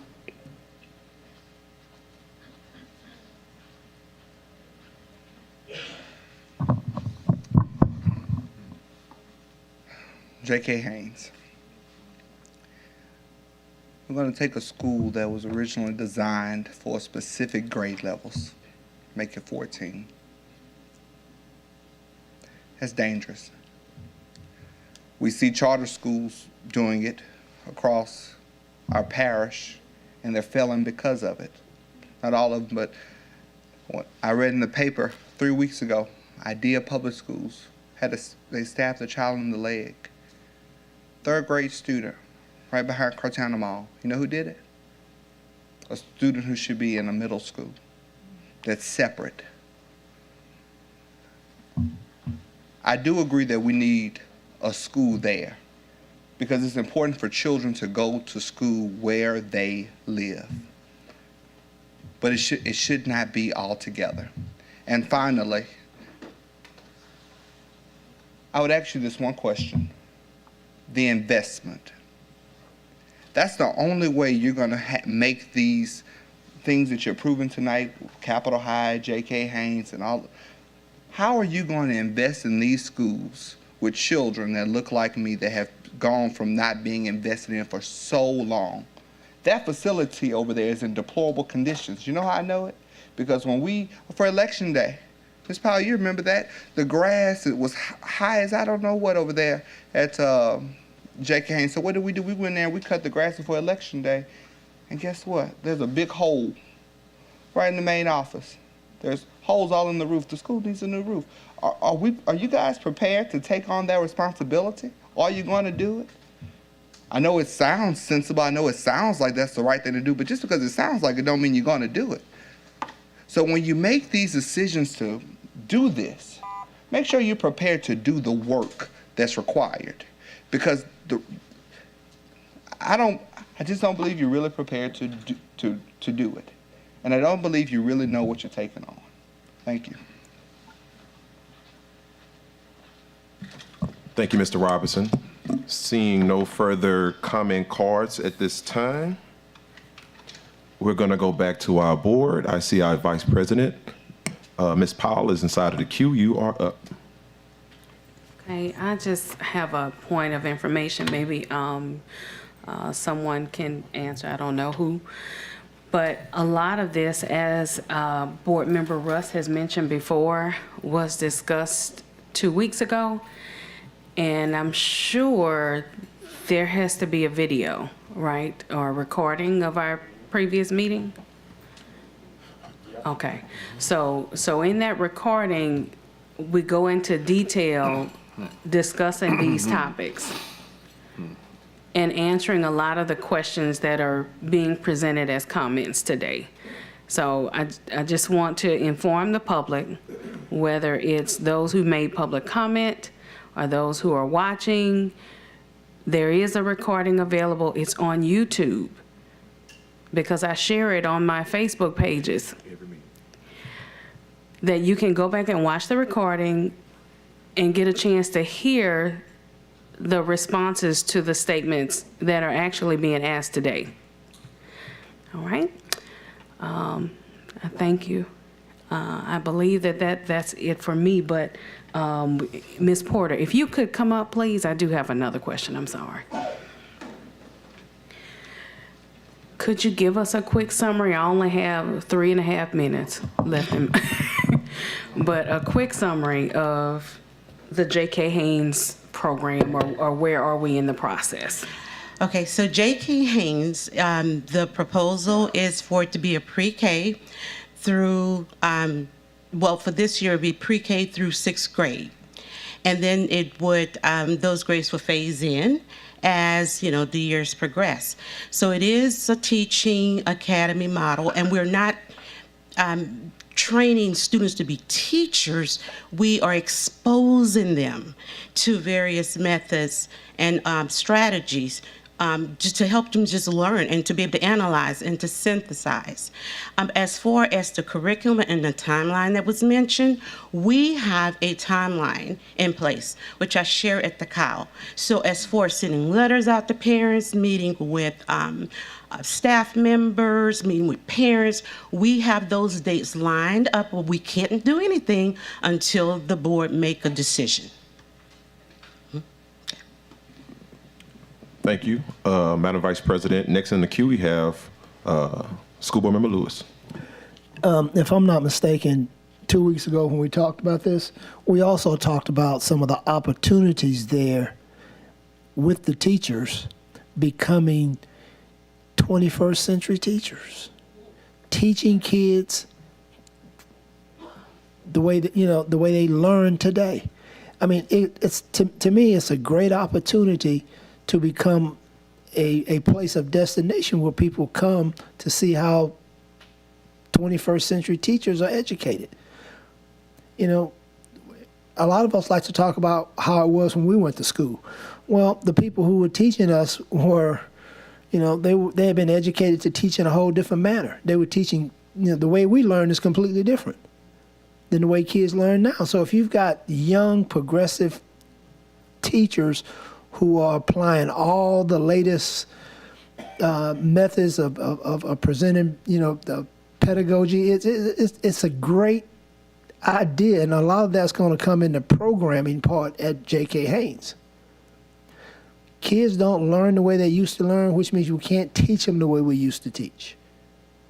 It has to be innovative, forward-thinking for it to be a success. And I would hate to think that we do all this and don't take the opportunity that's going to be presented at J.K. Haynes to move teachers forward. Not just students, but teachers.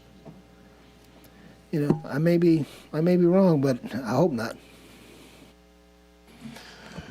Thank you, School Board Member Lewis. Seeing all the names inside of the queue, I'll just speak real briefly.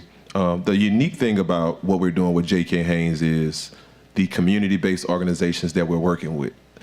Louisiana State University and Southern University. And what's unique about both of them is this: they have experience in doing this work already.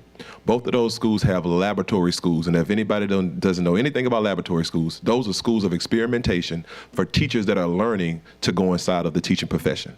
So because we're working with two great institutions, I believe that this is going to be something that's not only going to be great for our teachers, but it's going to be something that is going to be great for all of our students that are going to choose to attend that school. And by the way, J.K. Haynes is a pillar inside of our community, so it gives us great honor to know that we're partnering with someone in our school, our partners who are really committed to the work and moving the needle for kids. So I'll just stop there. I think we've already went to the public. Now we just came back to the board. We went to the board. So now, Madam Secretary, please call for the vote. Please vote.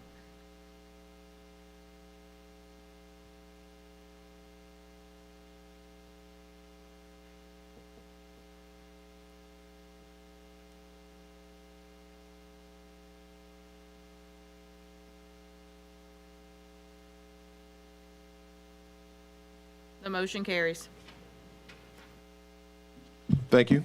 Next item up for vote on our agenda is item H6, Agreements Graduation. Consideration of a request for the approval of the agreement between the East Baton Rouge Parish Schools School Board and the following.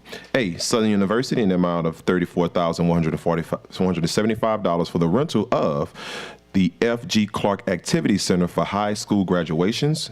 B, Louisiana State University in the amount of $66,600 for the rental of the Pete Maravich Assembly Center for high school graduations. Can I get a motion? Moved by School Board Member Michael Goday, seconded by Ms. Shoshone Stewart. This time now, we'll go to the board for discussion. Seeing no names inside of the queue, we will now go to our public. Do we have any cue cards, Madam Secretary? Okay, we have one cue card on this item.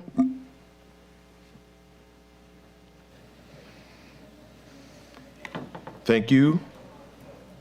Dr. James Finney. Thank you, Mr. Martin, for your coming recusal. And I have one observation. There are other high schools not addressed by this motion. Since I didn't get a response to my public record request, I just want to make sure that you guys make sure those other high schools get meaningful ceremonies also. Thank you. Thank you, Dr. Feeney. Seeing no other comment cards at this time, we'll go back to our board. Seeing no board members inside of the queue for public comment at this time, we will call for a vote. Madam Secretary? Please vote.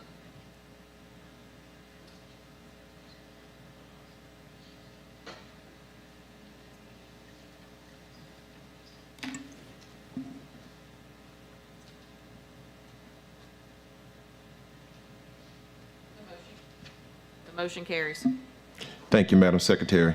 At this time now, we'll move on to item I, new business. One policy, JCDAE, KGA, and GAMK. Consideration of a request for the approval of the following school board policies and policy revisions in related matters. A, GAMK, violence-free workplace. B, JCDAE, electronic telecommunication devices. And C, KGA, public conduct on school property. Now, before I call for a motion in a second, I want to turn to General Counsel for just a second, because I know there were pressing concerns from some of our board members, and all of those concerns were upheld and they were heard. And because of that, I wanted to know, before we get into this motion, or before we take a motion, how do we move forward with separating one of these policies from this so we can vet it further? Because I know we talked earlier, and I know you said we may not have to bifurcate it, but I just want to ask you again for further advice. No, we will need to bifurcate a motion. We will need to entertain a motion from a board member to bifurcate the item into two separate or three separate items. You can say, I want to consider two policies together and then an individual policy if that's your desire. But we'll need a motion, a second, and a vote. Okay. To do that, then we'll have to consider those items individually. Okay. See, School Board Member Patrick Martin wants to make a motion. Yes, sir. I'd like to move to bifurcate this into three individual items. Yes, sir. So can I get a second? Okay, second by School Board Member Katie Kennerson. So the motion on the floor right now is to bifurcate this one item into three separate items to be voted on separately. Okay, at this time now, I'm sorry. Yes, the maker was School Board Member Martin. The second was School Board Member Kennerson. Okay, so right now we are going to, I'm going to go to the board, but we're only discussing the bifurcation of the item at hand. So right now we go to the board. See, School Board Member Patrick Martin is inside of the queue. Okay, no problem. So he waves. Seeing no other school board members inside of the queue, I will now go to the public. Again, this is to only speaking on the item to bifurcate the original item. All right, we have Dr. James Finney. Thank you. I appreciate the motion and the second. These should never have appeared as one agenda item. Separate topics should always be considered separately, and so this is a move in the right direction. Thank you. Thank you, Dr. James Finney. At this time, I see no other cue cards. Y'all don't have, but we can split it up on writing it out as the agenda item. Okay, we have Ms. Karunda Corley now.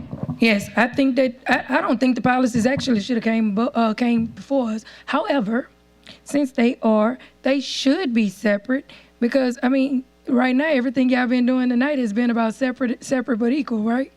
Everything has been segregated, so I think the policies should be segregated, separated, so that we could talk about the discriminatory practices in which y'all want to pass. Thank you. Thank you, Ms. Corley. All right, seeing no other public comments or cue cards, we'll go back to our board.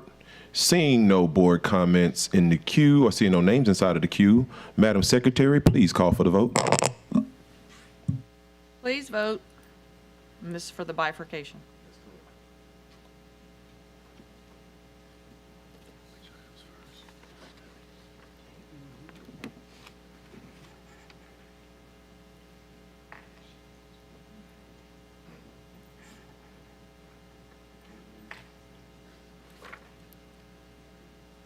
The motion carries. Thank you, Madam Secretary. At this time now, item I has now turned into 3 separate items. The first up will be item I-1, consideration of a request for the approval of the following school board policy revisions and related matter. A, GAMK, violence-free workplace. Can I get a motion? Moved by School Board Member Cliff Lewis, seconded by School Board Member Shoshone Stewart. Can we please display the vote, the bifurcation vote?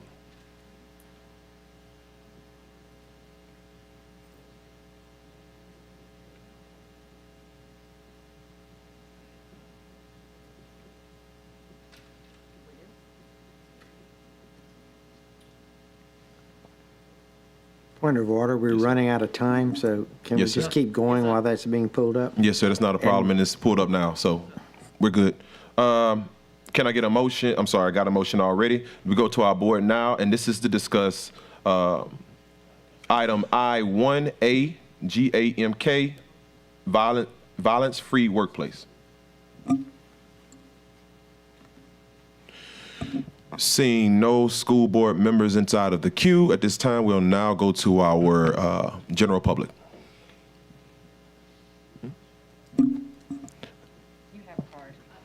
That's okay. Ms. Matthews, you're first. Violence in the workplace is, I believe this is a red herring policy to make it look like we're doing something about the violence that we're facing. Workplace is employees versus employees. We are not fighting each other. We are being attacked by students and parents. Students and parents are not at work. Therefore, it is not their workplace. You could say all EBR properties be violence-free. That'd be a good starting off point. Otherwise, this fixes nothing that we actually are having a current problem with because we're too tired to fight each other. So this is not a problem between employees of EBR. So we already have pretty much a violence-free workplace with each other, people who are at work. Thank you, Ms. Matthews. Seeing no other cue cards at this time to speak.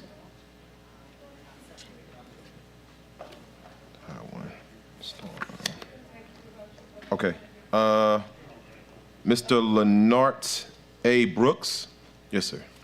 You're up next. Evening, Mr. President, Madam Vice President, fellow board members, and other school personnel. Thank you for this opportunity this evening to speak to the board. I rise to address this issue of violence in the workplace. However, I did get a chance to review some of the report that was presented by the Department of Education and the report that was presented with Homeland Security and the executive order presented by the President preview or a proposal or as to what the recommendation I would think was presented. I believe that even though we are addressing issues of violence in the workplace, and we're also addressing the issues of conduct of school public school conduct on the campuses, I think what we have to also address is the fact that our school safety officers are not there. I think I've been in the system a very long time. I've worked in several different parishes, and I'm also a business owner in this community, and I can tell you that on a day-to-day basis, it's just blatant violence. It's just no respect for authority. It's just young adults just blatantly violent, attacking other students, and anything that get in their way. I think that if we're going to get on the front end of this thing, first we have to analyze exactly what's going on, and we can go there many different ways. But it's going to take the consensus of this board, the superintendent, and the parents to step up and address these issues of violence. We could suspend them. We can give him 10 days. We give him 3 days. He's coming back tomorrow with a vengeance, and he's going to hit another kid. And so the weapons that we found on the campus, the drugs, the vaping and the drugs at the high school level is just horrendous. Kids getting off the bus high in the morning. And you have to address that. Kids walk around smelling like marijuana all day long. I told a couple of my young scholars that if you go in that bathroom and it smells like weed, don't go in there. It's going to get on your clothes, it's going to get in your hair, and you're going to walk out there, you go home, your mama going to say, you were smoking drugs, you're doing drugs? No, Mom, I was just in the bathroom. So it's a serious problem. We have to get in front of it, but we're short-handed here. Most of these campuses have one safety officer, and you got 600, 700, 900 young scholars here, plus personnel. It's hard. I broke up 13 fights last year. And it just gets worse and worse and worse. And I'm trying to say, how do we get in front of this? How do we address this so kids can come to school and feel it? It's not just here in Baton Rouge. It's in New Orleans. It's all over the country. I looked at some reports that was happening in New York yesterday. It's everywhere. It's just blatant violence, blatant attack, no respect for authority. The police officer say, stand over there. They want you that. So I thank you for my time. Thank you. We appreciate you. And that's something we needed to hear, is what I'll say. At this time now, before we go to our next public comment, the time is now 8:50. I need to call for a vote for us to extend our meeting time from 9 o'clock to 9:30. Also, I'm going to now elect School Board Member Ballou to reduce the time of board to speak to 2 minutes and public to speak to 1 for the sake of time and getting through all of our items tonight. So at this time, can I now get a motion to extend our board meeting to 9:30? All right, that motion has been made by Ms. School Board Member Shoshone Stewart. Can I get a second? Seconded by School Board Member Nathan Rust. And this vote requires a unanimous consent of all present. Yes, sir. So that means everyone would have to vote yes for us to move forward on this motion item. All right, Madam Secretary, I'm sorry. You do need public comment on Okay, this vote. no problem. Y'all are all going to need to refresh in order to be able to vote, but give me a second. Okay. So while you're doing that, at this time, we'll go to our board first. Are there any comments from the board regarding the agenda item to extend the meeting to 9:30? Okay. Yes, sir. Mr. Ballou, I'm sorry. School Board Member Ballou. I plan to vote to extend it. I would just ask leadership to consider in the future maybe a moratorium on ceremonial proclamations. I would rather spend an hour and a half discussing this than the resolutions we had earlier today. So. Absolutely. Duly noted. Ms. Vice President Powell, can we note that? All right, that's noted. Okay. Thank you, School Board Member Ballou. All right, seeing no other comments from our board, this time we'll now go to the public for comments. This is only speaking on the extension of the meeting to 9:30. Okay. Dr. James Feeney. Thank you. I would encourage at least one of you to vote no. That automatically tables these items for a future meeting, and I don't think any of them are ready. And in particular, I don't think the solution to a brawl at an alternative school is whipping out some quick policies and voting on them. So I don't see any need to extend the meeting. Thank you. Thank you, Dr. James Feeney. Duly noted. Next, we have Mr. Jamie Robinson. sorry, Mr. Robinson, before you speak, I should have said this before Mr. Feeney came on. The time to speak now for the public is now 1 minute. Okay. Yes, sir. Thank you. I would also ask that someone vote no to this because we don't have, first off, you're not offering the public anything, really. You're putting a Band-Aid on something that requires stitches. So we need more time. We need to be able to adequately voice our opinions. We need to be able to tell you our concerns, and you need to be able to ask the staff certain questions. If you really want to do something about it, you had the opportunity 2 weeks ago. And Ms. Powell, you go back and look online where where School Board Member Kenderson could not get a second. The real problem is we don't have the approach required to address the needs of these children. These children are not going to their community schools. This gang violence can be ceased if children went to schools where they live. Mr. Thank Robinson. you. Vote no, somebody. Thank you. Okay, are there any other public comments regarding us extending time or extending the time tonight for our board meeting? This is not speaking, so before anybody else comes on the mic, I'm sorry, I just want to clarify, this is not to speak on any other items for I right now. It is only to speak to extend time for our board meeting. Yes, sir. Yes, I don't see a need to extend the time because there's still things that need to be worked out, and it's going to take more than 30 minutes to work every detail out of what we're discussing. So I would encourage everyone to vote no on this. Thank you, Mr. Langford. Are there any other public comments regarding the item to extend time for this particular board meeting? Seeing none, at this time I come back to our board. Ask, are there any board members that have any comments, questions, or concerns regarding extending the board time? That was for the items. Yes, sir. All right, seeing none, Madam Secretary, can you please call for the vote? Please vote.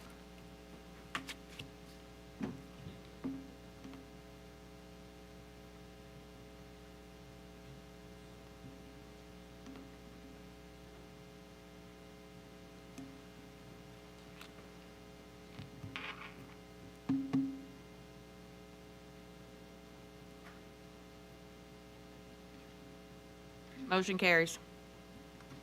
Thank you. Okay, now we will go back to public comment. Next, we had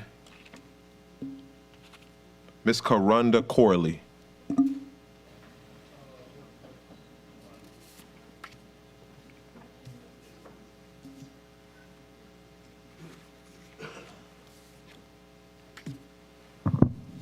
Karonda Corley, parent and disabilities advocate. We have a lot of staff that have disabilities too, not just physical disabilities, but some have disabilities that are not visible to the eye. And so when we talk about workplace violence, we have to remember that under federal law, you have to keep your employees safe. You have to allow them to actually enter into an environment that is safe, free of harm. In fact, we talk about that so much. That is one of the mission statements in your handbook on the second page.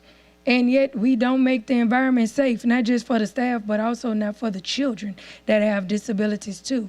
And so what I think that we can do to actually fix that is we need to have more restorative practices. We need to have everything that was in that sustainable community school model, we need to have that in live and living color. And until you get that, there's nothing that you're gonna get that's gonna actually help prevent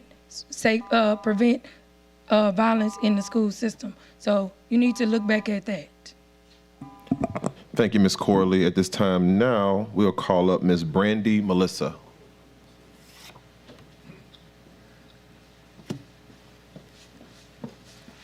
I'm back. I'm Brandy. Mr. Gode is my rep, but anyway, I've been at the state capitol with Senator Barrows' child sex crime deterrent bills, and she kind of got me to explain my medical situation to everybody, so it's kind of fitting I'm having this same discussion with y'all. I had an MRI, which I have every 6 months, on the 24th The radiologist was new, didn't know me or anything. So his findings were postoperative changes of a bifrontal craniotomy. If you know anything about medical terms, craniotomy means part of your brain isn't there. That's literally what my MRIs have looked like. If I had somebody, a child, if I would have been in school and a fight broke out and I wasn't in the middle of it, I can't get away from a situation as easily or as fast as all of y'all can. So that puts kids with disabilities in a bad situation. Thank you. Thank you, Ms. Melissa. At this time now, Dr. James Finney.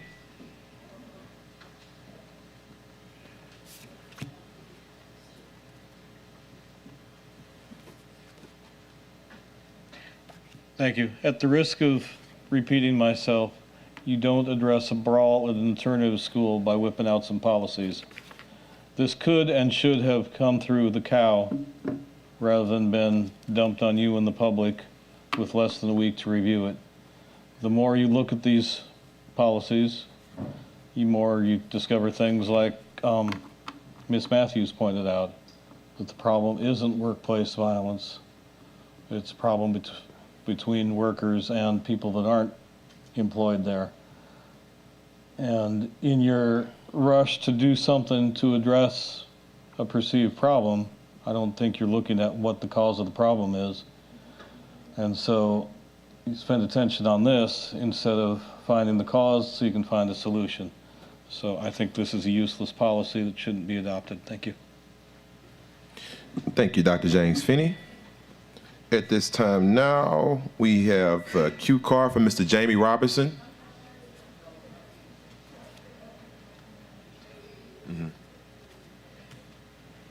I'll wait for the second. Okay, so you want to speak on item I2? Yes, sir. Gotcha. All right. Next, we have Mr. Craig Bilberry.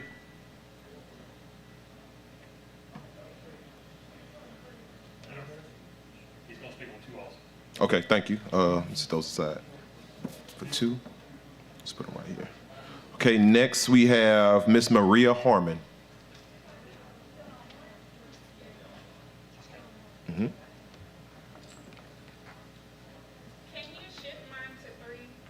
Yes, ma'am. No problem. Thank you. All right. Next, we have Mr. Daniel Lanford. Right in the nick of time. Okay.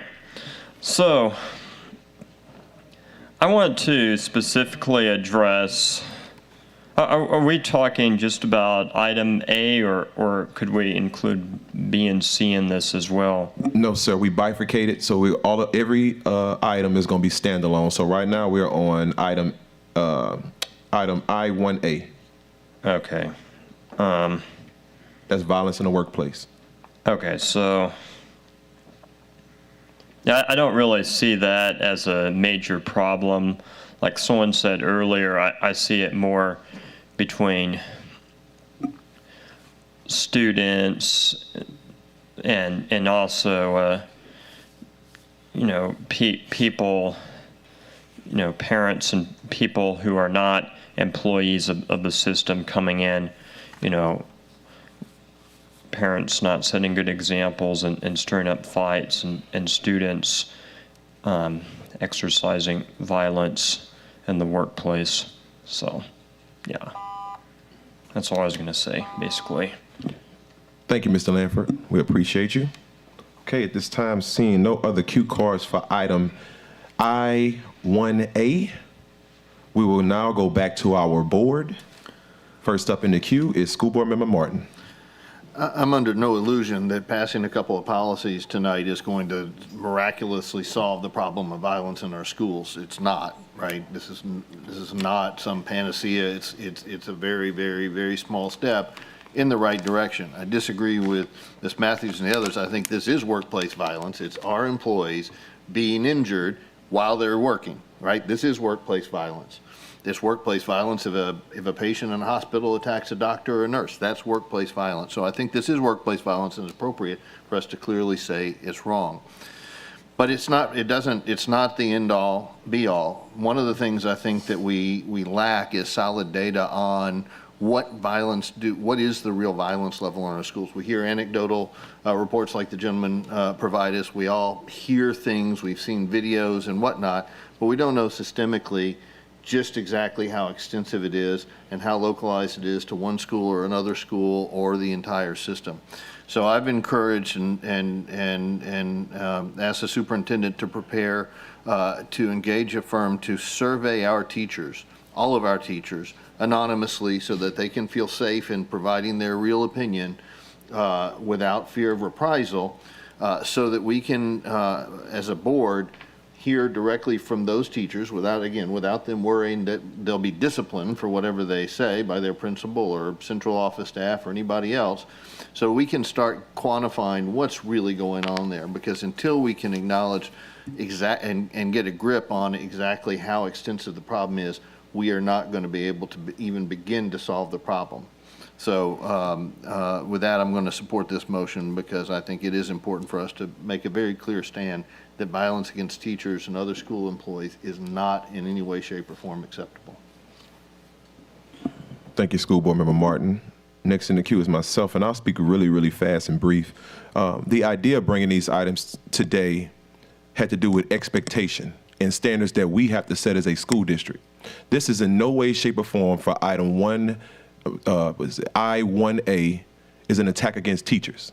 We don't see instances where teachers are fighting each other on a regular basis, but it does not mean that if we don't have a policy that it will not in some way, shape, or form one day happen.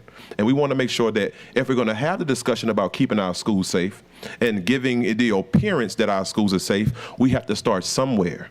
Again, this is not an attack against teachers, but it's to ensure that our teachers do not fight in the workplace, that they do not engage in fighting in the workplace, whether that's with another teacher, whether that is with a student, or whether that's with a parent. We're addressing everything across the board. And just for the record, the superintendent, I must say, wasted no time bringing together community partners to say, what can we do to make our school system and our schools safer? The very first thing that we did was establish a committee that is for school safety and violence prevention.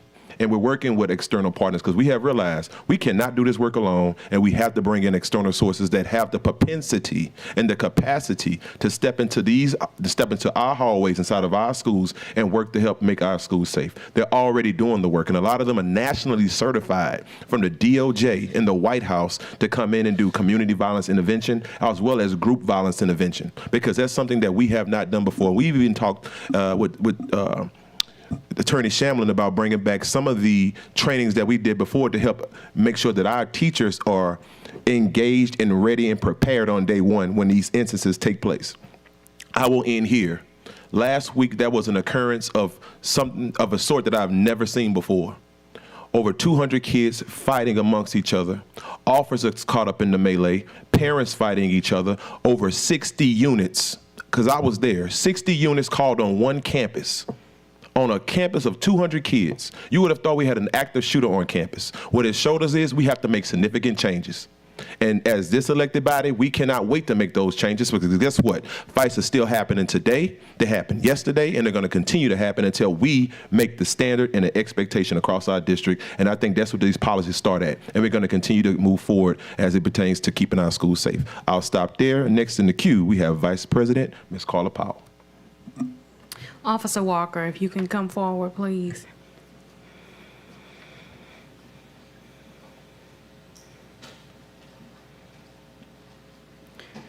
If you will share with us, first of all, good evening.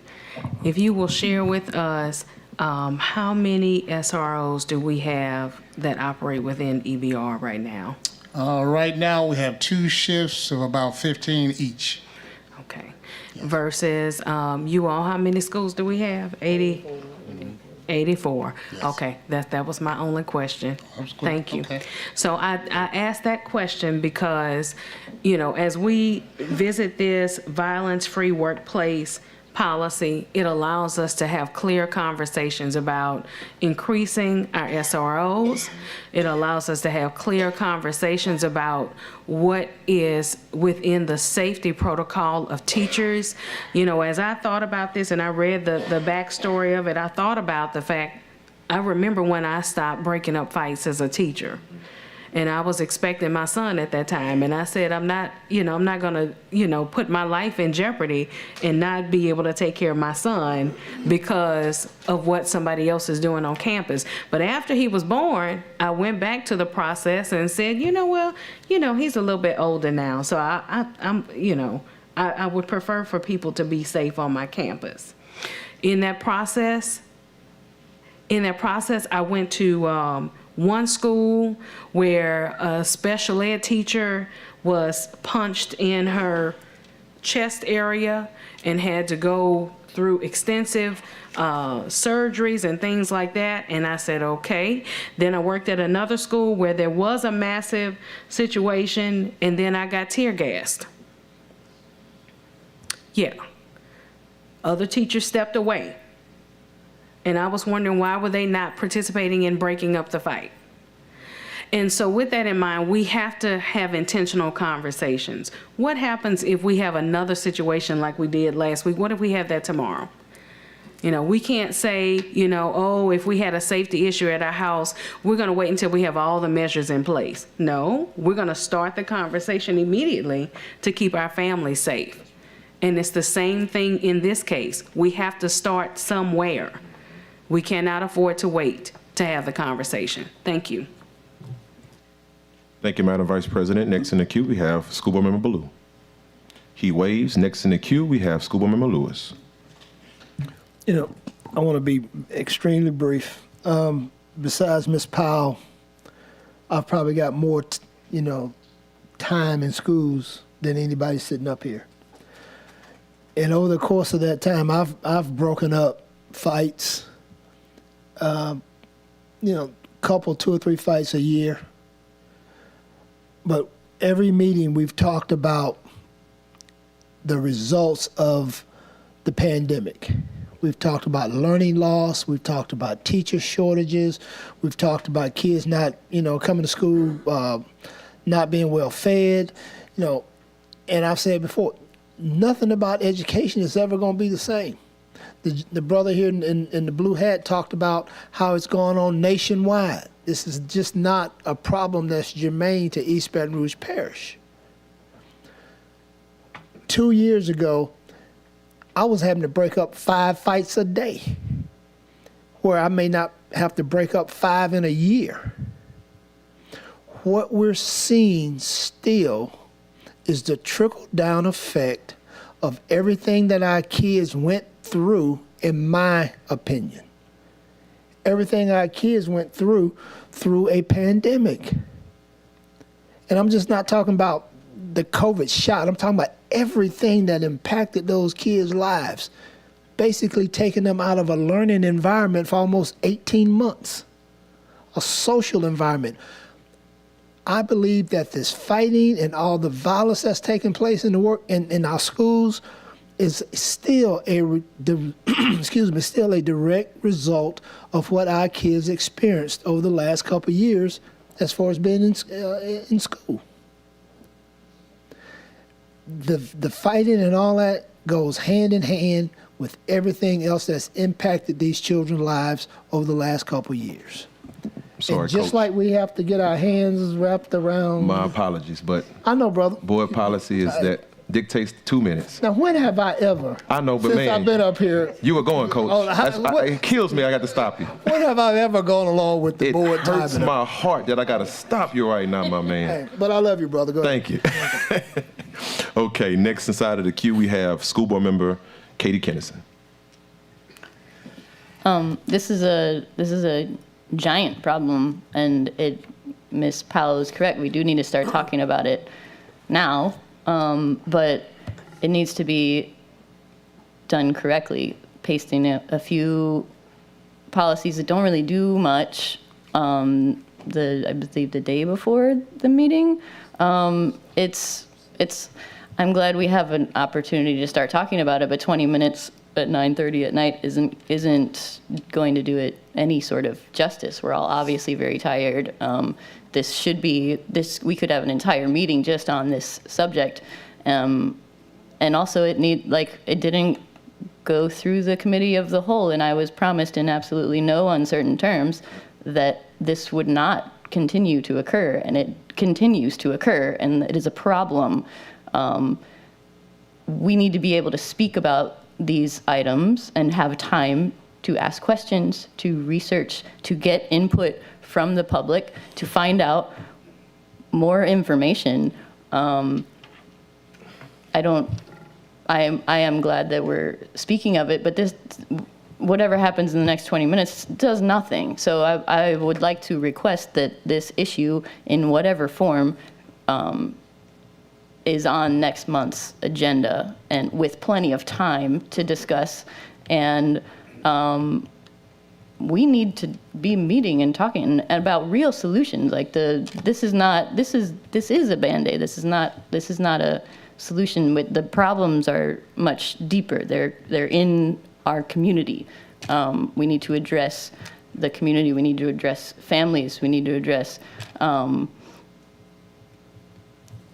this on a much bigger scale. But most importantly, things need to go through the committee of the whole. Yes, ma'am. So I'm we sorry, have Ms. time Kennison.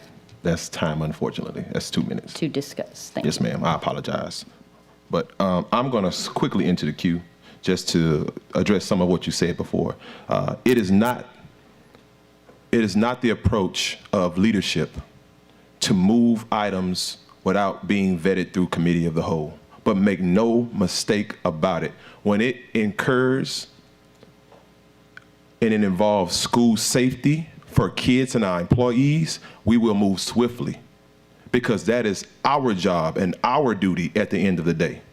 I wish that we had time to put this through the committee of the whole. And I will say again, you had to be at Brookstown Middle to see what happened that day. You have to go to Scotlandville High School and see what's happening there. You have to go to Glen Oaks High School and see what's happening there. You have to go to Woodlawn High School and see what's happening there. You have to go to McKinley High School and see what's happening there. You have to go to Capitol Middle School and see what's happening there. Just the other day, a child brought a knife to school and stabbed another child. Not attempted, but stabbed another child. This is the reality of what's happening inside of our schools. We were elected on this board to make decisions that are going to keep our schools safe. This is a step in the right direction, regardless of how people feel about it. Because I can tell you right now, by changing these policies tonight, a lot of these occurrences can go down. Is it going to stop? No. If you change every single policy in East Baton Rouge Parish, I'm not going to tell you it's going to be perfect. But I can tell you this, it's getting us to a place where we can start to see reductions in a lot of these occurrences that we're seeing happening. Thank you. Mr. Russ, you are now inside of the queue. I'm sorry, School Board Member Russ. I'm not going to use 2 minutes. I will say that I do agree that I am not a big fan of items not making it through the CAL. That is a personal sticking point for me too. I also recognize that when I saw these items added to the agenda and I read through them, and I understood what is going on in our schools right now, that it's important to act. I have yet to hear a specific rejection of anything in this particular policy, any reason, fact, or information why we would not vote and adopt this policy, besides the fact that it just ain't good enough. I agree that we have a lot of work to do in our school system and in our community to deal with violence in the workplace, but we got to start somewhere. What I can say is that when I read this, I see that it gives a policy for our employees in how to deal with violence in the workplace. I have had teachers, coaches, and administrators say specifically to me that they did not know what the policy was and how to appropriately deal with two kids fighting. This makes it very clear. It solves a problem. Why are we talking about this? Thank you. Thank you, School Board Member Russ. We've already gone to the public at this time now. Madam Secretary, can you please call for the vote? Please vote.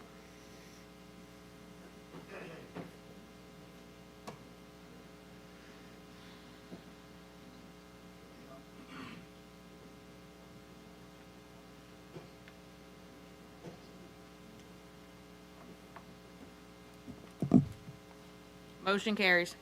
Thank you, Madam Secretary. Now, at this time, we'll be moving on to agenda item I-1B, JCDAE, electronic telecommunication devices.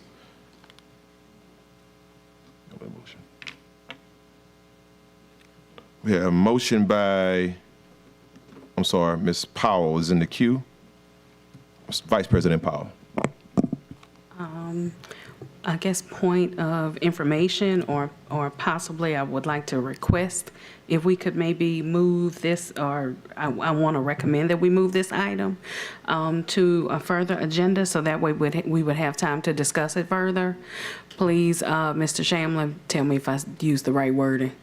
Yes, you can make a motion to defer to a date uncertain or to be determined. We could bring it back after further vetting and consideration, if that's your. Yes, so I move that we, sure. If nobody actually makes a motion to adopt this resolution today, then That is true. take a vote. I think if nobody makes a motion or seconds the motion, then it'll just take left to consider. Sounds good. And just as a point, just an additional reference point, if this item dies, then we'll have to wait 60 days before taking it back up. Would someone like for me to make a motion to adjourn? No, we got that, we got one other thing. I think let this die without. No, we don't. I don't want Point of order, I would suggest we defer it to the Committee of the Whole in next month. Okay. Thank you. We're gonna go to our board for public comment. I see Superintendent, School Board Member Cliff Lewis inside the queue. I agree 100% with Ms. Powell, because now when you're talking about the cell phones, then that you're dealing with the FCC and a lot of different federal laws that we have got to examine very closely before we start making policies around cell phones. And I'm just going to be honest with you, from my time in schools, those are that one little item is the biggest problems in schools today. Yep. Cell phones. Thank you, School Board Member Lewis. Next, we have School Board Member Martin. Thank you. I'd just like to urge us to resolve this one issue immediately, as quickly as we can, so that we can possibly have time to consider the last policy, but I suspect we're going to run out of time before we get to that. Yes, sir. I'll just only ask in request to what School Board Member Martin has just said, to all of our board members be mindful of time. We can get through these items, but we just have to be mindful of the time that we have available, which is less than 5 minutes at this point. Okay, thank you, School Board Member Martin. This time now, we'll go to the general public. First, we have Mr. Craig Bilberry. Call them all in. Okay. Mr. Craig Bilberry's up first, followed by Mr. Jamie Robinson, followed by Ms. Patty Merrick, followed by Mr. Daniel Lanford, followed by Ms. Storm Matthews. And please be mindful that you have 1 minute. And please, Mr. President, be mindful that it is the motion to defer. That's correct. So items around the actual detail of the motion is not germane. That's correct. So I didn't sign up to speak on the motion to defer. I signed up to speak on other things. Okay, I couldn't really tell. But since I'm up here, good evening. This is my first time address y'all. Congratulations to everybody that was elected. I appreciate the job that you all are doing. So, but when it's my turn, I wasn't speaking on. Thank you, Mr. Bilberry. I appreciate it. Next up, we have Mr. Robinson.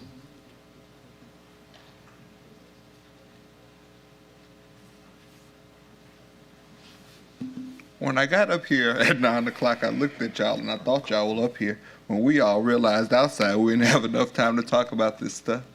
And now we're saying you offer this motion to defer. So I do hope that it is accepted, and I hope that you do it for the next one too, because you should allow the public more than 1 minute to speak, because this is something that's important. And like you said, Ms. Kennedy, this is a Band-Aid. So please do defer it, and hopefully in the future you realize what we see. Thank you, Mr. Robertson. Next up, we have Ms. Merrick. Ms. Patty Merrick. Well, I'm hoping, like everyone's saying, that you can defer all of them. I really can, because everyone was here to speak, and I think they deserve the right to be able to speak on the items. But I do want to say one thing before I leave for this 1 minute. Problems start in-house. Lockdown means lockdown. You don't open my classroom door to go out to run out to see who's fighting. And you don't sit up in the classroom and call, but we all know what I'm talking about, and you all, and we've got to do some in-house cleaning. I spoke on this several times ago before we came up with this. And the new board change, I know you remember me when I told you, and I mentioned here that if lockdown is lockdown, teachers need to be responsible for their students and keep their students where they're supposed to be, but you got teachers running to see the fight and getting in it too. Thank you, Ms. Merrick. You are preaching. Next up, we have Mr. Daniel Langford.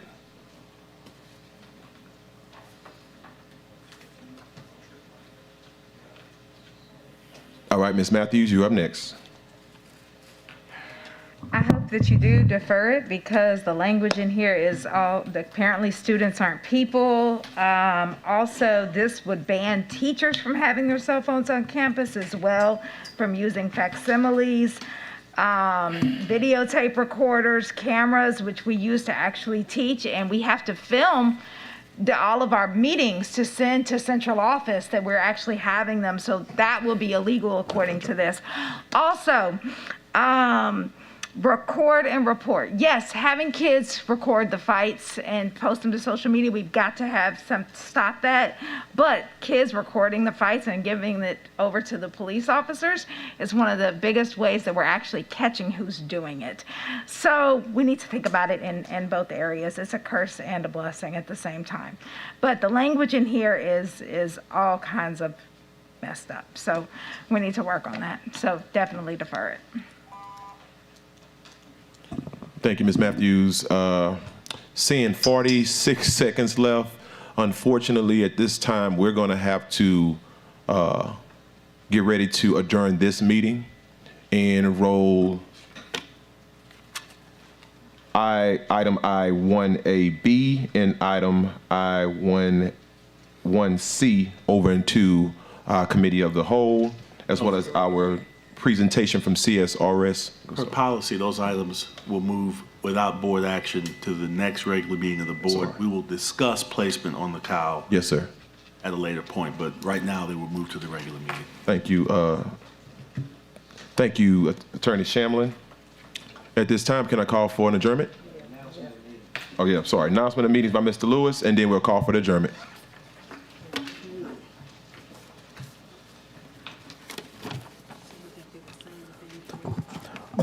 Board workshop is to be held on April 6, 2023 from 4 to 5 p.m. in the central office boardroom. Committee of the Whole meeting is to be held on August 6, 2023, 5 p.m. in the central office boardroom. Regular board meeting will be held August 20th, 2023 at 5 p.m. in the central office boardroom. Motion to adjourn? Good night. Thank you. Meeting adjourned. Good night.